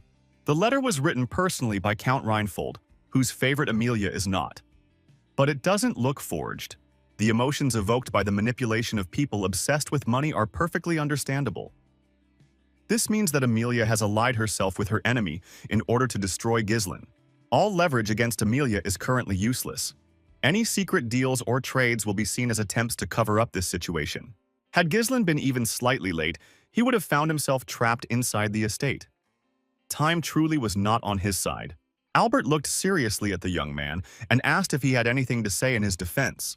First, Ghislain must return 20,000 gold pieces to the lady. This was a very large sum for the county of Burdium. Suddenly, Ghislain confidently admitted to the gentleman that he had spent everything. This money went towards an expedition to the monster forest. A heavy silence fell over the room. The elders' eyes widened, their faces darkening. Ghislain apologized for his outburst. He has no excuses regarding the situation in Reinfold County. Here, unable to bear this conversation, Randolph ran up to Ghislain and angrily grabbed him by the collar. What kind of heir is Ghislain if he sells the future of the county with his own hands? Homer then pounced on him. He accused the boy of no longer being a count but a criminal. He ordered the boy thrown into prison immediately. But Ghislain interrupted them in a calm, even voice and said he could pay for everything. From now on, he would personally allocate funds for the mansion's needs. Svalter, who until this moment had sat quietly, gloomier than the night, asked his son what his words meant. Ghislain called Valinda, who was just waiting for the signal outside the door. Randolph released Ghislain, and the boy said that if he had wanted to simply go into the forest and return, he would not have started this at all. But he had a specific goal. He opened the box Valinda had brought to the elders. It was filled to the brim with runestones. The men, in disbelief, picked up the crystals and confirmed they were genuine. But where did the guy get them? Did he really buy them with stolen money? Ghislain told them that he had found a vein of runestones in the forest. Albert said that if it was a real runestone, the price for it would be enormous, but it would not be enough to completely maintain the mansion. Then, Ghislain brought the elders outside to show them what else he'd brought back from the expedition. Not only had he brought back more than a dozen cartloads of runestone, he also brought back a lot of wood that they had obtained in the forest, as well as the huge carcass of a bloody python. The father's assistants were so shocked by the sight of all this treasure that they thought they were imagining it all. And the young man obtained it all in just 15 days. Valinda confirmed that all of this had been discovered during the expedition. Ghislain personally prepared everything necessary and led the men. The horrors of the Ents, a huge number of blood python remains, and much more. But these carts of runestones are a small fraction of what they obtained. Ghislain proudly declared that all his actions were aimed at benefiting the county. Naturally, all of this would go toward the upkeep of the mansion. Albert quietly said that, given the rough estimate of what had been acquired, with that amount they could stop struggling to keep the county afloat. At that moment, the father's assistants softened very sharply and realized how wrong they had been to scold Ghislain. They joyfully praised him and offered him a rest after the journey. He must have been very tired from this long expedition. But then Ghislain said that he had several conditions if they were going to use Ghislain's loot. First, they free Ricardo and Scoven. The knights were only following his orders. Second, access to the monster forest will remain closed to outsiders. Unnecessary rumors could only harm the county. The assistants, after thinking for a while, agreed that all this was quite reasonable. The final condition is that Ghislain will be personally responsible for security and recruiting mercenaries. He'll be wasting his time waiting for permission to take every step. The aides were outraged. So Ghislain will have a personal army? That's unacceptable. Who knows what Ghislain's goals are? Albert said that while Ghislain deserved respect, he should apologize for his arbitrariness. rather than demand complete freedom of action. Gislen said he wasn't trying to distance himself. He was simply creating the conditions under which they would become independent of Count Reinfold. And if small problems like the one Albert voiced negatively impact Bertium's finances, will they be satisfied with this option? Unable to come up with an appropriate response, Albert asked the Count for help. His son was literally bargaining over the future of the county, but Zwalter didn't have time to say anything. His team ran up to Gislen. They reported to the guy that the loading of runestones was almost complete. They are just waiting for his order to move on. As Gislen said, the Ent's dreadbark can be stored without further processing. Then the boy gave another order. The python's carcass would soon be completely butchered. The venom, blood, flesh, and skin needed to be separated from each other to prevent rotting. The Earl and Randolph looked at each other, listening to the younger man's conversation with surprise. The number of the young master's mercenaries is impressive, but they do not understand how he was able to get such strong individuals to work together. Suddenly, Zwalter turned to his son and said that his subordinates looked like an elite squad. Getting unruly mercenaries to willingly follow orders was difficult, but Gislen said that wasn't true. Without their help, that expedition would have been extremely difficult. Father smiled faintly. Then he turned to his assistants and ordered them to return to the castle. Finally, he told the younger one that this time he would turn a blind eye to his son's behavior. But if he disobeys his order again, then he should be prepared for the consequences. Gislen smiled and thanked him for his favor. As he left, Zwalter reminded his son that he would one day inherit this mansion. And, a little more quietly, he added that the spirit of the Northern Wolf truly did reside within him. The Northern Wolf is a title given to the Count of Bertium, who guards the northern border of the Kingdom of Lutania. But no one has ever reached the level that Gislen's father demonstrated. Due to the dire situation of the kingdom, the military power was not great, but he continued these endless battles on the northern border. Zwalter dedicated his entire life to protecting the mansion, even after losing his wife, son, and daughter. Ultimately, his reward was a miserable death, forgotten by all. Gislen's squad breathed a sigh of relief, hoping that they would finally have time to rest properly. But then the boy stunned them by announcing that he had no intention of returning to the mansion. He ordered them to be ready to set out at any moment. The young man's comrades said he was pushing himself too hard. Fine, but Gislen's body never recovered. He was poisoned by python venom. Valinda had to put in a lot of effort to remove the poison from the master's body when he was in the snake's mouth. Ghislaine didn't respond to their words, but he walked up to Valinda and placed his hand on her shoulder. He was counting on her. After these words, the team no longer argued with the blonde. They realized it was pointless. The news that runestones had been found in the county of Bertium quickly spread throughout the area. Of course, this hasn't bypassed those who want to seize their lands. Therefore, the Bertiums must strengthen their power as quickly as possible, become so strong that no one could even think of attacking them. But Gislen was only able to take 2 steps away from his comrades before he fainted from exhaustion. While Gislen was forced to take a rest, Count Delphin was preoccupied with the young master's progress. He sent a carrier pigeon to one of his henchmen. It said that partial development of the monster forest was confirmed. Dolphin told him to start a territorial war with the House of de Grad and destroy the Bertium family, after which the duchy would intervene. The Count immediately reported his plans to his ministers. They intended to destroy the Bertiums, and the duchy would appoint a new ruler for their territory. To begin with, the man wanted to know how many of their people remained on the lands of Bertium. One of the ministers said that there were 2 vassals and 1 knight. The Count ordered 2 more vassals to be sent there. The fact that their heir, presumed lost, had died on Bertium lands was sufficient cause for war. A certain victor is appointed responsible for this operation. The ministers were surprised, as this man was considered Desmond's strongest card. They were angry that they had to resort to this. If Frank had done everything right, Bertium would have destroyed itself. But maybe they have some other backup plan. It's too early to reveal all their cards. Why does the duchy, which has been acting with the utmost secrecy, now want to directly intervene in the affairs of House Bertium? He had to explain that there were monsters in the forest. They couldn't wait any longer. Count Dolphin had ordered action. His orders could not be questioned. Count Desmond, who had been in the shadows all this time, ordered his people to prepare for war. And he asked his subordinates if there was anyone else who knew about the current situation. They thought no. They had no idea that Lady Amelia knew much more than she should. Meanwhile, at the Reinfold estate, the girl was bawling her eyes out. burying her tear-stained face in Bernard's chest. Her shoulders were shaking. Ghislain, that idiot, had gotten his hands on a vein of runestones thanks to the 20,000 gold he'd swindled from her. Even the assassins sent to kill him couldn't finish him off, and she herself had to humiliate herself before this damned father in order to stop supporting Bertium. She cried, thinking she looked like a complete fool, but the knight brought her to her senses. This behavior was unlike his mistress. The girl sighed heavily and pulled away. Yes, she had given in to her emotions too much. What happened happened. We need to move on. Bernard smiled, pleased that Amelia had returned to normal. He told her to give him orders. Now that the Bertiums have found a vein of runestones, they'll soon be out of their financial crisis. Looks like they're in for a treat. But the main thing is that they haven't managed to sell the runestones yet. According to the latest data, they found them 2 days ago at most. There was clearly insufficient time to create distribution channels.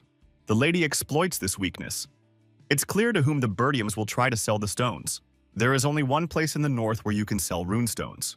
The greatest magical tower of the north, controlled by the Archmage of the 7th Circle Delmid, is the Crimson Tower. Runestones are essential for magical research. Magic towers always take their supplies seriously. Amelia ordered an ambush with assassins along the main approaches to the tower. The target was not Ghislain, but the workers transporting the runes. Bernard told her there was another Tower of Crimson Flame in the north. Was she sure she should concentrate all her forces on the Crimson Tower alone? Amelia said that this would have made sense in the past, but things are different now. There are reports that the Scarlet Flame Tower is in poor shape, having lost its former glory. Ghislain is obsessed with money and won't deal with it when the Crimson Tower is there to pay more.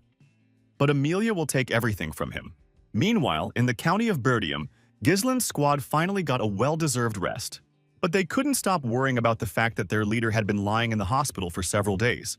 Due to his fever and poor health, he had constant nightmares about a bloody python. It was that moment when Ghislain got into his throat and the predator was ready to swallow its prey. Before closing its epiglottis and forcing the man down its esophagus, the snake released venom from its inner lining to soften the victim for easier digestion. Fortunately, the mana from the third core burns away the poison upon contact, preventing it from penetrating the body, but the toxic smoke that is produced creates a deadly environment. Most victims lose consciousness or die at this stage, but not Ghislain.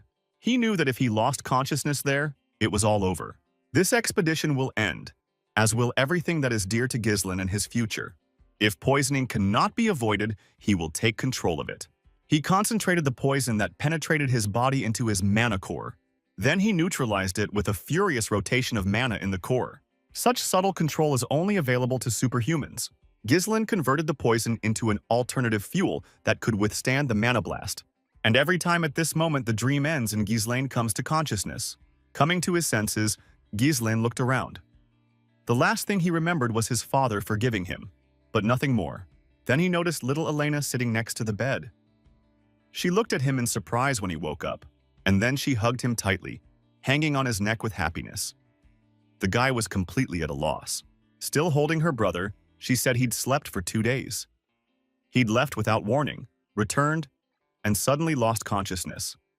She was very worried, but soon enough, she became embarrassed and pushed her brother away from her, so that he would not notice how deeply moved she was. Hiding how happy she was, Elena ran out of the room and shouted to Valinda that her brother had woken up. Ghislain sat up carefully in bed. 2 whole days had passed. No wonder. After the poisoning, he'd received minimal medical attention and worked for another 5 days. He tried to hold out until the runestones were sold, but his youthful body couldn't withstand such a heavy load. But even despite the strain, Ghislain's condition is quite good. Surely such damage couldn't have been repaired with just 2 days of sleep. Ghislain unwound the bandages from himself, thinking that this was all rather strange. His regeneration has noticeably improved, and for some reason, his overall mana capacity has increased. However, what was most surprising was that the nature of the mana inside him changed. Was it possible that when the poison was neutralized, the mana mixed with the energy of the blood python? In the past, he didn't even know that it was possible to become stronger in this way. Even though it was unintentional, the risk to life was worth it. Several checks need to be carried out. But with this you can become stronger tens of times faster. However, the priority now is to quickly sell runestones. Within 2 days, everyone who needed to know about them would have already found out about them. He urgently needs to gather mercenaries and get down to business. He has already lost a lot of time. Then there was a knock on the door. Ghislain thought it was Valinda, so he said she could come in without knocking. But it wasn't just her. Along with the girl, Ghislain's father and younger sister also entered the room. The guy looked at them in surprise and almost jumped back in surprise. Valinda told Zwalter that Ghislain had jumped into a python's mouth and suffered poison. Therefore, he was interested in knowing how his son was doing. Ghislain said that he was fine, and thanks to this, his father was finally able to breathe a sigh of relief. Valinda ran up to Ghislain and examined him. She, along with his comrades, were terrified when the boy lost consciousness. Then suddenly Zwalter spoke again, turning to Ghislain. He said he needed to talk to his son alone. The Count had a small favor to ask of him. Ghislain agreed to talk, and then they went down to the training hall together. Surprisingly, Zwalter asked him to train together. This is the first time they've done anything together alone. In his past life, Ghislain did nothing but avoid his father, fearing reprimands. Entering the arena, the father apologized for calling his son so suddenly when he had just woken up. He said that he felt great after the rest, but his father's request was not only for joint training, but also for something else that Zwalter did not dare to talk about. That's what Ghislain's mother told him when he was a child. So that's what she meant? One day, while sitting at the edge of the lake, Ghislain's mother told him that their father did not know how to openly show his feelings. He says that he must be an unbending support for the people of the estate. Always puts others before himself, never shows true feelings. The only exception was confessing his love to her. And even that was achieved with great difficulty. So Mom asked me not to be angry with Dad for his awkwardness and to forgive him. He simply doesn't know how to express his feelings. Distracting his son from his memories, Zwalter prepared for training and told his son to raise his sword. Ghislain followed his order and they both took their starting positions to begin the fight. Zwalter was the first to attack, but Ghislain blocked his blow with his sword. Zwalter swung a slashing blow at Ghislain, but the boy easily deflected his sword. They fenced, not giving in to each other, but with due ease, masterfully dodging each other's attacks. Ghislain noticed with interest that his father's sword was quite heavy and that this was clearly felt in battle. It has enough power to pacify the wild barbarians from the north. And at the same time, there is a softness in it that can protect everything and everyone. Ghislain admired his father, though he was sometimes a little afraid of him. He looked up to him in everything. Their blades clashed again with renewed force.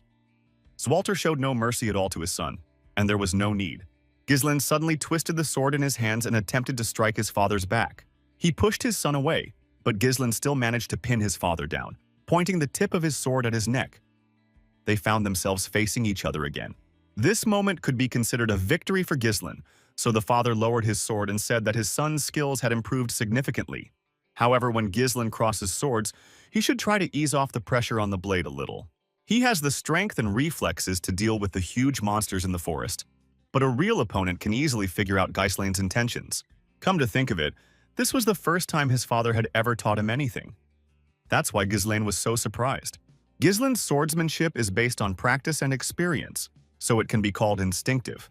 Due to a lack of proper training, he could have missed some important points. His father accurately pointed out his shortcomings and helped his son recognize them. He always thought he could only rely on himself and suffered alone. But it turned out that learning from others is not so bad. Ghislain smiled and thanked his father for his instructions. He thought for a second, and then honestly said that he had actually intended to scold his son. Whatever his merits, he broke the rules. If everyone starts disregarding them because of their achievements, it will only lead to more chaos. But the father also noted with a smile that Ghislain had changed a lot. Unlike the time when Ghislain was causing trouble in pursuit of fame, he feels that his son's goal has become much larger now. He praised his son and told him to continue in the same spirit. He should think about the lands and his loved ones, and fulfill his duty as heir. Ghislain took his father's request seriously. He will definitely come. And then he remembered something else. His father had said he wanted to ask his son something, but he hadn't said what. Zwalter stood for a while, gathering his strength, and then admitted that he needed to borrow some money from his son. Of course, they came to an agreement. And after training, Ghislain headed to the garrison in the monster forest. He greeted his squad, which had lined up at his arrival, and asked if they were okay. The warriors answered in chorus that everything was fine with them, so he didn't have to worry. Kaur smiled and said that Ghislain was looking better already. The boy thanked him and apologized to the team for keeping them waiting. The guy also didn't forget about other important things besides the runestones, so he asked Jillian how Rachel was doing. The man bowed to him. He hadn't thought she would ever walk again, but his daughter was recovering. He thanked the gentleman for everything. Ghislain was glad to hear that the girl was okay. Then Ghislain said that he needed to tell his comrades something. To their surprise, he admitted that their lands were currently in danger. They then retired to Ghislain's tent to discuss everything. He told them everything about the attack on Elena and the true state of affairs, about how they prevented an attempt to kill her and use it as a pretext for war, and about the body of Prince Degrid being found, and in general about the forces that threaten the House of Burdium. Ghislain explained that they were being watched. They had likely been operating within the county's lands for a very long time. They had neither the time nor the resources to prepare for an attack. Now it became clear why the young master was in such a hurry. Now, after exploring that eerie forest, war awaits them. As Ghislain said, Burdium is a perfect target right now. Weak military strength, poor lands, and what's more, a valuable runestone vein has been discovered there. So now no one will leave them alone for sure. Valinda was indignant. Ghislain needed to be told about such a serious matter right away. She suggested informing the Count, but Ghislain said it wasn't time yet. Even among Elena's knights there were traitors, so there could be spies among her father's lieutenants too. For now, they can't know for sure who their allies are. Thanks to Elena's survival, the enemy's plans were thwarted and they gained time. But after the runestones were found, the enemies will not hesitate. A tough battle awaits them and there is almost no time left to prepare. Still, they had the strength and the motivation. Kaur said the Cerberuses were ready for anything. Let Ghislain give the orders. It will apparently always be interesting to be around their master. Jillian smiled resolutely too. He had already dedicated his life to the master and would be with him until the end. And Valinda has always protected the young master and intends to continue to fight shoulder to shoulder with him in the future. The Burdium's main enemy is the Dark Duchy of Delphine, and also Count Desmond and Amelia, who carry out his orders. But Ghislain wouldn't let them do as they pleased. He announced to his comrades that they were heading to the Tower of Scarlet Flame. Valinda asked why there. The Crimson Tower was closer, and the prices were higher there. But Ghislain was not stupid and understood that there would be fewer unnecessary problems in the Tower of Scarlet Flame. Jillian agreed. When transporting valuable cargo, uninvited guests often appear, especially when runestones are involved. After the head of the Crimson Tower, Delmod, became an archmage of the Seventh Circle, the Tower of Scarlet Flame fell into disrepair. The Scarlet Flame Tower is trying to restore its former glory, but it's not easy. And yet, that's not even the reason they're going there. Ghislain's squad immediately set out as soon as the commanders had discussed the main plans. Meanwhile, in the Tower of Scarlet Flame, in a huge library among scattered books, a girl sat. She kept calling out to some teacher named Renato and kept talking about some light that was supposed to appear. Ghislain's squad, having saddled their horses, reached the Scarlet Tower of Mages. She turned out to be as tall and majestic as they had imagined. The mercenaries had heard so much about her, but they never thought they'd see her in person. Even from the city's appearance, it's clear that this is a completely different level compared to the lands of Burdium. There were stalls selling various magical items all around. For example, this city produced a large number of magical scrolls. Ahead, as they drove through the city, the mercenaries saw wizards laying asphalt with the help of magic. This was the first time the mercenaries had seen magic that wasn't written in a scroll. They watched the strangers at work with interest. But the local residents were not at all friendly towards them, and glared angrily with narrow eyes. And then, unhappy with the fact that they were being spied on, they completely disappeared into thin air. The mercenaries weren't bothered by this. On the contrary, they considered this departure to be very cool and thought about nothing else. Ghislain said it was invisibility magic. It seems the mages aren't particularly happy with them here. Valinda, however, was focused on the tower. Although it had lost its former grandeur, it was still impressive. Jillian said that the lands of Brivant are considered some of the richest in the kingdom. On the outside, yes. Who would have thought that this mighty tower would fall into disrepair? They finally arrived at the entrance to the Wizard's Tower grounds, though they still had a long way to go to reach the main gates. But there was one odd thing here that was alarming. There was no guard at the entrance, only armor lay scattered on the ground. But as soon as the squad drove a little closer, a wizard appeared on top of the gate and ordered them to stop. With the help of magical threads, he suddenly lifted the lying armor into the air and began to control it. They quickly gathered into shape, as if a real invisible guard had put on his armor and stood in line.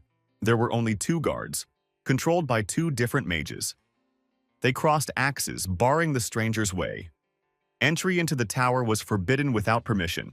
The wizard ordered the travelers to state their name and the purpose of their visit. The team looked in surprise at the armor floating in the air like dolls. And then Jillian announced that the hereditary Count of Burdium, Ghislain, had come to visit them. And he asked to speak to the person responsible for sales. They have excellent goods. But the guard, without even listening to him to the end, said that they were not interested in their proposals. Valinda yelled at them. They didn't even see what they were about to be offered. The guards knew that Burdium was an impoverished holding in the north. The only things they could bring back from there were materials from low-level monsters. There was no point in wasting time on the likes of them. So the armored puppets stepped forward and threatened the travelers with their axes. The guards ordered them to get lost, which angered Valinda even more. Then Ghislain looked seriously at the magicians and asked if they were in their right minds. The guy took a rune crystal out of his pocket and said that since the guards were also magicians, they should understand perfectly well what it was. Their eyes immediately lit up. A runestone? But where from? Only then did they realize that all the carts that were pulled behind Ghislain were filled with valuable runestones. The guy grinned smugly. Now they were interested in collaborating. The squad was immediately allowed inside and given a warm welcome at the tower. They even apologized for the guards' arrogant attitude. Valinda and Ghislain were greeted by Sylvan, who was in charge of trade in the magic tower. Ghislain said there was quite a lot of merchandise, so he needed someone to see the deal through. He wanted to meet with the tower's leader. Sylvan was dumbfounded. Meeting with the boss is usually very difficult. But since they were considered important guests, Sylvan suggested that they go into the guest room while he called the chief. Valinda basked in the respect shown to her after the guards dared to insult their domain. As the guests were being escorted to the waiting room, strange loud sounds were heard from the upper floors. Ghislain became worried. Could something have happened? Perhaps someone needed help. But the wizards said that these were the usual sounds of magical research. Meanwhile, other wizards rushed into the lab to check out the noise. There they found the same girl from the library. The leader of them irritably reminded her that he had forbidden her to appear here. The girl was just taking up space and didn't know how to use magic properly. How dare she ignore the orders of Alpha, the heir to the tower and master of the third circle, and she's still considered an accepted student. Alfoy's assistants laughed at her and told her to be grateful to be there at all. The girl looked at them timidly from under her brows and said that she too had the right to use the lab. After all, she was a mage. Alpha looked down on her and said that then the girl should prove to him that she was a normal magician. He will direct a simple fire spell at her and let her try to reflect it. He knew she couldn't, and he cast a far from simple spell. He simply wanted to teach her a lesson, punish her, and assert himself at her expense. He created a small fireball and threw it at the girl lying on the floor. She tried to cast a protection spell, but it didn't work. And if it weren't for Ghislain, who appeared out of nowhere, she could have been seriously injured. But the guy flew ahead and dispersed the fireball with his sword. Ghislain understood that no one here was currently conducting magical research. Just in case, he personally showed up to check out the noise. As it turned out, it was worth it. Ghislain couldn't stand it when the younger generation was bullied and the weak were mocked.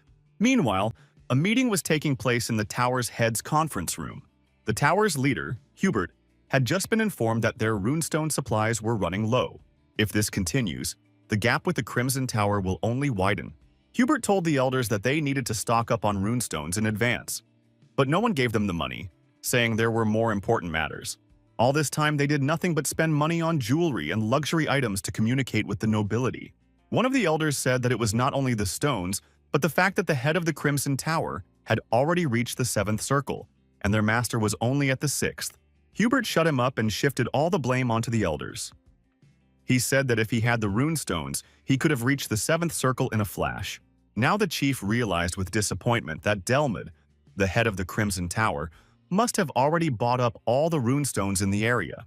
But then, Sylvain burst into the room and said that he had urgent business with the chief. Hubert yelled at him for interrupting the meeting, but he had urgent business to attend to. He said that a huge number of runestones had arrived at their tower, so Hubert immediately shut up and stopped swearing. That was exactly what they needed. Meanwhile, Alpha seriously attacked Ghislain for daring to interfere in their squabble. Another fireball flew at Ghislain, but he deftly smashed the flames in front of him. Then more and more magic balls flew towards him. The guy cut them down too, creating two powerful streams of magical flame around himself. Alpha was furious that some knight was humiliating him like that. He wanted to pounce on Gilin in anger, but Valinda appeared from behind and tied him tightly with ropes. How dare some wizard attack a young master without reason? Fortunately, at that moment the head of the tower burst into the hall and ordered them all to stop the fight. He was outraged. What kind of mess was going on here? Especially with their important guest. Gilin ordered Valinda to let go of the blonde man, and she casually pushed him aside. As soon as Alpha saw the leader, he immediately ran to his teacher to complain about the vile offenders. They say he tried to keep Vanessa out of the lab, but she suddenly attacked him. He supposedly just wanted to protect Vanessa because she doesn't have magic and they're so bad. Valinda laughed and said that Alpha was whining just like a girl. Vanessa timidly and fearfully said that she just wanted to enter the lab and had done nothing wrong. Gislin's eyes didn't deceive him. When he heard the girl call him Alpha, he knew she was the one he was looking for. In Ghislaine's past life, Vanessa was nicknamed the Red Nightmare and was one of the most powerful mages. So even the one who became a real nightmare had difficult times.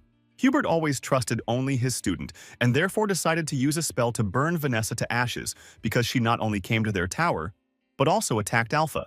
Valinda looked at her master and asked what they would do. The situation looked dangerous.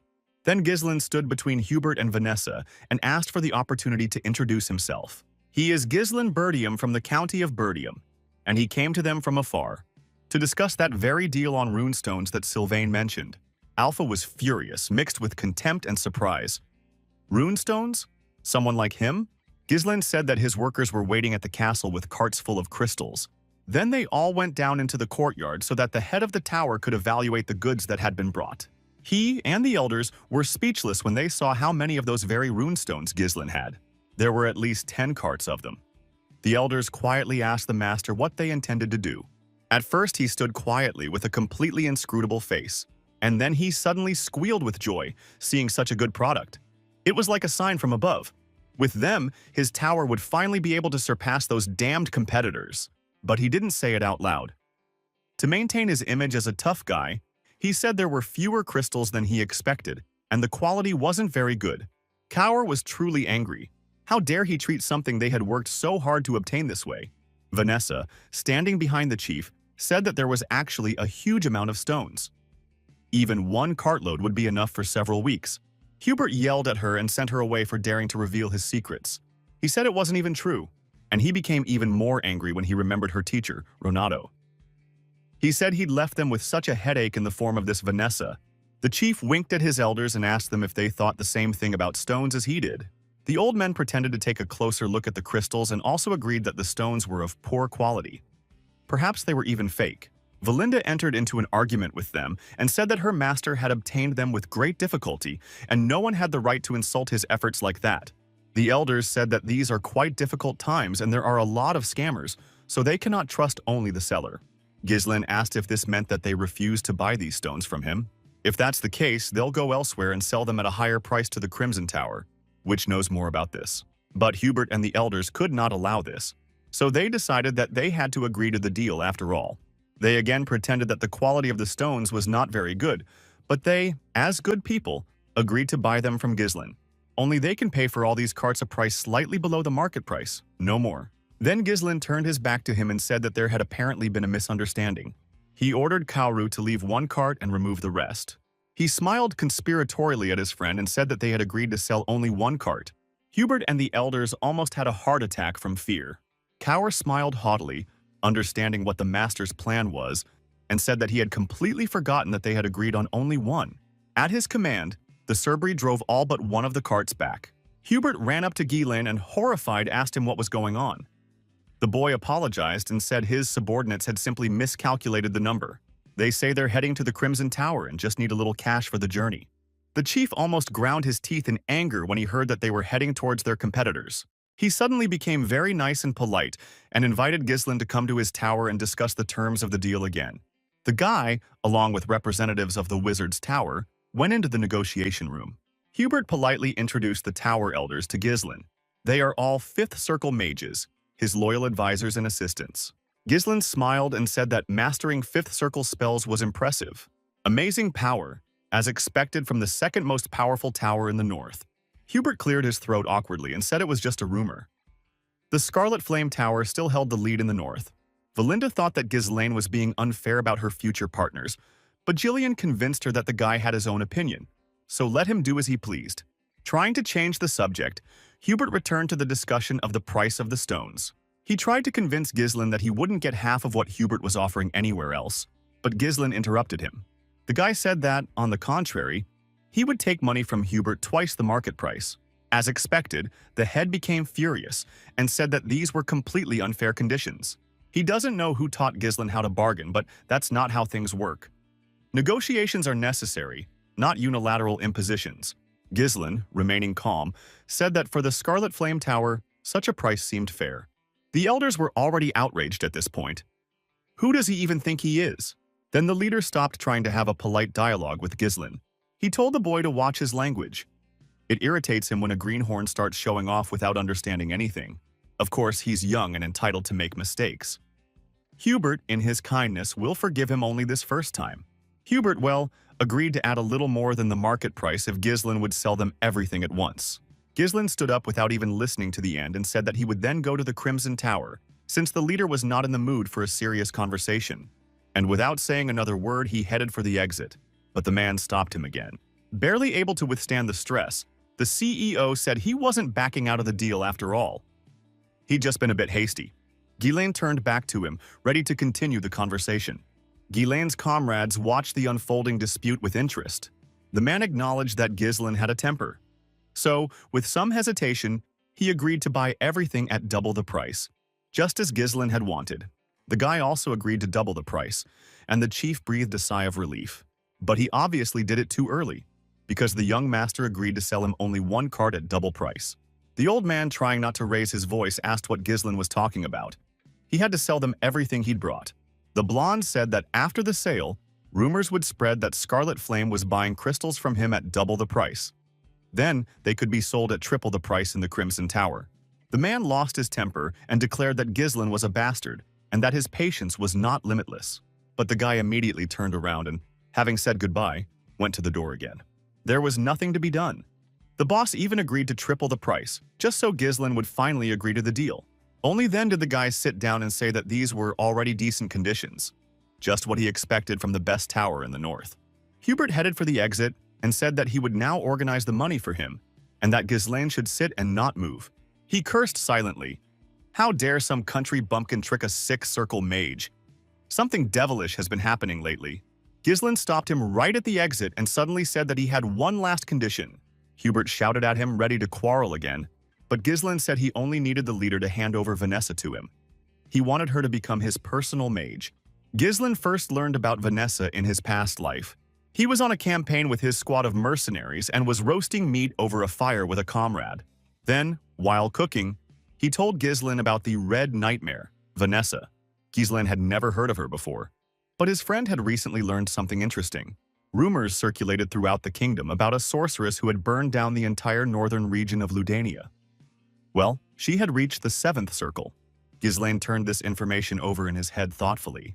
It sounded loud and ominous. They said she'd completely lost it. Being a mage, she somehow studied mana development techniques. Basically, she burns everything and kills everyone, ruining the lords. Orders for her elimination began to come in, all for the sake of catching her. This intrigued Ghislaine. The mage had reached the 7th level, using mana techniques instead of magical power. The man decided that it would be a very good idea to take her into his squad. So he suggested it to his friend named Claude, with whom he spoke. Ghislaine couldn't do it then. Vanessa lost control of her magic, and when she was found, she was practically dead. But she had the talent to reach the 7th circle even without magical training. With a little guidance, Vanessa could truly shine.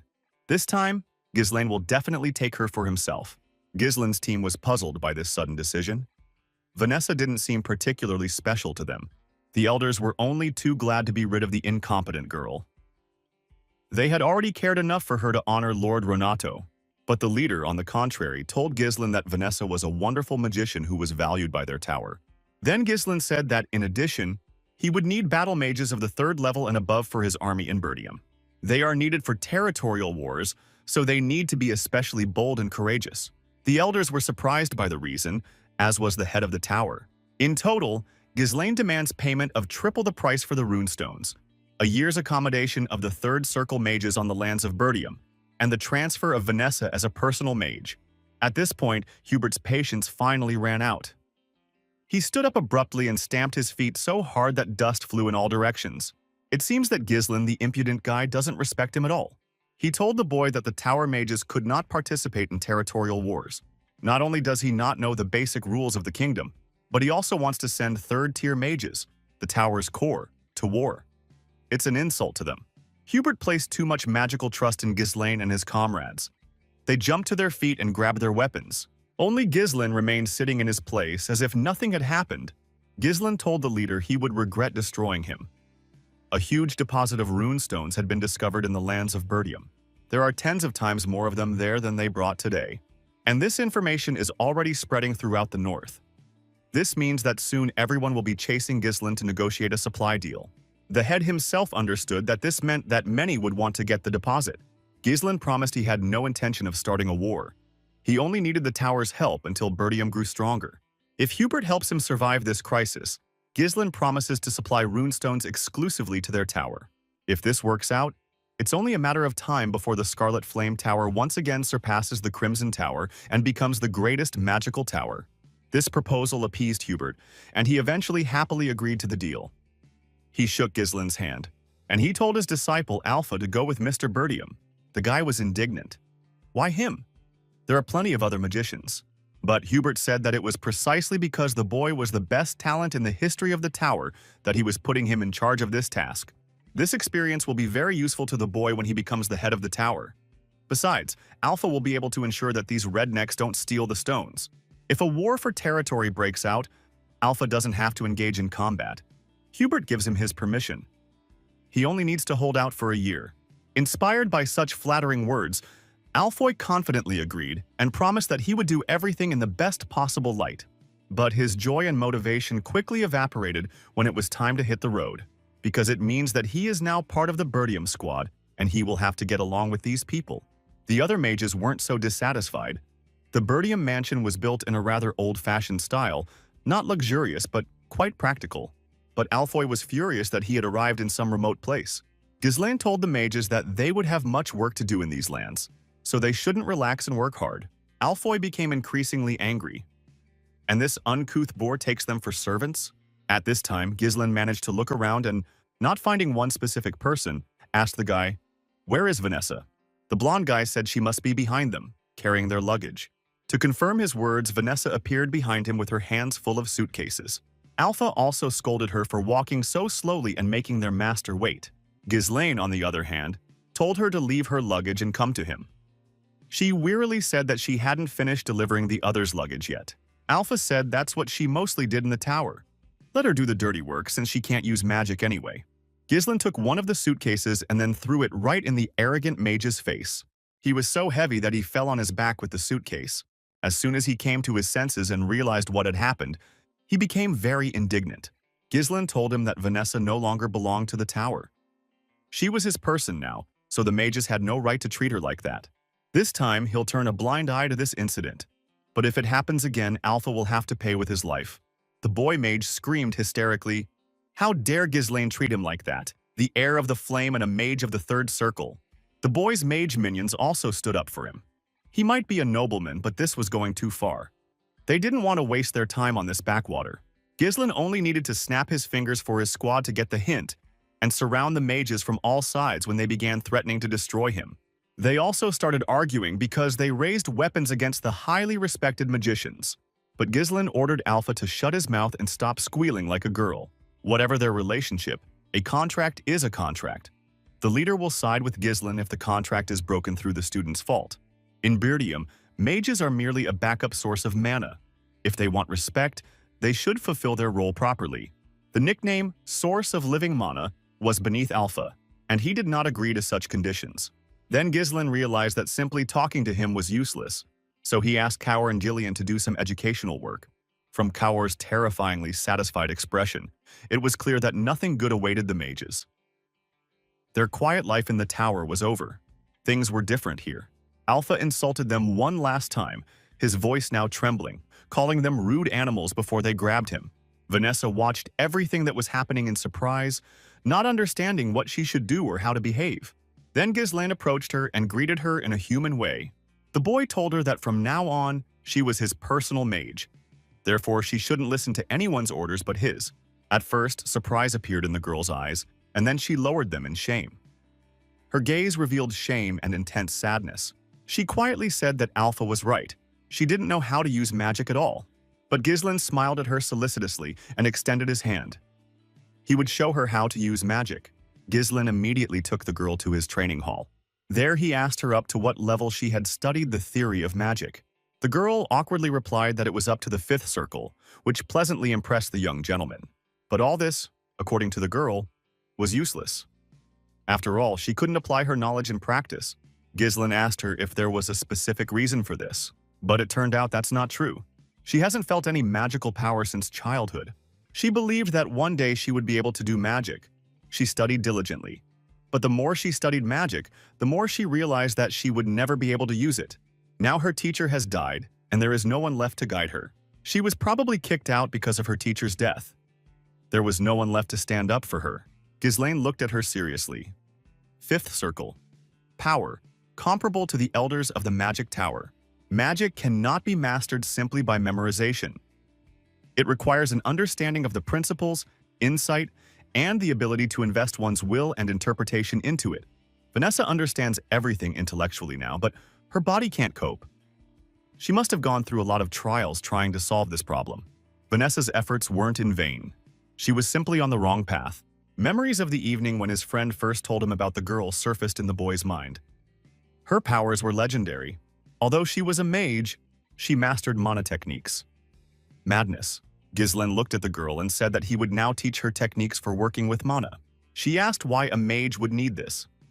Ghislaine replied that both magic circles and mana techniques are based on working with mana. He asked if she had tried mana techniques before. She said it was madness. Using magic through mana techniques? If something goes wrong, you could be crippled for life. Ghislaine still extended his hand to her and suggested that she at least try. For some reason, his calming blue eyes and confidence in success instilled in the girl faith in the best and also inspired trust. Maybe she really could use magic? It was her greatest dream, so she finally agreed to the master's persuasion. Vanessa sat with her back to him, as he had asked. They both sat on the floor, Vanessa on her knees, Ghislaine with her legs folded beneath her. At Ghislaine's request, the girl untied her dress to reveal her back to the guy. In her past life, Vanessa had the same look in her eyes as Ghislaine. It was a mixture of regret, anger, and hatred. The endless thirst for magic caused the girl to fall into a bottomless abyss. Having mastered unknown mana techniques, she turned into a disaster driven only by instinct and burned everything to the ground. But now Ghislaine is here to prevent her from falling into that abyss. Ghislaine activated his mana core and extended his hand towards Vanessa. He placed his palm on her skin and directed a stream of magic straight down her body. Branches of magical power began to diverge on Vanessa's back, leaving characteristic stripes on her skin. The sorceress felt a strange sensation. She suddenly felt very hot, and she tried to take in more air. But Ghislaine ordered her to close her mouth, as it would cause her mana flows to become distorted. Ghislaine's mana is now entering her body. It's crucial that Vanessa doesn't miss this sensation, so she obediently closed her mouth and allowed herself to feel the movement of the magical flow. Mana spread throughout her body, moving in thin streams through her veins and organs. It bypasses all possible edges and rushes straight to the center. Suddenly, Vanessa opened her eyes and they glowed with an unnatural blue light. Ghislaine held her back when the girl's body became so full that it began to lose strength. At that moment, the sorceress sank deep into her memories. She recalled Renato arguing with the leader because he wanted to stop supporting the girl. According to the teacher, Vanessa has talent. Without her, they wouldn't have been able to prove the law of mana transformation into magical energy. The head was able to admit this, but there were still other problems. No matter how smart a girl is, she's completely incapable of using magic. Can such a person really be called a magician? He said this to mean that no matter how hard you try, there will be no result. Vanessa heard everything and felt very guilty towards the teacher for the fact that she could not use magic, no matter how hard she tried. If she had more talent, Renato would not have had to leave the magic tower. Renato, as he left, stroked her head and said that he was not leaving her, but was going on a journey to find a way to help the little girl. He asked the girl to raise her head and look at the clear blue sky. In this world, darkness cannot last forever. Every bad turn of events is sure to be followed by something good. Ronaldo promised the girl that one day the light would surely come to her.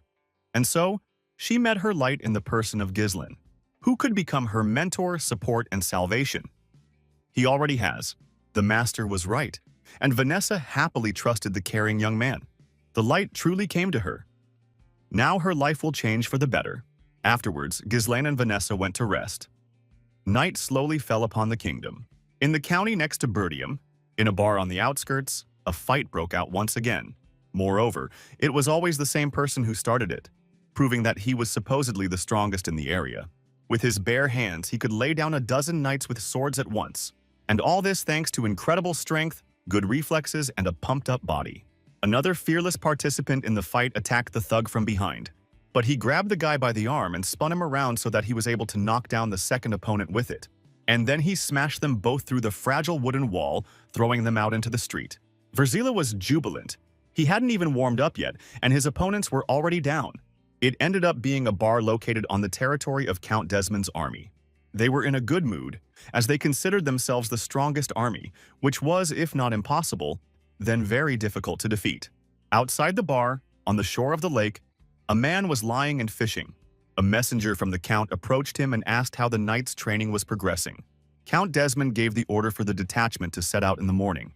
And the one who was lying on the shore of the lake was none other than Mr. Victor. He picked up his helmet, put it on, and went into the bar to tell everyone to get ready to leave in the morning. The hike was good news for him, as he had already become bored with nothing to do. That same night, Mr. Zwalter received a letter. It was from Count Desmond. It said his son had supposedly been killed by Ghislain Burdium. He therefore promised revenge. Zwalter realized that this was a way to declare war and ordered all soldiers to be assembled at dawn. The Count's assistants were too outraged by the lies and haste of the neighboring duchy. They started a war under false pretenses. What treason! They'd had friendly relations for so many years. What benefit do they want to gain by fighting them? Then Ghislain spoke up and said that they had started this war because of the runestones. The elders mentioned that two vassals had sent an embassy to the Daygrads while Ghislain was in the magic tower. They must have spread the word about internal affairs. Their vassals must have betrayed them, and Ghislain is almost 100% certain of it. The Count agreed with his son's assumption. It often happens that actions taken for the good of the estates result in a crisis. Looking at his son's calm face, Zwalter thought that Ghislain must have known in advance what would lead to this. Randolph said there was no need to think, just act. In any case, their forces were superior to the Daygrads, and they had far more experience. They will make them pay dearly for the fact that their opponents decided to attack at all. But then Scoven ran into the room and excitedly said that they were in trouble. They're here. The enemy is already at the castle gates and they haven't even had time to prepare. A detachment dressed in yellow armor and under a yellow banner was approaching the Burdiums. At the head was Victor, who led a huge army. The Count, Ghislain, and the other elders went out to the gate to assess the level of enemy threat. What bastards! They barely declared war and they've already shown up. When did they have time to prepare? According to available information, 6,000 armed soldiers arrived, along with another 1,000 in the supply train. Numerous siege weapons were also spotted. It seems they began preparing long ago, and now the difference in strength is too great. Yet Randolph warned against reducing the force. Unable to bear the bickering of his assistants any longer, Count Burdium shouted at them. There's no point in idle chatter, it's just a waste of time. All soldiers take positions on the walls. Allow the inhabitants into the fortress and close all the gates to ensure their safety. The Count ordered the soldiers to hold their positions and prepare for further action. The battle begins. Even though they haven't had much time to prepare, they have no choice but to confront the enemy. And the troops were getting closer and closer to the fortress, intimidating with their appearance, and were in no hurry to go on the offensive. Gilmore Degrid was a useless bum, but he gave them a reason to attack Burdium. Count de Grad, Tamos de Grad, was very happy with how things were turning out. The man ordered Victor to follow him. He needed to speak with Senior Burdium, but at that moment, Zwalter himself addressed him from above the fortress wall. He asked his brother de Grad what madness was going on.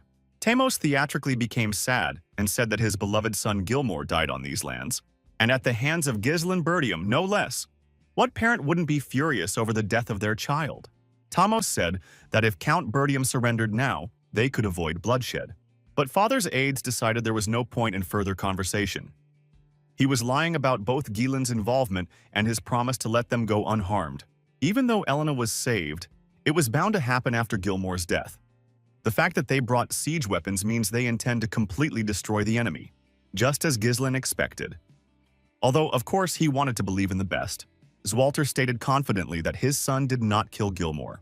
This is the only answer he will give. He intends to defend the honor of his family. Zwalter warned his opponents. If they valued their lives, it was better to leave. Victor knew Zwalter Bertium as a worthy commander who had been defending the North for many years. Indeed. The Grey Wolf. Tamos sighed in disappointment. How much blood would be spilled because of Count Bertium's choice? Tamos said his brother would regret his decision, but it would be too late, and he turned his horse around. Randolph approached the Count and asked that the troops be entrusted to him. The Degradians were nothing but a rabble, outnumbered, and he would crush them all. Homer and Albert tried to dissuade him. Even with his strength, victory would be very, very difficult. The men began frantically generating backup plans in their minds. Perhaps they should ask for help from other estates or abandon the castle and retreat to the northern fortress. Zwalter couldn't think calmly in such chaos. His heart was pounding wildly. His thoughts were jumbled. The Degrads declared war suddenly, but they were already fully prepared. Moreover, such a large number of troops, it's beyond the Degrads' capabilities. Who's supporting them? Count Bertium's thoughts were filled with only one question. What to do? Then Ghislaine calmly suggested to everyone present to prepare for defense. Nearly 7,000 soldiers of the Degrad army against the barely 2,000 soldiers of Bertium. The difference in numbers is more than threefold. They're fully prepared and their morale is very high. About 2 weeks. As soon as they finish with the siege weapons, they'll begin a full-scale offensive. Right now, the best the Bertiums can do is request help and hold the castle's defense. The father agreed. Yes, that's what people usually do, but he doesn't see a way out of this situation. Then Gislin leaned over to his father and whispered briefly into his ear about his plan. Suddenly, it seemed as if a realization had struck Zwalter. He looked at his son in surprise. The clash was expected to be 2 weeks away. The Degrads did not launch an attack immediately, but settled in Bertium lands, awaiting the onset. Ghislaine gathered the team in his camp tent. He promised to do everything he could to turn the tide in his favor. Valinda frowned at the table. So the war had truly begun. Gislin was forced to confirm this. Now he would tell his comrades what they needed to do. Gislin's plan was to launch a surprise attack. Before launching the assault, they would attack the enemy's supply detachment. If the supply line was cut off, it would be difficult to continue the war. The difficulty is that the Bertium castle is already swarming with Degrad troops and they're being watched. They'll notice any suspicious movement. Kaur, on Gislin's orders, has already deployed troops in the monster forest. They can hide there, so there's no need to worry about detection.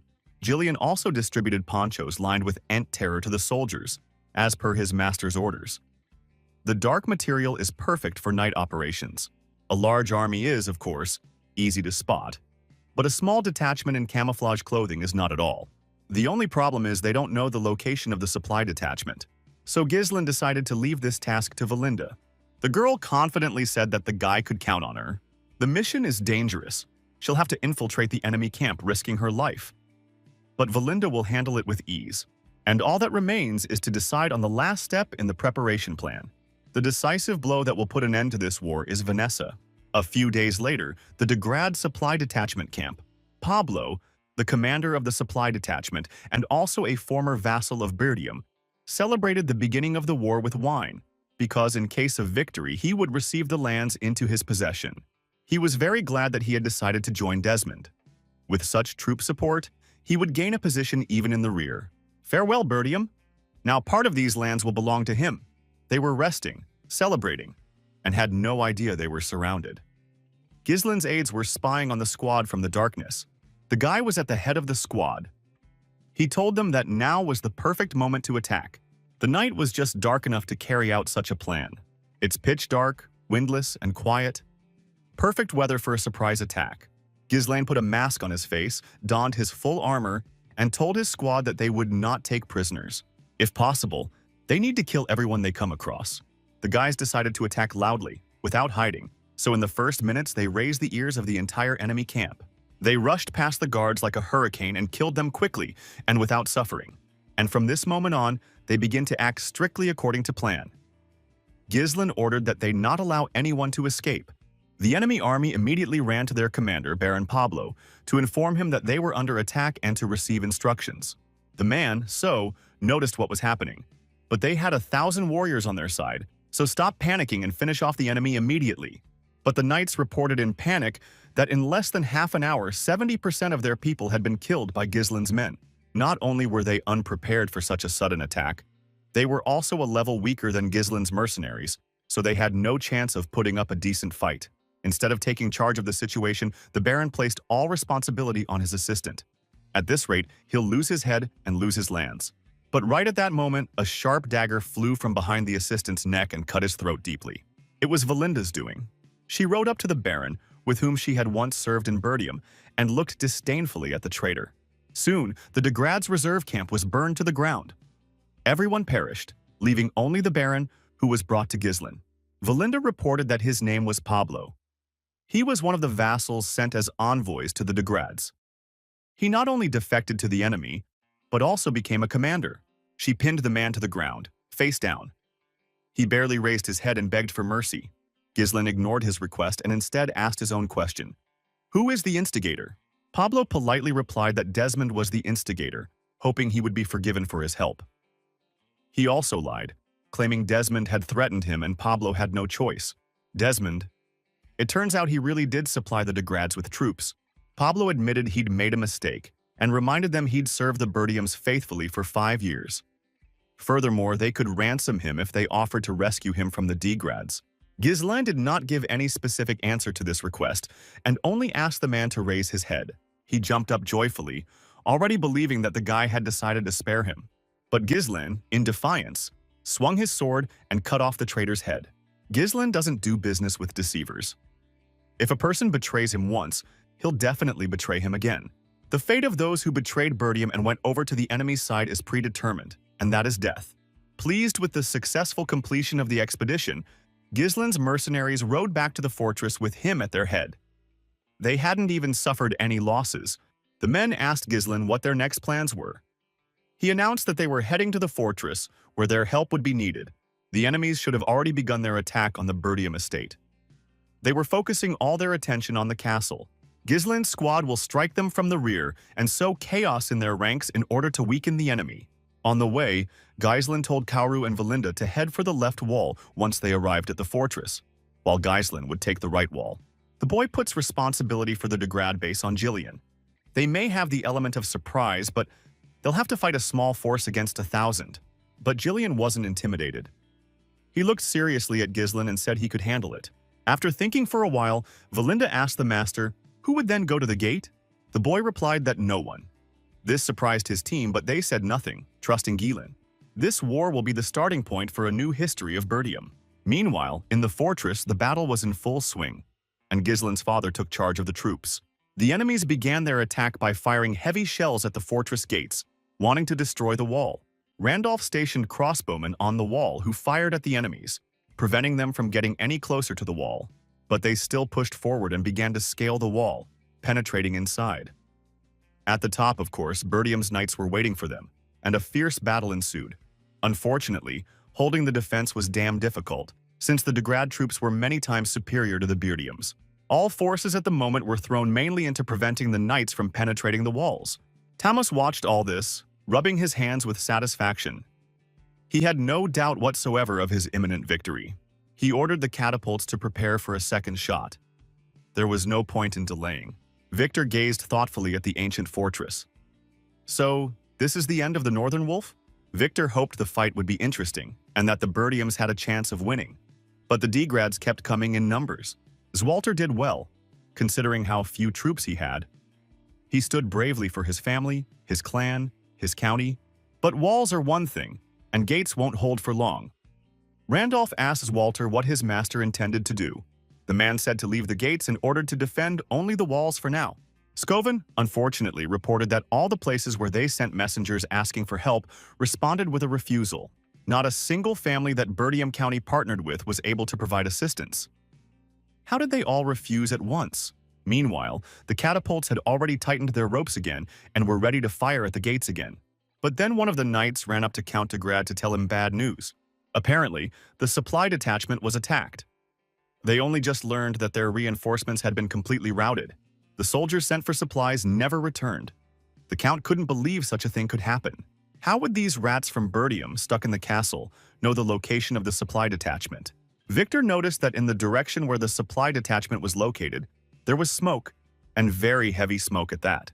So in Burdium, there still remained a smart enough person capable of developing a strategy. Victor was very interested. He wasn't so much interested in the outcome of the battle or its consequences, as in the process itself. For him, it was like a competition.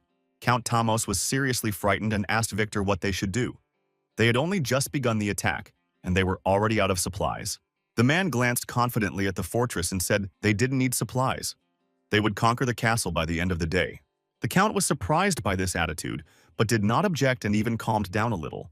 The siege of the right and left walls has been ongoing, but for now the Burdiums are holding out. An elite squad, including the Frostwolf, is holding the line. But compared to this, the main gate is a tasty morsel that will be very easy to get. Therefore, Victor turned to a detachment of warriors who were awaiting orders to go to the aid of their own. And he sent his men to attack while they still had the opportunity to enter through the gates. Victor told his partner, Aiden, that he would break through the gate himself. Therefore, the second one remains in place and holds the defense while Victor is gone. More and more warriors of de Grad approached the walls of the fortress and climbed up. Just then, Burdium's squad noticed that the enemies had also begun to climb up the fence ladders, surrounding the estate from all sides. How did they even know the height of the walls? It's hard enough as it is, and with this they have no chance at all. Then Zwalter asked Randolph what was wrong with their catapults. They would be badly needed now. The soldiers fortunately had just prepared them and brought them to the walls from the inside. Zwalter ordered to immediately open fire on the enemy and stop them from invading. The de Grads weren't prepared for this. The Burdiums had assembled the catapults so quickly. The projectile was flying straight towards its target until a sword infused with mana was launched at it, which smashed the cannonball into dust halfway to the siege fortifications. The shell was intercepted. Zwalter and his knights were speechless. How was this possible? The sword launched at the projectile belonged to Victor. He noticed the shot in time. Zwalter easily realized who had interrupted them. He knew the man well, but hadn't expected to see him today. Victor drew his new sword and told the Burdiums that their efforts were in vain. No matter how much they resisted, their death was sealed. And then he ordered the huge battering ram to go to work and knock down the castle gates. More than a dozen warriors dispersed the heavy structure and directed it forward towards the entrance to the castle. At that moment, the siege fortifications right next to Zwalter were completed, and a crowd of enemy knights climbed the wall. The Count was unable to keep track of the situation. The battering ram began to try to breach the gate, but of course the first blow failed. Moreover, warriors stood behind the gate and controlled the situation. At this moment, the mages received from the Scarlet Flame Tower sat tied up in a circle, with their backs to each other. Alpha had been screaming for a long time, demanding that they be let go. They were mages. They couldn't get involved in these pathetic territorial wars. Fergus said that he could not release the mages, as it was against the young master's orders. Then Alphys screamed in fear. If the Burdiums had let the siege weapons get so close, then the war was already lost. The fortress is finished. How come they don't understand? Why keep trying to prove anything to anyone? Then Vanessa spoke up. She told Mr. Alfoy not to worry. The girl believed that the young master would fix everything. He definitely had everything under control. Alpha objected. Because of Ghislain, all they do is suffer. What kind of fix everything? Is Vanessa so blinded that she is willing to follow the orders of this madman? But the sorceress had no intention of retreating. Ghislain was not mad. She realized this a few days ago when she was training with the guy to use magic. She was still doing a very poor job of it, but she was pleased with the fact that the method of converting mana energy into magic worked. Ghislain was pleased and promised Vanessa that the missing magical power would accumulate over time. The main thing was that she could now use it, and then he took her out into the yard to show her something. In the yard, his workers were burying the runestones they had mined in the ground for some reason. Vanessa was even more surprised when she saw that even Alfoy was forced to dig the earth and work. He just approached Ghislain to complain about it. The guy has plenty of other subordinates who could do the same, but Gordon came up behind him and squeezed the guy's neck painfully, ordering him to get back to work. Vanessa looked at Ghislain in bewilderment, not understanding what he was getting at. The guy said it was all preparations for war. The mages were standing in the courtyard, hiding runestones underground so the degrads wouldn't take them. The simplest and most powerful tactic in war is to overwhelm the enemy with superior numbers. No matter how hard they resist, the gates will fall. However, Ghislain knew there was a way to win, and he promised to do everything in his power to achieve it. But he can't do it alone. He needs Vanessa's help for the plan to work. And now the time has come to implement it. Vanessa must try very hard. So they drew a magic circle in front of the gate, inside which the girl stood, and around her sat the magicians, as Ghislain had said, acting as sources of mana. She used a magic transmission technique, and the air around her shook. The girl's body was filled with magical power. Vanessa put all her efforts into making her plan work and managed to take control of this flow of magic. The sound of hooves could be heard in the distance. Someone was approaching the castle on horseback. The gates were almost breached. The Birdiums were barely managing to hold back the enemies and were already ready to engage in battle with those who had broken through. At that moment, Randolph and Zwalter noticed a familiar approaching detachment nearby. It was Ghislain. He'd finally returned with reinforcements. Just in time, as they were running out of strength to defend the estate. At that moment, one of the Degrad Knights ran to Victor with a report. An unknown cavalry attacked both sides from behind and they brutally killed their troops with incredible speed. These were warriors led by Valinda and Kaur. They did their job well. The situation began to escalate. Birdium's reinforcements were even more powerful than the knights remaining at the Count's castle. For the first time in a long time, the Degrads were genuinely frightened. What kind of surprise attack was this? They'd been told Birdium wouldn't receive reinforcements. Several crossbowmen ran out to Ghislain and shot at him to stop him. But the guy isn't so simple. He rode his horse right over the flying arrows, dodging them all, and then he landed right into a crowd of opponents and crushed them into pieces. Ghislain, like a monster, knocked down a huge number of opponents in an instant. Ghislain turned to face his comrades from his father's army and told them to stand up. It was their turn to attack and drive the vile Degrads from their native lands. Ghislain's cavalry rode up to the castle, surrounding the Degrad detachment that was located under the fortress walls. Ghislain's squad split into several parts and began to clear the enemy army from both sides of the castle. Meanwhile, the third part of Ghislain's mercenaries attacked the main headquarters of Degrad, and they have already destroyed several structures, killing everyone in their path. Gillian told his comrades that he would distract the enemy's attention, and they would disperse and disable all key objects. They immediately set about executing their plan. The Degrad warriors, looking at their opponents with frightened, confused faces, didn't stand a chance. They were caught off guard. The knights ran to the Count, who was also in danger of being caught in the crossfire, and asked him to take cover quickly. But Gillian was already approaching them at full speed, and in his hand he held his huge axe. He stopped in front of the enemy commander and announced to Tamos that he was taking him prisoner. But then, a knight blocked the way to the Count. It was Aiden Prasso arrogantly declared that the Birdiums were idiots for deciding to attack their headquarters with such a small force. The knight asked Gillian to introduce himself to him in return. The man glared at him and said he had no name, it didn't matter. He was merely a weapon for Lord Ghislain Birdium. At this moment, blood continued to flow like a river on the left side of the fortress. Kaur and Valinda scattered the Degrad troops in different directions, killing some, wounding others so much that they lay in a common pile of bodies, unable to fight. Kaur chopped down soldiers left and right, killing everyone who dared to get close to him. Valinda constantly scolded him for getting so carried away that he spat blood in her direction. The atmosphere between them was quite lively. Once these two even had time for friendly bickering. On the right side of the fortress, a young gentleman was waging a fierce battle. The enemy was in disarray. Ghislain ordered his warriors to take advantage of this and kill them all. Now was the time to attack, and Ghislain promised that he would destroy their siege tower. The squad bravely charged into battle, destroying everyone in their path. Unlike the Degrads, who were in a state of panic, they were in fighting spirit. The enemy commanders were unable to coordinate their troops. They fled from the Birdiums in terror, fearing for their lives. One of the commanders still managed to force at least the spearmen to hold the line. Ghislain, riding up to this row of fighters, warned them that they could dodge as best they could. They were not afraid because there were enough of them against one man, so they simultaneously aimed their spears at Ghislain's horse. The horse was caught between the long weapons, but Ghislain was no longer on it. He jumped off it while moving and flew over his opponents, swinging his sword.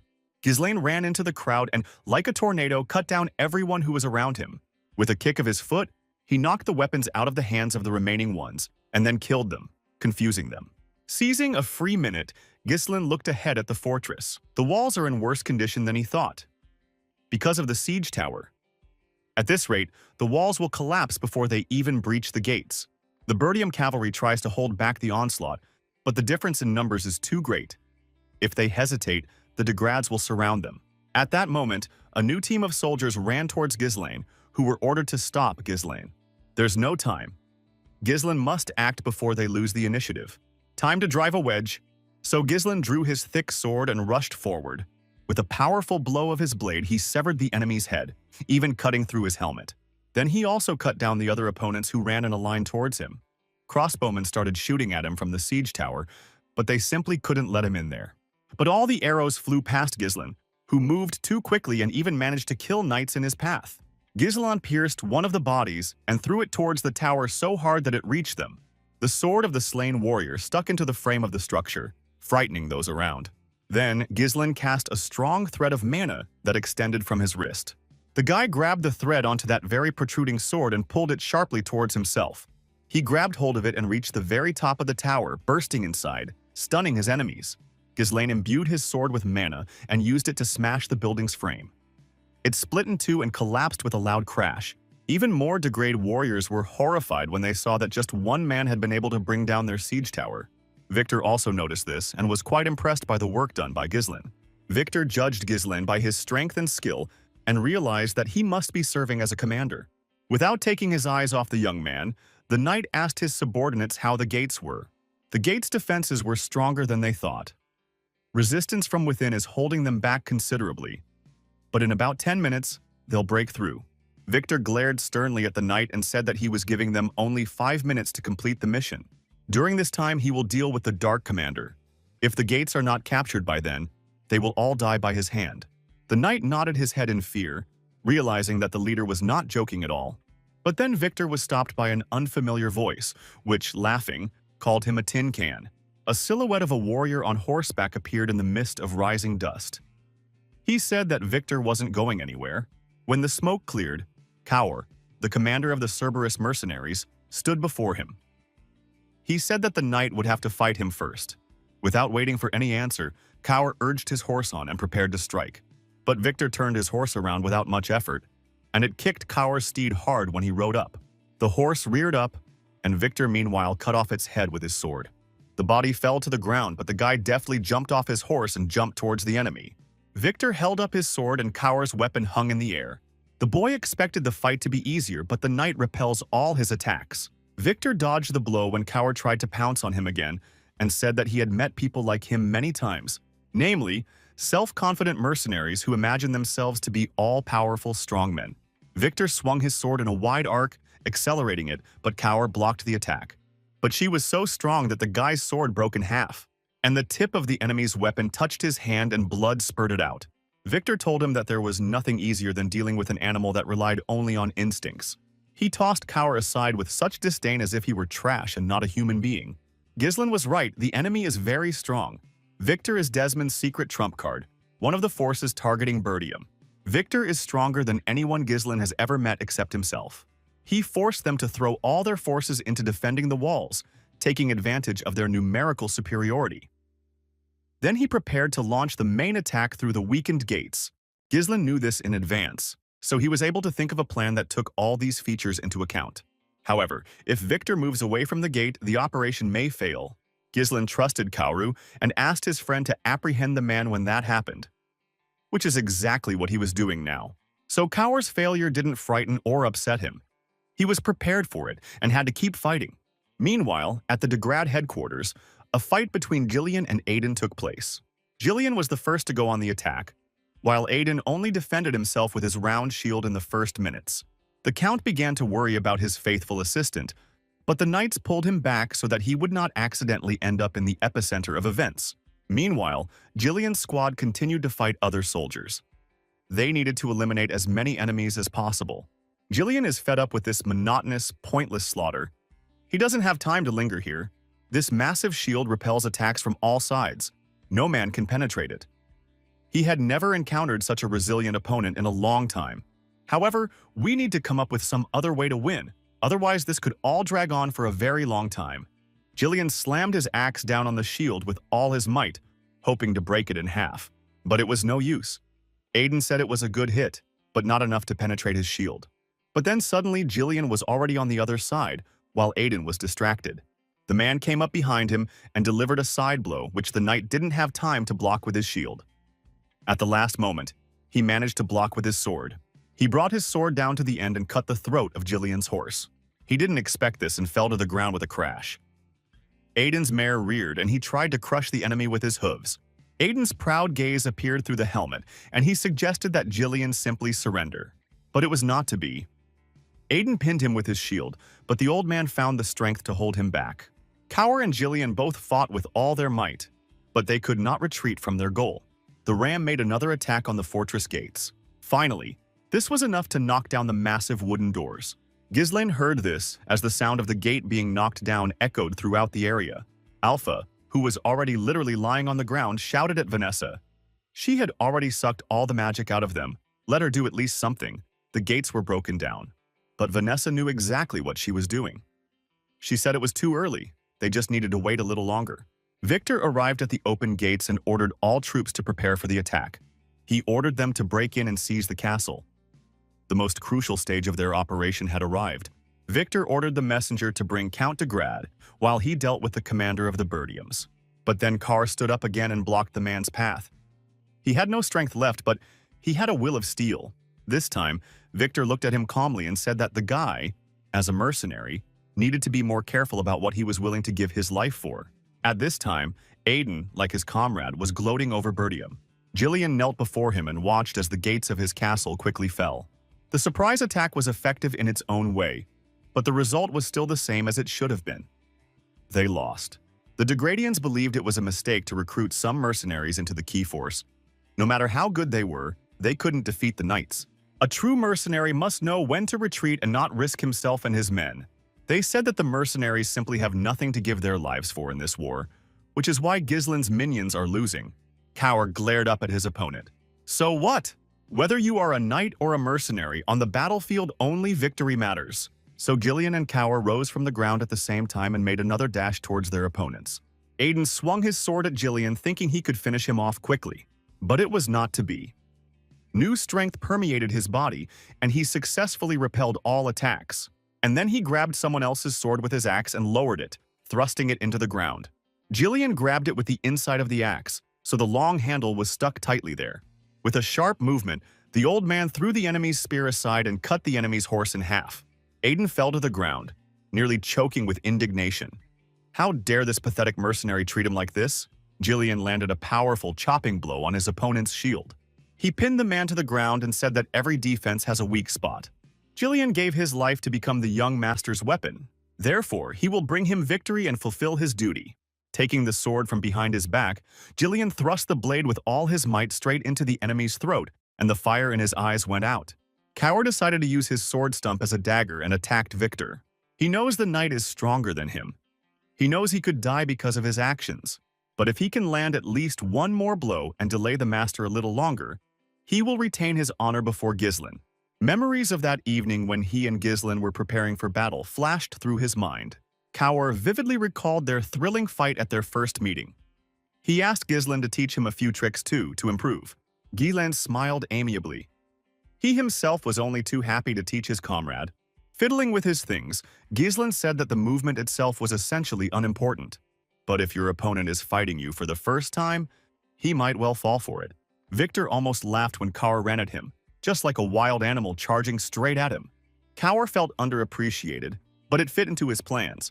First, he showered Victor with a huge number of quick blows from all sides. And then he ran closer and simply threw his half-dagger in the man's face. He easily knocked the stump off and it flew high into the air. Victor grinned and said that fools always make rash decisions, thinking they have nothing to lose, without even realizing that this would be their last mistake. With a quick movement, he thrust the blade of his sword straight at Cower to kill him. But the guy brought it to this point on purpose. With a little artistry, you can conceal true power. So at the last moment, Cower dodged his opponent's sword and slipped under his arm. Then he grabbed the man by the wrist and threw his leg over his arm, pressing down with all his weight. The knight was not ready for this, and the guy had another chance to deal him a good blow. He grabbed the stump of the sword that had flown away from him and pounced on the enemy. He thrust the sword straight into the horse's back, deep enough that it neighed and began to shudder in pain. Victor jumped off his horse at the same moment, and Cower fell to the ground after the horse. The knight admitted that catching the sword midair when the opponent had thrown it away was an uncharacteristic move. Even in a disadvantageous situation, Cower had laid the foundation for a turning point. It turns out that a mercenary is not just a brainless animal, but a selfless warrior. Victor even praised him for his resourcefulness.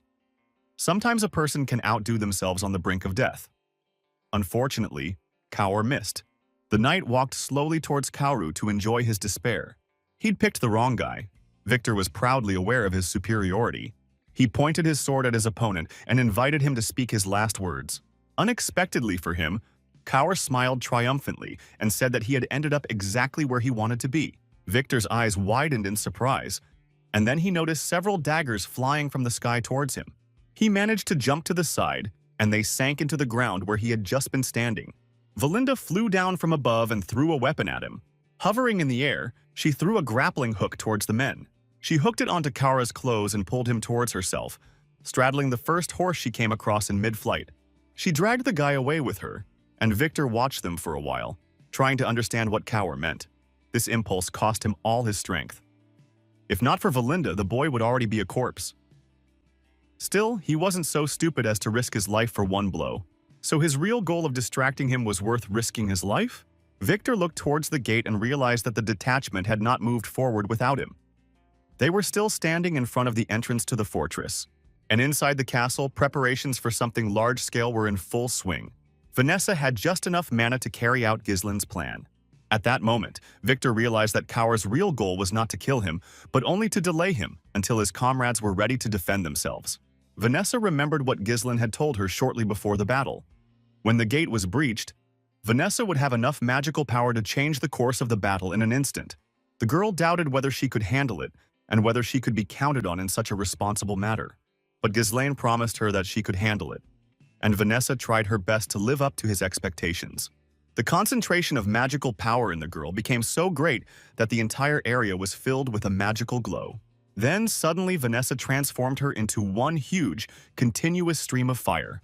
A fire fuse spell. An explosion of gigantic proportions fell upon the army of fire, and an unprecedentedly large wall of fire stole the entire inner courtyard of the castle. What's more, the fire had spread outside. The warriors of Degrad had nowhere to run.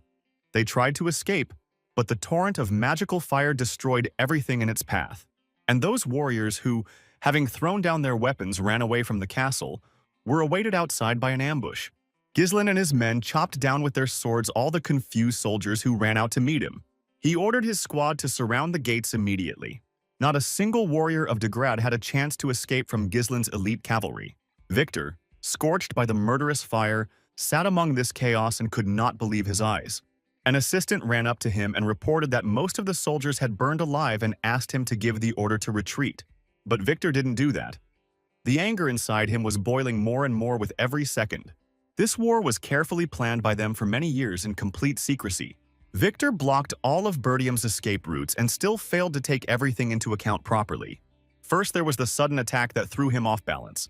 Then the crazy mercenary dog that distracted him from the most important thing. And then a high-level mage who burned thousands of soldiers in an instant. All these factors coincided too perfectly to be a simple coincidence. Was Victor caught in a trap? He ordered his men to retreat. They needed a new plan. There are no forests nearby. As soon as they escape the fire zone, they'll be able to regroup. The war will drag on longer than he expected. But there was no choice. Victor asked his henchmen to summon Aiden. But at that moment, as if on cue, Jillian came out of the wall of fire towards him. Aiden's bloodied helmet and in the other his blood-stained axe. Jillian asked the man if he was the Degrad commander.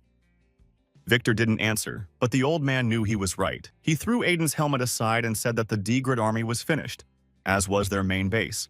Jillian pointed his axe at him and suggested that his opponent simply surrender peacefully before things got worse. But Victor was one of those who would rather die than lose his honor by shamefully fleeing the battlefield. He told Jillian that the war wouldn't end there. He'd cut them all down himself and put an end to it. Victor pulled his sword to the side and prepared for another fight. His war is just beginning now, and he will do everything he can to win. The Degrad army was burning in flames, and a wave of arrows from Bertium's crossbowmen rained down on them from the wall. Not a single soldier was allowed to leave the battlefield, and the enemy force was rapidly depleting.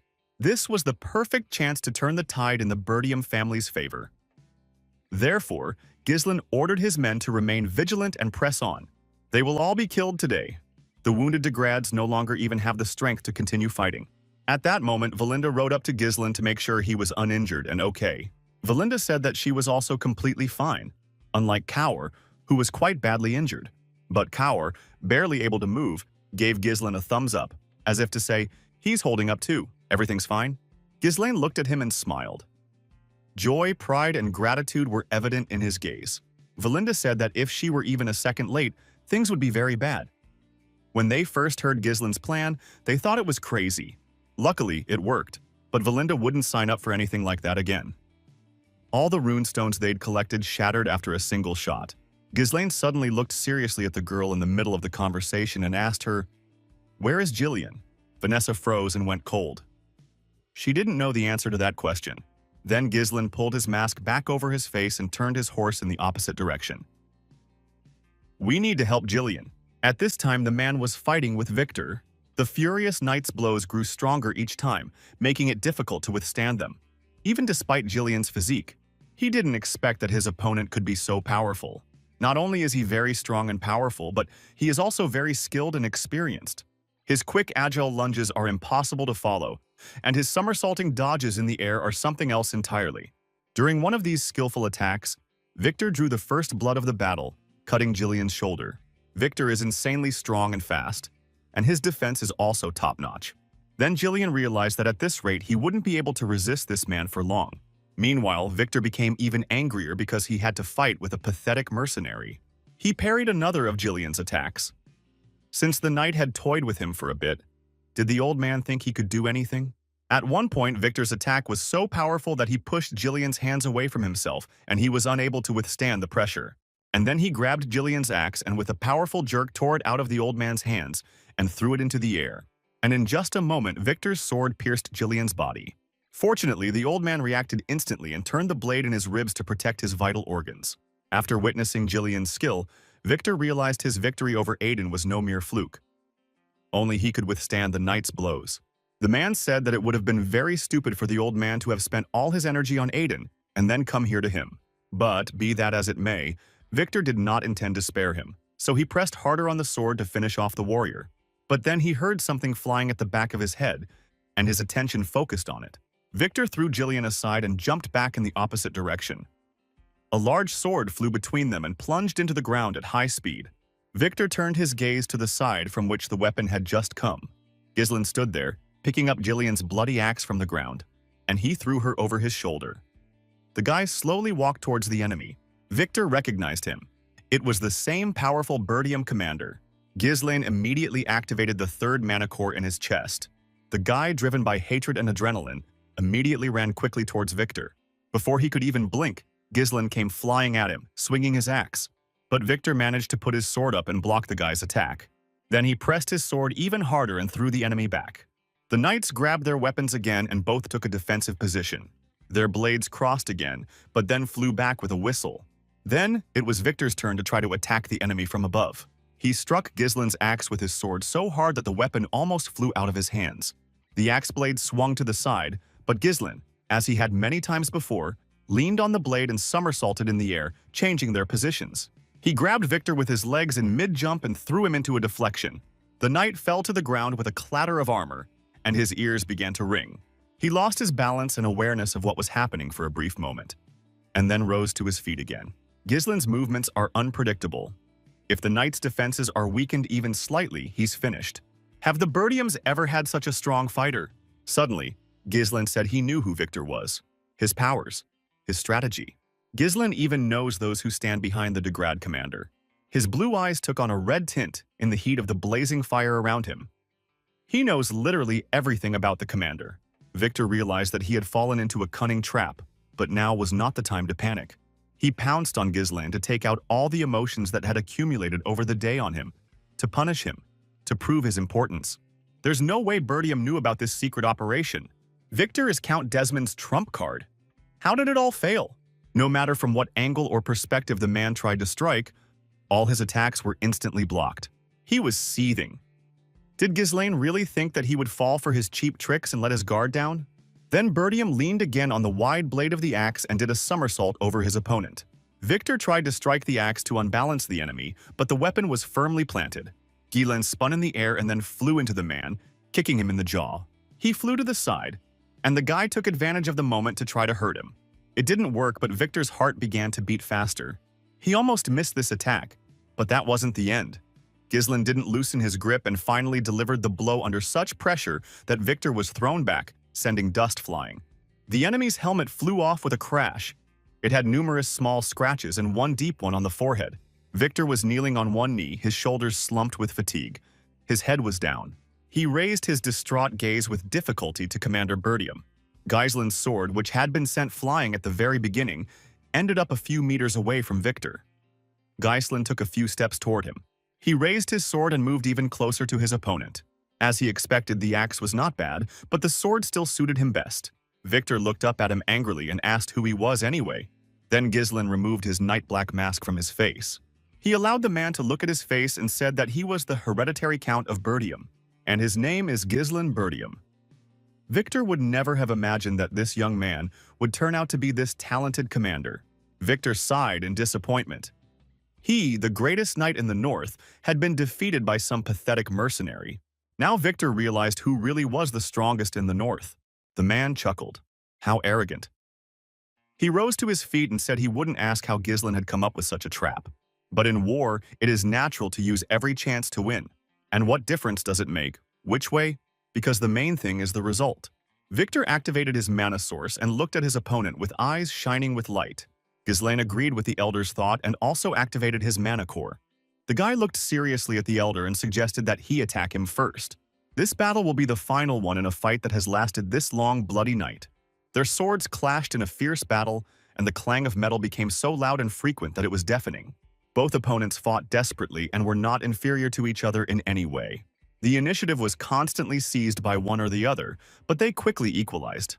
But then, Victor tried to make a strong attack, but when he made his lunge, Ghislaine suddenly jumped up and stepped on his hand with his foot. He jumped back from the sword and kicked Victor in the face with all his might, and he made a counterattack, but Victor's broken nose didn't stop him from reacting in time. He struck back with his sword so hard that Ghislaine was thrown aside by inertia and ended up in the air. They stood opposite each other, and Ghislaine looked at his elbow, where a fresh sword wound remained. Victor smiled, pleased that he had also managed to touch the young man, and then he pounced again, so as not to slow down the pace and finish off the enemy. But when Ghislaine tried to wound him in return, the man abruptly turned away, covering himself with a long cloak. The guy didn't lose his composure and somersaulted over the knight to confuse him. In flight, he tried to strike from above, but Victor quickly got his bearings and parried it. The battle continued. Another clash, and another, and another. Because the forces were equal, it seemed as if they could fight forever. This is no longer a matter of measuring strength. The one who makes the first mistake and stumbles will lose. As they crossed swords, Ghislaine decided to play on the surprise and suddenly loosened his grip, punching the man straight in the throat. He coughed and fell to the ground, but rolled away from the sword, preventing Ghislaine from inflicting any more damage. Ghislaine had to admit how good his opponent was. The difference between Victor and Ghislaine, with his third core open, wasn't all that great. When Ghislaine started the war in his past life by attacking the Desmond house, Victor also stood in his way. That time they were also approximately equal in strength, and the battle turned out to be hot. It was impossible to predict the winner of the battle, and each of the guys was striving for success. At that time, Ghislaine was fixated on his grievance and wasted too much time. Because of people like Victor, Bertium was doomed to fall. That day, Ghislaine made a firm decision that he still follows to this day. Those who target his county and the people he loves deserve nothing but death. So Ghislaine made a final dash and the blade pierced the master's torso, emerging on the other side all crimson. Ghislaine triumphed. Victor froze, feeling hellish pain fill his body and disappointment fill his heart. The wound was very large and pierced his stomach, so he had no chance of surviving this fatal blow. Ghislaine threw the man aside, drawing his sword. Victor fell backward onto the ground. Finally, he asked Ghislaine for permission to ask him just one question. Covered in blood, he asked the guy who he was and where he came from. The Ghislain Victor knew was a complete loser and trash. He couldn't have changed so suddenly, although it hardly matters now. The answer won't save Mr. Victor. The commander groaned, and the last thing he said was words of gratitude to Ghislain for making it fun to fight with him.